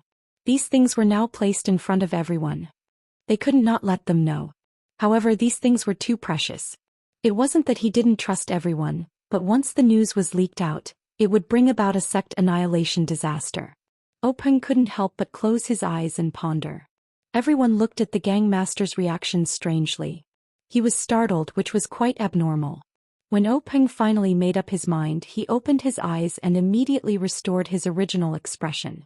He put the bottle back into the box and picked up the booklet again. He handed it to Zhang Qingyue and said, "Let your martial uncles take a look. You guys should also take a look." The booklet was passed around in everyone's hands. Openg said, "Qingyue, make a copy of this sword manual and give it to your 6th martial uncle. This sword manual will be placed in our sect's library pavilion and carefully preserved." Zhang Qingyue nodded in agreement. Then Openg said to Old Six, "Old Six, you are in charge of training the disciples. Find a few of them with good aptitude to cultivate this sword manual. In the future our Misty School will have another sword manual." Old Six said, "Yes, Gangmaster. I will definitely do my best to bring this sword manual to greater heights." Openg nodded without saying anything. Then Openg said to everyone, "What happened today you must keep it a secret. It will be our Misty School's top secret. Especially what I will tell you later. I will inform Boss, Old 2 and Old 5. Everyone left and stood up, bowing in agreement. Then Openg told everyone the names of the pills in the first 2 bottles. Everyone's eyes were filled with envy. It was really good stuff. Only they didn't know how many pills were in the bottles. Would they be able to get one? Finally Openg said, "There is another bottle. There is also a pill in it. It is the legendary life-prolonging pill. Only I don't know if it is true." As soon as his voice fell, everyone's expression was indescribably strange. It must be said that the life-prolonging pill was different from the Qi-generating pill. Everyone in Jianghu knew that it was a legendary panacea that could increase one's power. Everyone was eager to get one. It was also not like the bone-strengthening pill. Even the Misty School, which had a long history, didn't know what it was.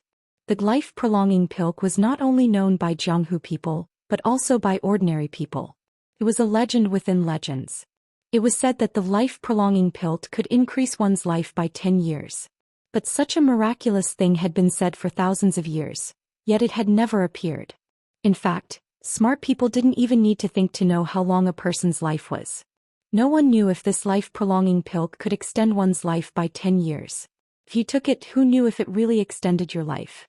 Moreover, who would give such a miraculous medicine to someone who was about to die? Over time, everyone treated it as a joke. They treated it as leftover material compiled by storytellers. It was precisely this kind of senseless joke material that had suddenly appeared in the Misty School's conference hall's hall. Together with the qi-generating pill, this kind of Jianghu panacea, the same packaging. No matter who saw it, they also didn't know whether to laugh or cry. Was it real?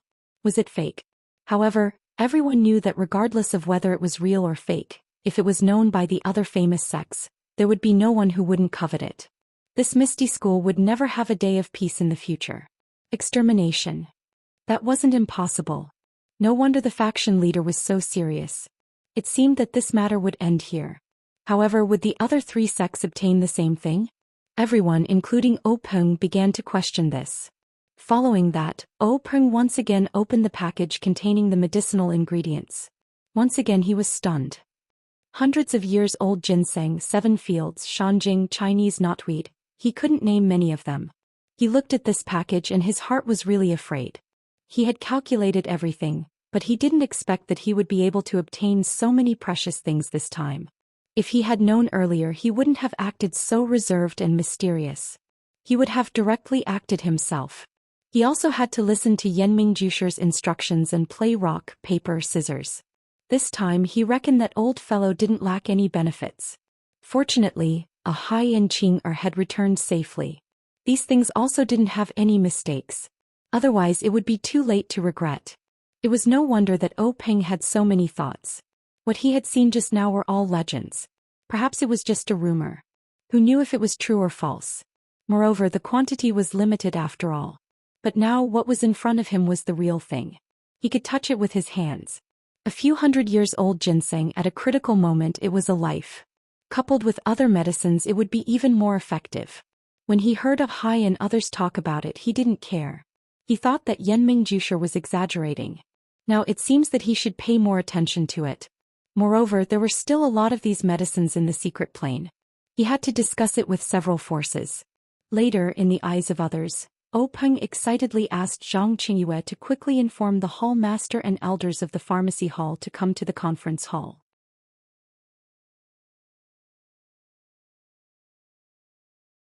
Chapter 20. While waiting for the pharmacy, O Peng helplessly picked up the last seemingly ordinary small box. His heart was filled with anticipation. In the short time it took to drink a cup of tea, he had seen a treasure that he had never seen before. He wondered what kind of treasure was in this box. Could it be something more magical than the life-prolonging pill? The box was cool to the touch and felt very heavy. O Peng placed it in front of his eyes and carefully observed it. The whole box was one piece. He didn't know what material it was made of. There seemed to be no trace of a lid. He didn't know where to open it. O Peng tried the 4 sides, pulling it up and pressing it down, but it didn't work. He couldn't bite it with his teeth, right? O Peng secretly laughed at himself. He put the box back on the table and then called everyone to come forward. Everyone looked around for a long time. Old 4 and Old 6 also came forward and tried several methods, but they didn't work. Zhang Qingyue frowned and said, "Master, do we need to use a key or something like that?" Old 6 rolled his eyes and said, "Marshal nephew, if you want to use a key there should be a keyhole. This box doesn't have a lock and there's no secret lock or something like that. How do we use it?" Zhang Qingyue blushed a little and stood there without refuting. When Wenhai and Xueqing had seen this box before in the secret plane.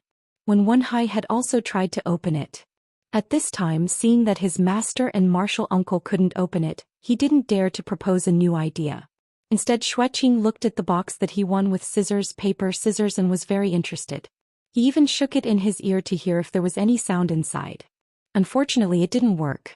Just when everyone was at their wits' end, the pharmacy hall's hallmaster Bai Dong and Elder He Yunpu arrived at the meeting hall. After greeting the sect master and everyone else, Zhang Qingyue led them to the square table where the medicine was placed. The reaction of these two people was even more unexpected. It wasn't that they were not surprised but that they were too surprised.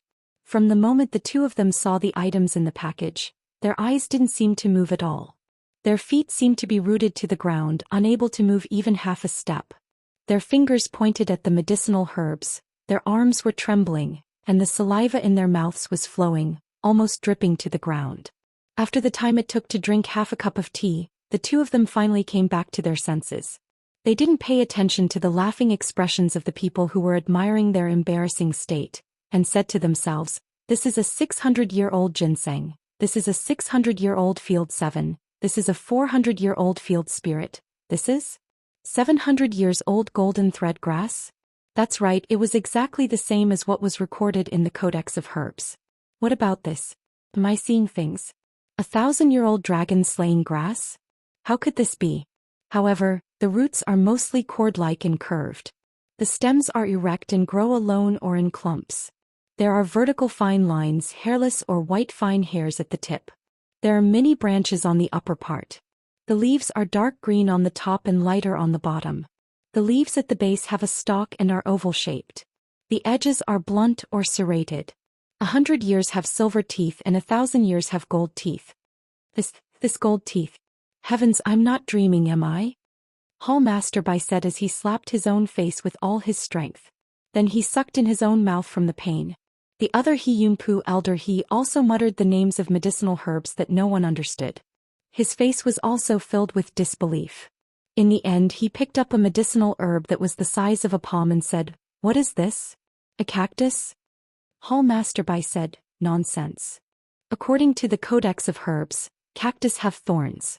Did it prick your hand? That's fish hand grass." Elder He was also unhappy and said, "The Codex of Herbs says that fish hand grass is in the shape of 3 fingers. This one clearly has 4. Hallmaster Bai looked carefully and also shook his head saying, I don't know. And the remaining 4th and 5th grade medicinal herbs, I don't think I've seen them before. I just don't know if the Codex of Herbs has any records of them." Elder He also narrowed his eyes and thought carefully. He nodded in agreement. "I don't know. I've learned too little. Ping interrupted in time. "Hallmaster Bai, Elder He." This sentence woke the two of them up. Only then did they realize that they were in the discussion hall and not the medicine hall where they usually discussed knowledge. They hurriedly cupped their hands to everyone, seeing so many good medicinal herbs. "I'm secretly delighted. I couldn't control myself. Please forgive me, sect master and everyone." Everyone returned the greeting and said it was fine. Ping said, "Two sirs, what are the value and effects of these medicinal herbs?" Elder He said, "I wonder where sect master obtained these rare medicinal herbs? This ginseng, tianqi, tianjing, polygonum multiflorum, and other herbs are all common. It's just that the age of these medicinal herbs is truly shocking. 100-year-old is already extremely rare. Unexpectedly, the worst of these herbs are 300 years old. As for the golden thread grass, snake gall grass and other herbs, they are good for treating external injuries. This snakebite grass, coral grass and stone wind medicine are panaceas for treating internal injuries. The rest are all rare medicinal herbs. With the addition of other medicinal herbs, using the principle of a ruler and minister and the principle of yin and yang to concoct medicine, it's certainly a rarely seen good thing." At this time Hallmaster Bai sobered up and hurriedly said, "Sect master, the place where these things were discovered must be kept strictly confidential. Among them, the dragon beheading grass and peacock grass can be used to concoct medicine similar to the qi-generating pill. It's recorded in our Misty Sect's ancient records." These words caused everyone's ears to perk up. Ping said, "Does the ancient records record how to concoct the qi-generating pill?" Hallmaster Bai said, "No, the formula for the qi-generating pill has long been lost. What's recorded in the ancient records are only a few similar pills. The effects are limited and the required herbs are extremely rare." Ping said, "Hallmaster Bai, take these medicinal herbs to the pharmacy hall to study and see what effects they have. Also, take a detailed look at the formula for those pills similar to the qi-generating pill. Be prepared, perhaps. Peng hadn't finished speaking when Hallmaster Bai had already understood tacitly. He immediately said, I'll follow Sect Master's instructions. Then, together with Elder he carefully carried the package and left the conference hall. Peng also instructed Zhang Qingyue to deploy more people to the pharmacy hall to protect it. After Hallmaster Bai and Elder He left, Peng sat back in his chair. His gaze fell on the small box on the table that he couldn't open no matter how hard he tried. After thinking about it, he still instructed Zhang Qingyue to call Hallmaster Shi of the Divine Engineering Hall. The Divine Engineering Hall was the place where the Misty Sect refined weapons and concealed weapons. Hallmaster Shi was the master of forging weapons in Pingyang City. Not long after, Shi Yukuan arrived at the conference hall. He observed the small box for a long time and used various methods, but he was similarly at a loss. However, he hesitated for a moment and asked Peng in a probing tone, Sect Master, I think, why don't we let Shunyo come over and try? Shunyo was a boorish fellow from the Misty Sect who practiced the strong King Kong hand. His martial arts weren't very good, but his strength was top-notch. In addition, he specialized in the strong King Kong hand.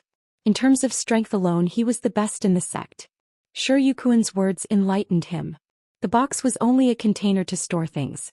In order to obtain the things in the box, it was good to keep the box intact.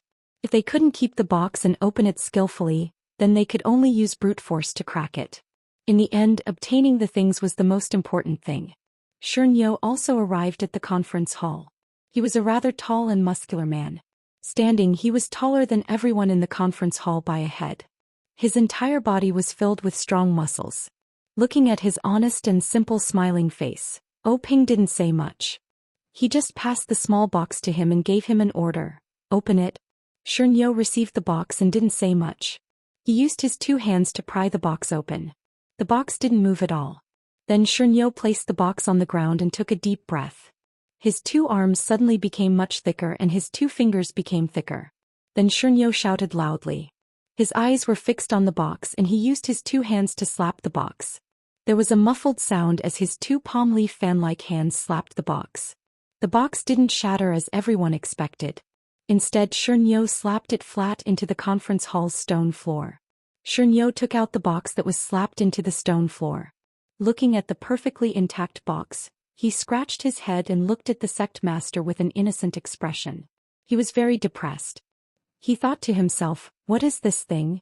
After sending Shunyo away, Peng was also depressed. How should he deal with this box? Suddenly his eyes lit up. He pulled out the sword hanging from his waist, but then he put it back in. The eyes of the remaining people in the conference hall also lit up.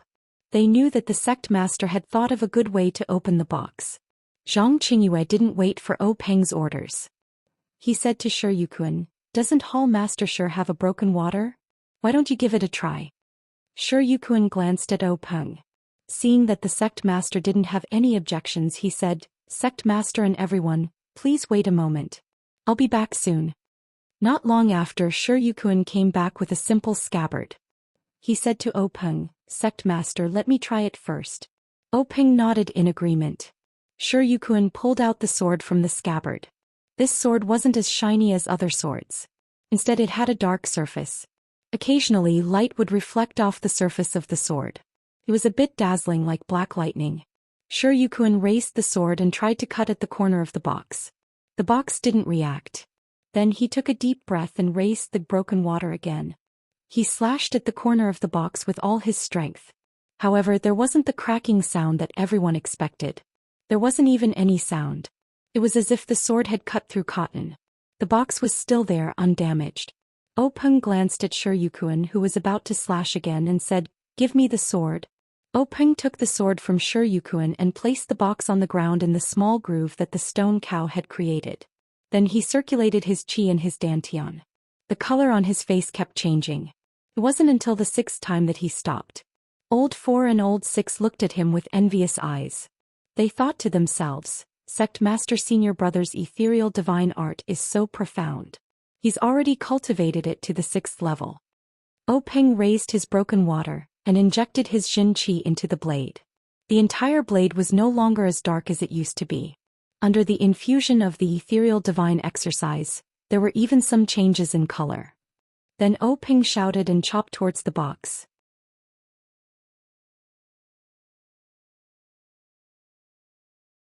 Chapter 21. The saber in O Peng's hand was like a bolt of black lightning, carrying the colors of the ethereal divine art as it shot towards the corner of the mysterious box. It was a pity that this bolt of lightning didn't come from the heavens. Broken water landed on the corner of the small box, and just like before, there was no sound. However, it was different this time. The box actually emitted a layer of light that no one could detect. It overflowed slightly, and the saber in O Peng's hand actually bounced back. That saber actually shot towards O Peng's face like before. The back of broken water was about to chop O Peng's face. Although it wasn't the tip of the saber, O Peng had no doubt that his head would be chopped in half if he was hit. O Peng was indeed worthy of being called one of the top experts in the pugilistic world. As the head of the Misty School, at this critical moment he crossed his legs and immediately used the secret technique of the Misty School, ethereal steps. The five-colored bolt of black lightning flashed past O Peng's forehead, and broken water shot into the stone pillar in the meeting hall. There was no loud sound, and broken water was deeply inserted as if it was a piece of tofu. From the moment O Peng raised the saber to the moment it left his hand and entered the stone pillar, it happened in the blink of an eye. No one seemed to be able to react. Looking at broken water in the stone pillar, they all had the same thought: what a fast saber. Unfortunately, O Peng didn't think so at this time.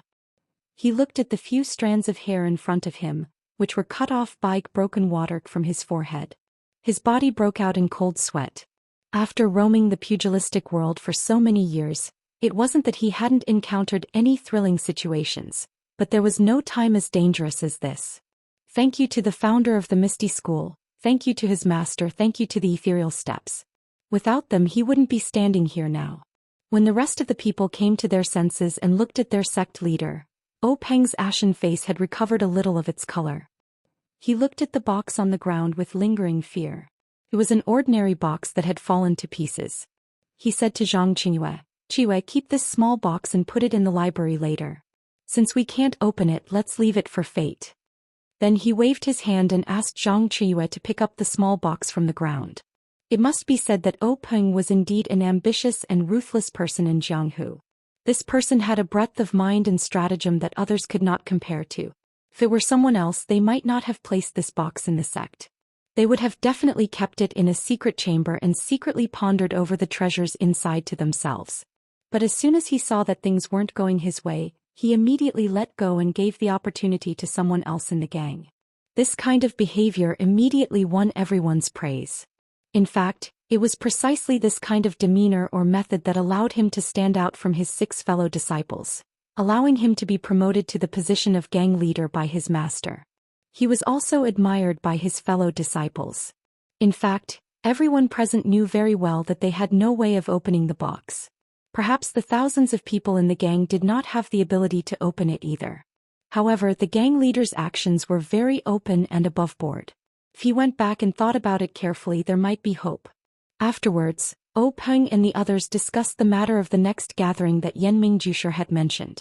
Everyone agreed that with such great benefits, the next gathering would definitely not be as simple as the first one. They should wait for the boss and the second brother to return to the gang before discussing it together. O Peng thought for a moment and agreed. Since the matter had been settled, O Peng waved his hand and dismissed everyone, leaving only Wen Hai and Xueqing behind. Everyone filed out. When they passed by the two, they looked at them with gratification and nodded at them. They knew that the gang leader had asked them to stay behind alone to prepare a reward for them. With such great gains this time, it seemed that the 2 juniors would also receive a good reward. Everyone left the meeting hall. Zhang Qingyue and Old Four went to the library together. The sword manual was naturally placed on the bookshelf.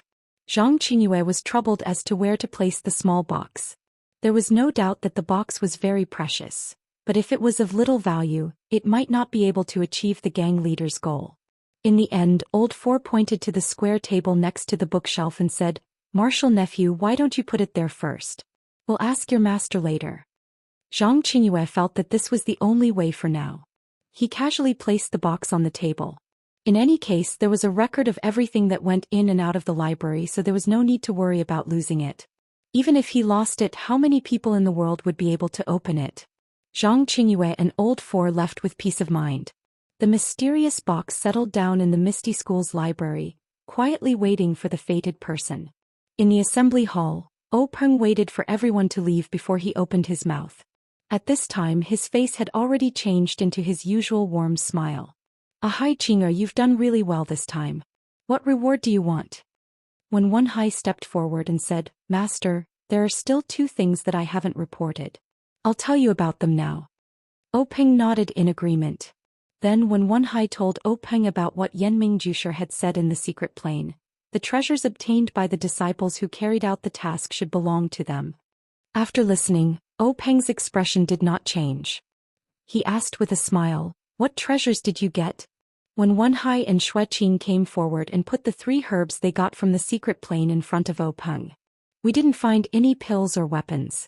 Yanming Jusher let us each pick 3 herbs from the herb garden for ourselves.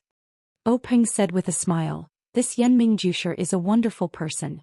He wanted to get more treasures and actually came up with this method to give a lot of benefits to our disciples. How can we object? When Wenhai and Xueqing were stunned when they heard this, they hurriedly asked, Was there no such agreement? Then this herb? Peng said, It doesn't matter. Since Yanming Jusher said so and gave the benefits to you as a master, I can't help but do you a favor. You can take these things. There are still many things in the secret plane. You just have to go first. When Wenhai and Xueqing were relieved. Although there were many herbs in the secret plane, how many could be distributed to disciples like them? Moreover, they immediately understood the idea of Yanming Jusher. Although the treasures in the secret plane had been distributed in advance, if other treasures were to be obtained by the disciples by chance, with Yanming Jusher's martial arts and experience, he would have much more opportunities than the disciples of the various sections. Immediately, Peng said, You take these herbs to the pharmacy hall and ask Hall Master Bai to refine more pills for you. It's better than taking these herbs alone. Otherwise, if there is a problem, wouldn't it be a waste of a good opportunity? When Wenhai and Xueqing nodded in agreement, Peng took pity on these 2 disciples and said, You brought back such a big harvest to the sect this time. It's impossible not to reward you. What reward do you want? When Wenhai and Xueqing looked at each other. In fact, they had never thought that this task would be so dangerous and so fruitful. They just treated it as a very ordinary task and didn't think of any reward in advance. Not to mention them, this task was unexpected. Peng didn't expect it, so he couldn't think of a good reward for the time being. This was why he asked his disciples twice. Xueqing said, Master, we didn't think too much about it. It was all thanks to Master's strategy that we were able to complete this mission well. Moreover, we also gained a lot of benefits, so we don't need any rewards from the sect. Peng looked at his 2 disciples with gratification and said, Very good. Let's do it this way. This reward will be recorded for the time being. When Master or you have a good idea, it won't be too late to reward. When Wenhai and Xueqing both agreed with a smile, Peng asked again, There's one more thing? Xueqing went forward and knelt down and said, Master, it's like this. Then he told him about how he left the sex token to Zhang Kai's family. Peng said, You 2 did very well. Fighting with a sword in the Jianghu, you naturally have to get rid of violence and protect the good. For you to be so considerate of ordinary people, Master should praise you. Zhang Kai's family was able to stand out in a time of crisis. It's enough to show that they are virtuous. You don't have to worry about the token being used for other purposes. I agree with Qing'er's way of doing things. It's related to your childhood. How could Master punish you? Get up, Qing'er. Only then did Xueqing get up. Then Peng said, Hi Qing'er, you 2 are tired. Go back and have a good rest. Prepare for the advancement test in a few days. If you have any problems with cultivation, ask Master in time. When Wenhai and Xueqing bowed and left. When they walked to the door of the meeting hall, Peng suddenly called out to them and asked, Sidu Ping of the evil tiger gang also entered the secret plane. Did she also take 3 kinds of herbs like you 2? When Wenhai and Xueqing looked at each other and replied, Yes, but we left first. I don't know how they dealt with it. Peng nodded and didn't say anything. His face was full of contemplation. Situ Ping of the evil tiger gang wasn't in a good mood like when Wenhai and Xueqing. She was sitting in the meeting hall of Wan Jianpeak and looked at Wan Jianpeak's sword master Wan Qingjie with an expression of disbelief. She asked again unwillingly, "Is there really no such agreement?" Wan Jianpeak's Wan Qingjie was a short and strong man with a dark face. He said with a fake smile, "Leader Situ, do I have to lie to you about this kind of thing? Xiangyang, give all the herbs you picked from the secret plane to your martial uncle Cheng. Give them to him to refine into medicine like before." Ma Xiangyang lowered his eyebrows and said obediently, "Yes, master." Then Wan Qingjie said, "Leader Situ, the herbs you picked will also be given to my Wan Jianpeak to refine. After the medicine is refined, I will give you the priority of giving you the corresponding pills." Situ Ping didn't want to hand over the herbs at this time, but the situation was better than her. She thought for a while, gritted her teeth and gave her herbs to Ma Xiangyang. She was really not interested in Wan Qingjie's promise. How could sharing pills with others be better than monopolizing them? Ma Xiangyang was Wan Qingjie's disciple. Who knew if the herbs he handed over would be taken back by him in a while? Forget it, forget it. Situ Ping shook her head and tried to expel the thoughts she shouldn't think about from her mind. At this time Wan Qingjie said, "Leader Situ, you've done such a big thing for my sect. My sect should also repay you. What do you think of my Wan Jianpeak's power?"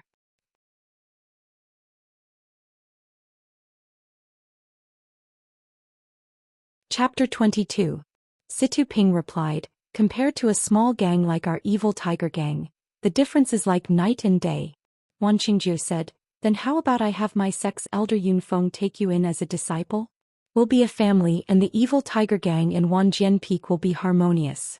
Wouldn't that be wonderful?" Situ Ping's face was filled with joy, but her heart was filled with bitterness. If she had this kind of opportunity in the past, she would naturally be overjoyed and agree without hesitation. But now she was thinking even more. She had gotten involved in the extremely confidential affairs of the Myriad Sword Peak, so the Myriad Sword Peak naturally could not allow her to easily leak the news. However, Wan Qingjie had brazenly snatched away the treasure in her hands, causing her to be extremely disheartened. And if she was accepted into the sect, then the evil tiger gang would naturally belong to Wan Jianpeak. Although the evil tiger gang was not big, it was still something that belonged to her. Now that it was given to someone else, it was inevitable that she would feel resentful. However, Wan Qingjie's following words made her feel much more at ease. "Clan leader Situ, if you join my sect and make a great contribution this time, you can find a suitable high-level cultivation method from my sect's ancient records to cultivate. You will definitely be able to reach a higher level of enlightenment and squeeze into the ranks of Jianghu's experts." Situ Ping weighed the pros and cons in her heart for a moment before kneeling down gracefully and kowtowing to Wan Qingjie. "Greetings to sect leader, sword master martial uncle." Wan Qingjie chuckled as he helped her up. "Good martial nephew, get up for now. In a few days, we'll pick an auspicious day for you to officially become Elder Yun's disciple. Come over, Xiangyang, greet your senior sister Situ." Ma Xiangyang obeyed and stepped forward, bowing, "Greetings to senior sister." Situ Ping also returned the greeting, "Greetings to junior brother." In Wan Jianpeak's meeting hall, the atmosphere was harmonious and everything was calm. Not to mention the foul winds and bloody rain of Jianghu, the Zhang family's small courtyard in the Guozhuang house was filled with endless warmth. The afternoon sun was so bright that even though it was winter, it made the sun even warmer. In the small courtyard of the Zhang clan, Zhang Kai led the group to bask in the sun. The slack days in winter were the favorite days of farmers. They didn't have to get up early to work. The women around the stove could also chat with their men. Looking at the lazy look of the family, Guo Sufei was extremely satisfied, especially when there was Lu Qian who was doing needlework beside her. Lu Qian came to the Zhang family a few days ago. Guo Sufei didn't expect Lu Qian to come so soon. She thought that she would wait until the spring plowing season was over. Yesterday afternoon when Lu Qian came, Guo Sufei was busy preparing food for the injured people in the house. Once Lu Qian entered the house, she greeted Butcher Lu and helped Guo Sufei. She left Butcher Lu who had sent her here to talk to Zhang Kai. This made Guo Sufei feel a lot more relaxed. Many of the household chores became orderly. Lu Qian also brought pork belly for Zhang Xiaohua and a lot of snacks for her grandmother. Both of them were full of smiles. Although her grandmother couldn't see, she held Lu Qian's hand and praised her. Lu Qian's face turned red. Lu Yeye didn't come. Butcher Lu awkwardly explained that he was busy at home, and since Lu Qian came, Lu Qian needed someone to take care of her. Of course Zhang Kai and Guosufei didn't mind. They comforted Butcher Lu and said, "The family is busy and we can't do without anyone. The child has her own things to do. It's good that you're considerate."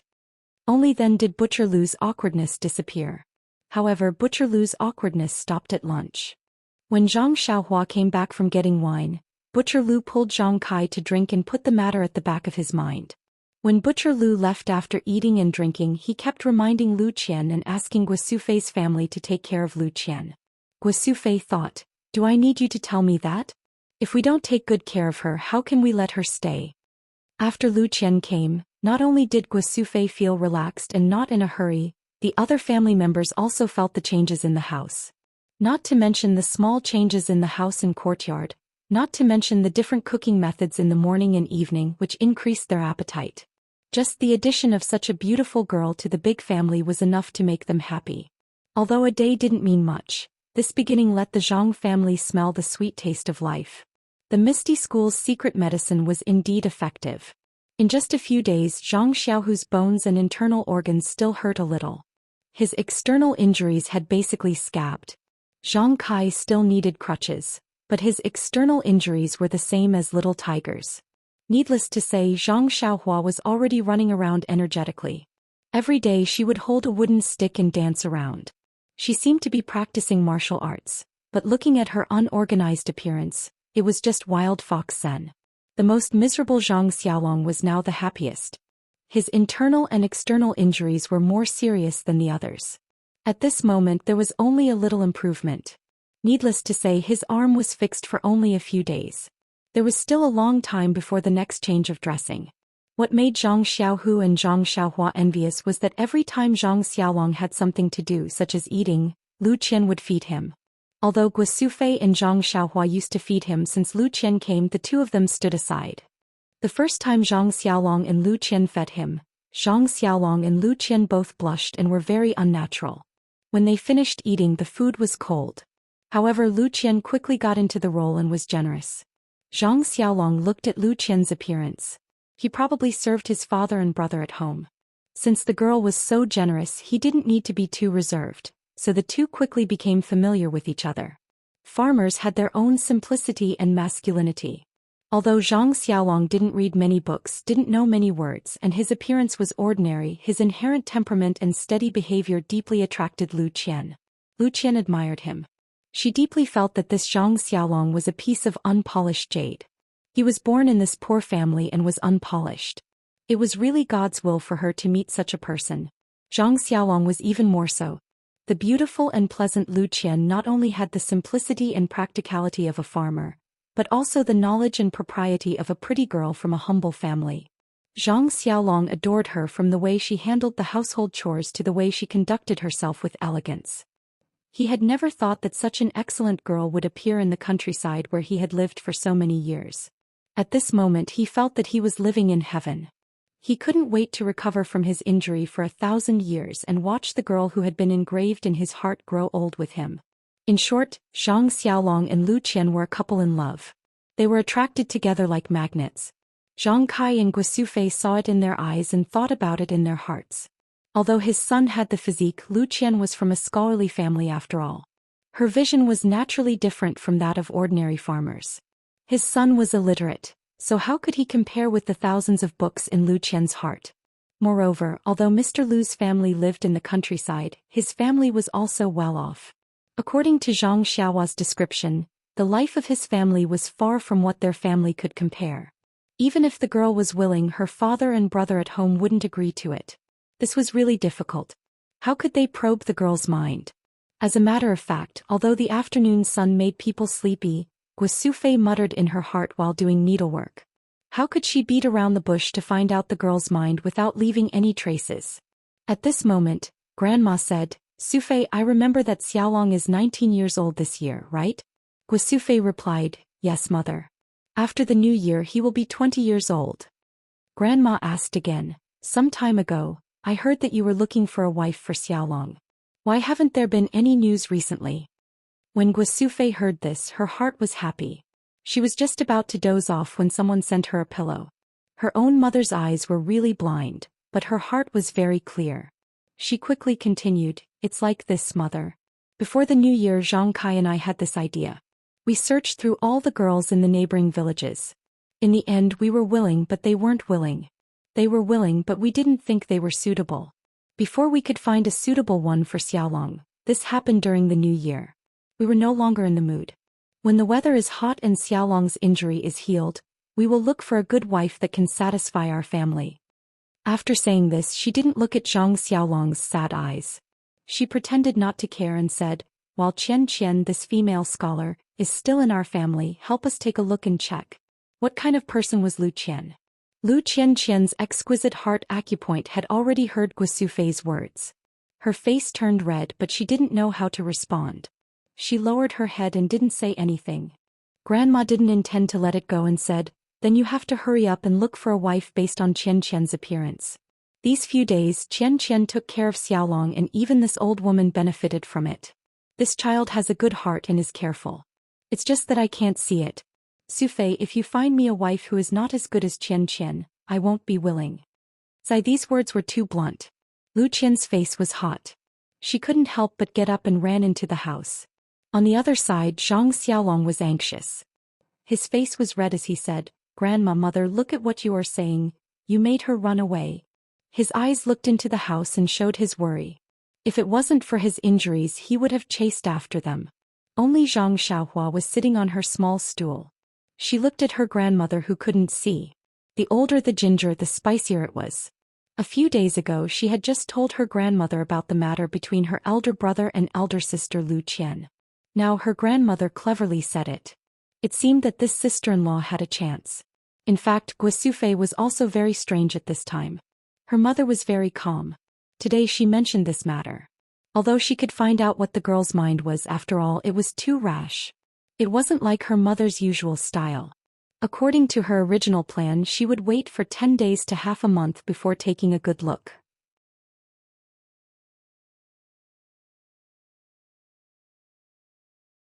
Chapter 23. Lu Qian hid in the small house with a red face. There was a trace of sweetness and a trace of anger in her heart. The sweetness was that her thoughts were guessed by others. Presumably her sweetheart also knew. The anger was that she had only been at home for a few days. To speak like this, they were looking down on her too much. Although Lu Qian's face was burning and her heart was a trace of anger, she was also a little confused. After these few days of contact, her grandmother was a very reasonable person. How could she embarrass her in front of her face like this? However, that was not necessarily the case. The elderly were old, and it was inevitable that her heart was confused. She could understand, but how could she go out and meet them now? The people outside were also the same. Looking at the smiling grandmother, Zhang Xiaolong was very speechless. There was no other way. It was not suitable for him to go in at this time. Guosufei thought about it and pinched Zhang Xiaohua's ear and said, "It's all because of you. Go and call Lu Qian out." Zhang Xiaohua rubbed her ear and scratched her head. She muttered, "What does it have to do with me?" Guosufei smiled and pushed her and said, "If you didn't tell your grandmother about your brother and Lu Qian, how would your grandmother know?" Zhang Xiaohua said, "So you know." After that, she had to get up and walk into the house. As she walked, she thought about what to do. Lu Qian was in the house with a burning face. Seeing Zhang Xiaohua come in, Zhang Xiaohua happily ran in front of Lu Qian. She held Lu Qian's hand and said, "Sister Lu, it's boring to stay at home. Come with me to see my farmland and the well we dug." Lu Qian said, "Okay, I heard from your brother that you opened the land yourself. I've always wanted to see it. Let's go, we'll go today."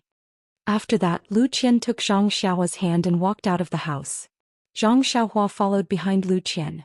As soon as she walked out of the house, she shouted, "Father, mother, I'll take Sister Lu to see my land on the hillside. We'll be back in a while." Guosufei said, "Then you guys go and come back early. You're in a hurry to come back for dinner. Xiaohua, protect your sister well." Zhang Xiaohua giggled and said, "No problem, Yangqin." Lu Qian walked in front of Guosufei and said in a low voice, "Auntie, I'll go out then." Guosufei smiled and said, "Come back early." Thus, Lu Qian and Zhang Xiaohua walked out of the Zhang family's small courtyard. Walking on the path of the Guozhuang house from time to time, there were familiar villagers who came to greet them. The village was not big. If there was a small matter in any family, they would immediately know. Moreover, the Zhang family, which had always been low-key, suddenly had a beautiful girl. The neighbor who went to Balaga with Zhang Xiaohua had already been told by Zhang Kai not to say anything about Lu Qian. They only said that the children of their relatives came to stay for a period of time to take care of the sick and injured family. Of course, Zhang Kai was sick. Xiaolong and Xiaohu were naughty and injured. Although they were past the naughty season, it was common for people in the mountains to be injured. Everyone did not suspect anything else. It was no wonder that Zhang Kai was so careful. The lesson in the neighboring village was an example. It was better not to be too ostentatious. Although it was reasonable to say that she was a relative in the eyes of the villagers, it was very thought-provoking. A girl who was prettier than all the other girls in the village came to serve Zhang Xiaolong. All of this could only mean that everyone knew a secret. It was just that no one said it out loud. Looking at Lu Qian, the way they greeted Lu Qian was ambiguous. Originally, Lu Qian came out to escape the awkwardness. In the end, the small path in the village was even more awkward. Fortunately, the path was not too long. Soon they reached the small bridge. Lu Qian liked the stream very much. She liked the stream to flow further and further away. She asked Zhang Xiaohua, "Xiaohua, when you went to Balago, did you see the stream in our village?" Zhang Xiaohua scratched her head and said, "I didn't pay attention. At that time I was thinking about how to find your house. I didn't have the heart to look at anything else." Lu Qian smiled and said, "The river in Balagu is much bigger than the one in your village. There's also a lot of land by the river. Even my family has a medium-sized piece of land by the river. It's a pity that no one in my family cultivates it, so we rented it to someone else." Zhang Xiaohua said, "It's a pity. If my family had this piece of land, we wouldn't have to open up a wasteland on the slope." As they spoke, they crossed the bridge. A winding path led up the slope. It was not a real path. As the saying goes, there are many people walking on it. This path appeared on the flat ground of the slope. Lu Qian walked lightly on this path. Her elegant demeanor was like a dancing musical note. Zhang Xiaohua could not help but praise, "Sister Lu, you walk so beautifully." Lu Qian smiled and replied, "You little rascal, why aren't you walking?" Under the winter sun, the slope was filled with a rare warmth. Along the way, the two of them did not feel cold or bleak. Instead, there was the smell of spring. The newly opened farmland on the slope was lying there alone. Its owner had not come to see it for a long time. It was still the same. Lu Qian looked and said in surprise, "Xiaohua, did you open this by yourself? It's a huge piece of land." Zhang Xiaohua raised her head and said proudly, "That's right, Sister Lu. It was all done by me. Big brother and second brother also helped a little." Lu Qian praised her, "You're really not simple. You're an amazing child." Then she naturally saw the huge stone that looked like a bed under the tree. She asked in surprise, "This kind of stone is rare. So neat. It's actually so big. It's also rare to see it in the mountains where we come from." Zhang Xiaohua asked Lu Qian, "Sister Lu, can you guess where this stone came from?" Lu Qian smiled and said, "How can I guess? Could it be that you dug it out when you were reclaiming the land? Could it be that you even carried it from the river?" Lu Qian walked to the big stone and sat down. Holding the stone with her hand, she realized that the stone was not like what she had imagined. It was still somewhat warm. If not for the ugly color of the stone, she might have thought that it was a big piece of jade. She thought in her heart, "Strange." Zhang Xiaohua did not pay attention to the details of the stone. When she brought it up, she was so tired and sweaty. Who knew if it was warm or not? Moreover, she had just left it there and did not seem to notice it. Even when she sat on it, she thought that it was because of the sun. Zhang Xiaohua smiled and said, "Since sister can't guess it, let me show you something." Then she led Lu Qian down the hill and walked to the well at the foot of the hill. Lu Qian looked at the huge well and could not help but laugh. It seemed that the stone was dug out from here. She had never seen a well with such a big hole. Zhang Xiaohua said, "Sister, that stone was dug out from this well. At that time it took a lot of effort and the well was almost not dug out." Then she used the tools beside the well to get some water from the well and handed it to Lu Qian, saying, "Sister, try it. The water is really good. It's sweeter than the water in the river." Lu Qian took it and took a small sip. She raised her eyebrows. Xiaohua was right. The water was really sweet. It was much better than the spring water she used to get from the hill. If she used it to make tea, her father would definitely like it. Thinking of this, she laughed in her heart. If her father knew, he would definitely stay in the Zhang family and not leave. Every day he would get fresh spring water to make tea. At the very least he would bring a few buckets home. Lu Qian asked again, "Is the spring water here so good?" Zhang Xiaohua shook her head and said, "No, the spring water on the hill is not so sweet." Lu Qian said, "Is it because of the well at the bottom of the hill?" Zhang Xiaohua shook her head again and said, "The village next door also dug a well on the south slope. I don't know if it's good or not, but no one cares about it." Lu Qian asked curiously why. Zhang Xiaohua told her what happened at Mr. Wu's house in the neighboring village. Lu Qian listened with a sad expression. After a while Lu Qian looked at the sunset on the hill and said, "Xiaohua, get some water. We'll go back and make tea tonight." Zhang Xiaohua happily said, "Is it the one I drank at your house? Isn't it very bitter? I've tasted the one at old Guo's house in the east of the village. It's too bitter." Lu Qian said, "I didn't see the tea you drank, but it should be it. I brought some this time and didn't take it out. Let's try it today." Zhang Xiaohua energetically fetched a bucket of water from the well and carried it up the hill behind Lu Qian. They walked back home. As they walked, Lu Qian asked, "Xiaohua, why do you think that Mr. Wu from the neighboring village had such good luck?" Zhang Xiaohua thought for a while and said, "He got something good and bad people found out. He didn't have the ability to hold on to it." Lu Qian seriously said to Zhang Xiaohua, "Yes, Xiaohua. You have to remember, an ordinary man is innocent, but treasuring a jade ring is a crime." Zhang Xiaohua didn't understand and said, "Sister, what does this mean?" Lu Qian said, "The meaning of this sentence is that if a person is living a good life and has beautiful jade or good things in his possession, he will attract disaster. Xiaohua, you're still young and maybe you don't understand. In fact, the most unpredictable thing in the world is human nature. It's hard to guarantee that someone won't covet your jade. Mr. Wu's mistake is that although he dug out the treasure, if other people found out, those covetous people would come to snatch it. If no one saw when he dug it out, others wouldn't know that he had a treasure and naturally wouldn't come to snatch it." Then Lu Qian jokingly said, "In the future, if Xiaohua has any rare treasures, you have to keep it a secret. Don't let others know. Only in this way can it be your own treasure." Zhang Xiaohua smiled and said, "I will, sister. In the future, if I have a treasure, I won't tell anyone but you, okay?" Lu Qian said, "No, you tell me a secret and you think it's okay if I'm the only one who knows. But I might inadvertently tell another person. I also think it's okay to tell one person, and if another person also thinks so, don't you think that many people will know?" Zhang Xiaohua nodded and said, "Yes, sister, you're right. People will know if it's passed on." Zhang Xiaohua said again, "Then sister, what if the one who dug out the treasure is Hero Wen? Will it be okay?" Lu Qian said, "Then the situation will be different." Zhang Xiaohua asked curiously, "What's the difference?"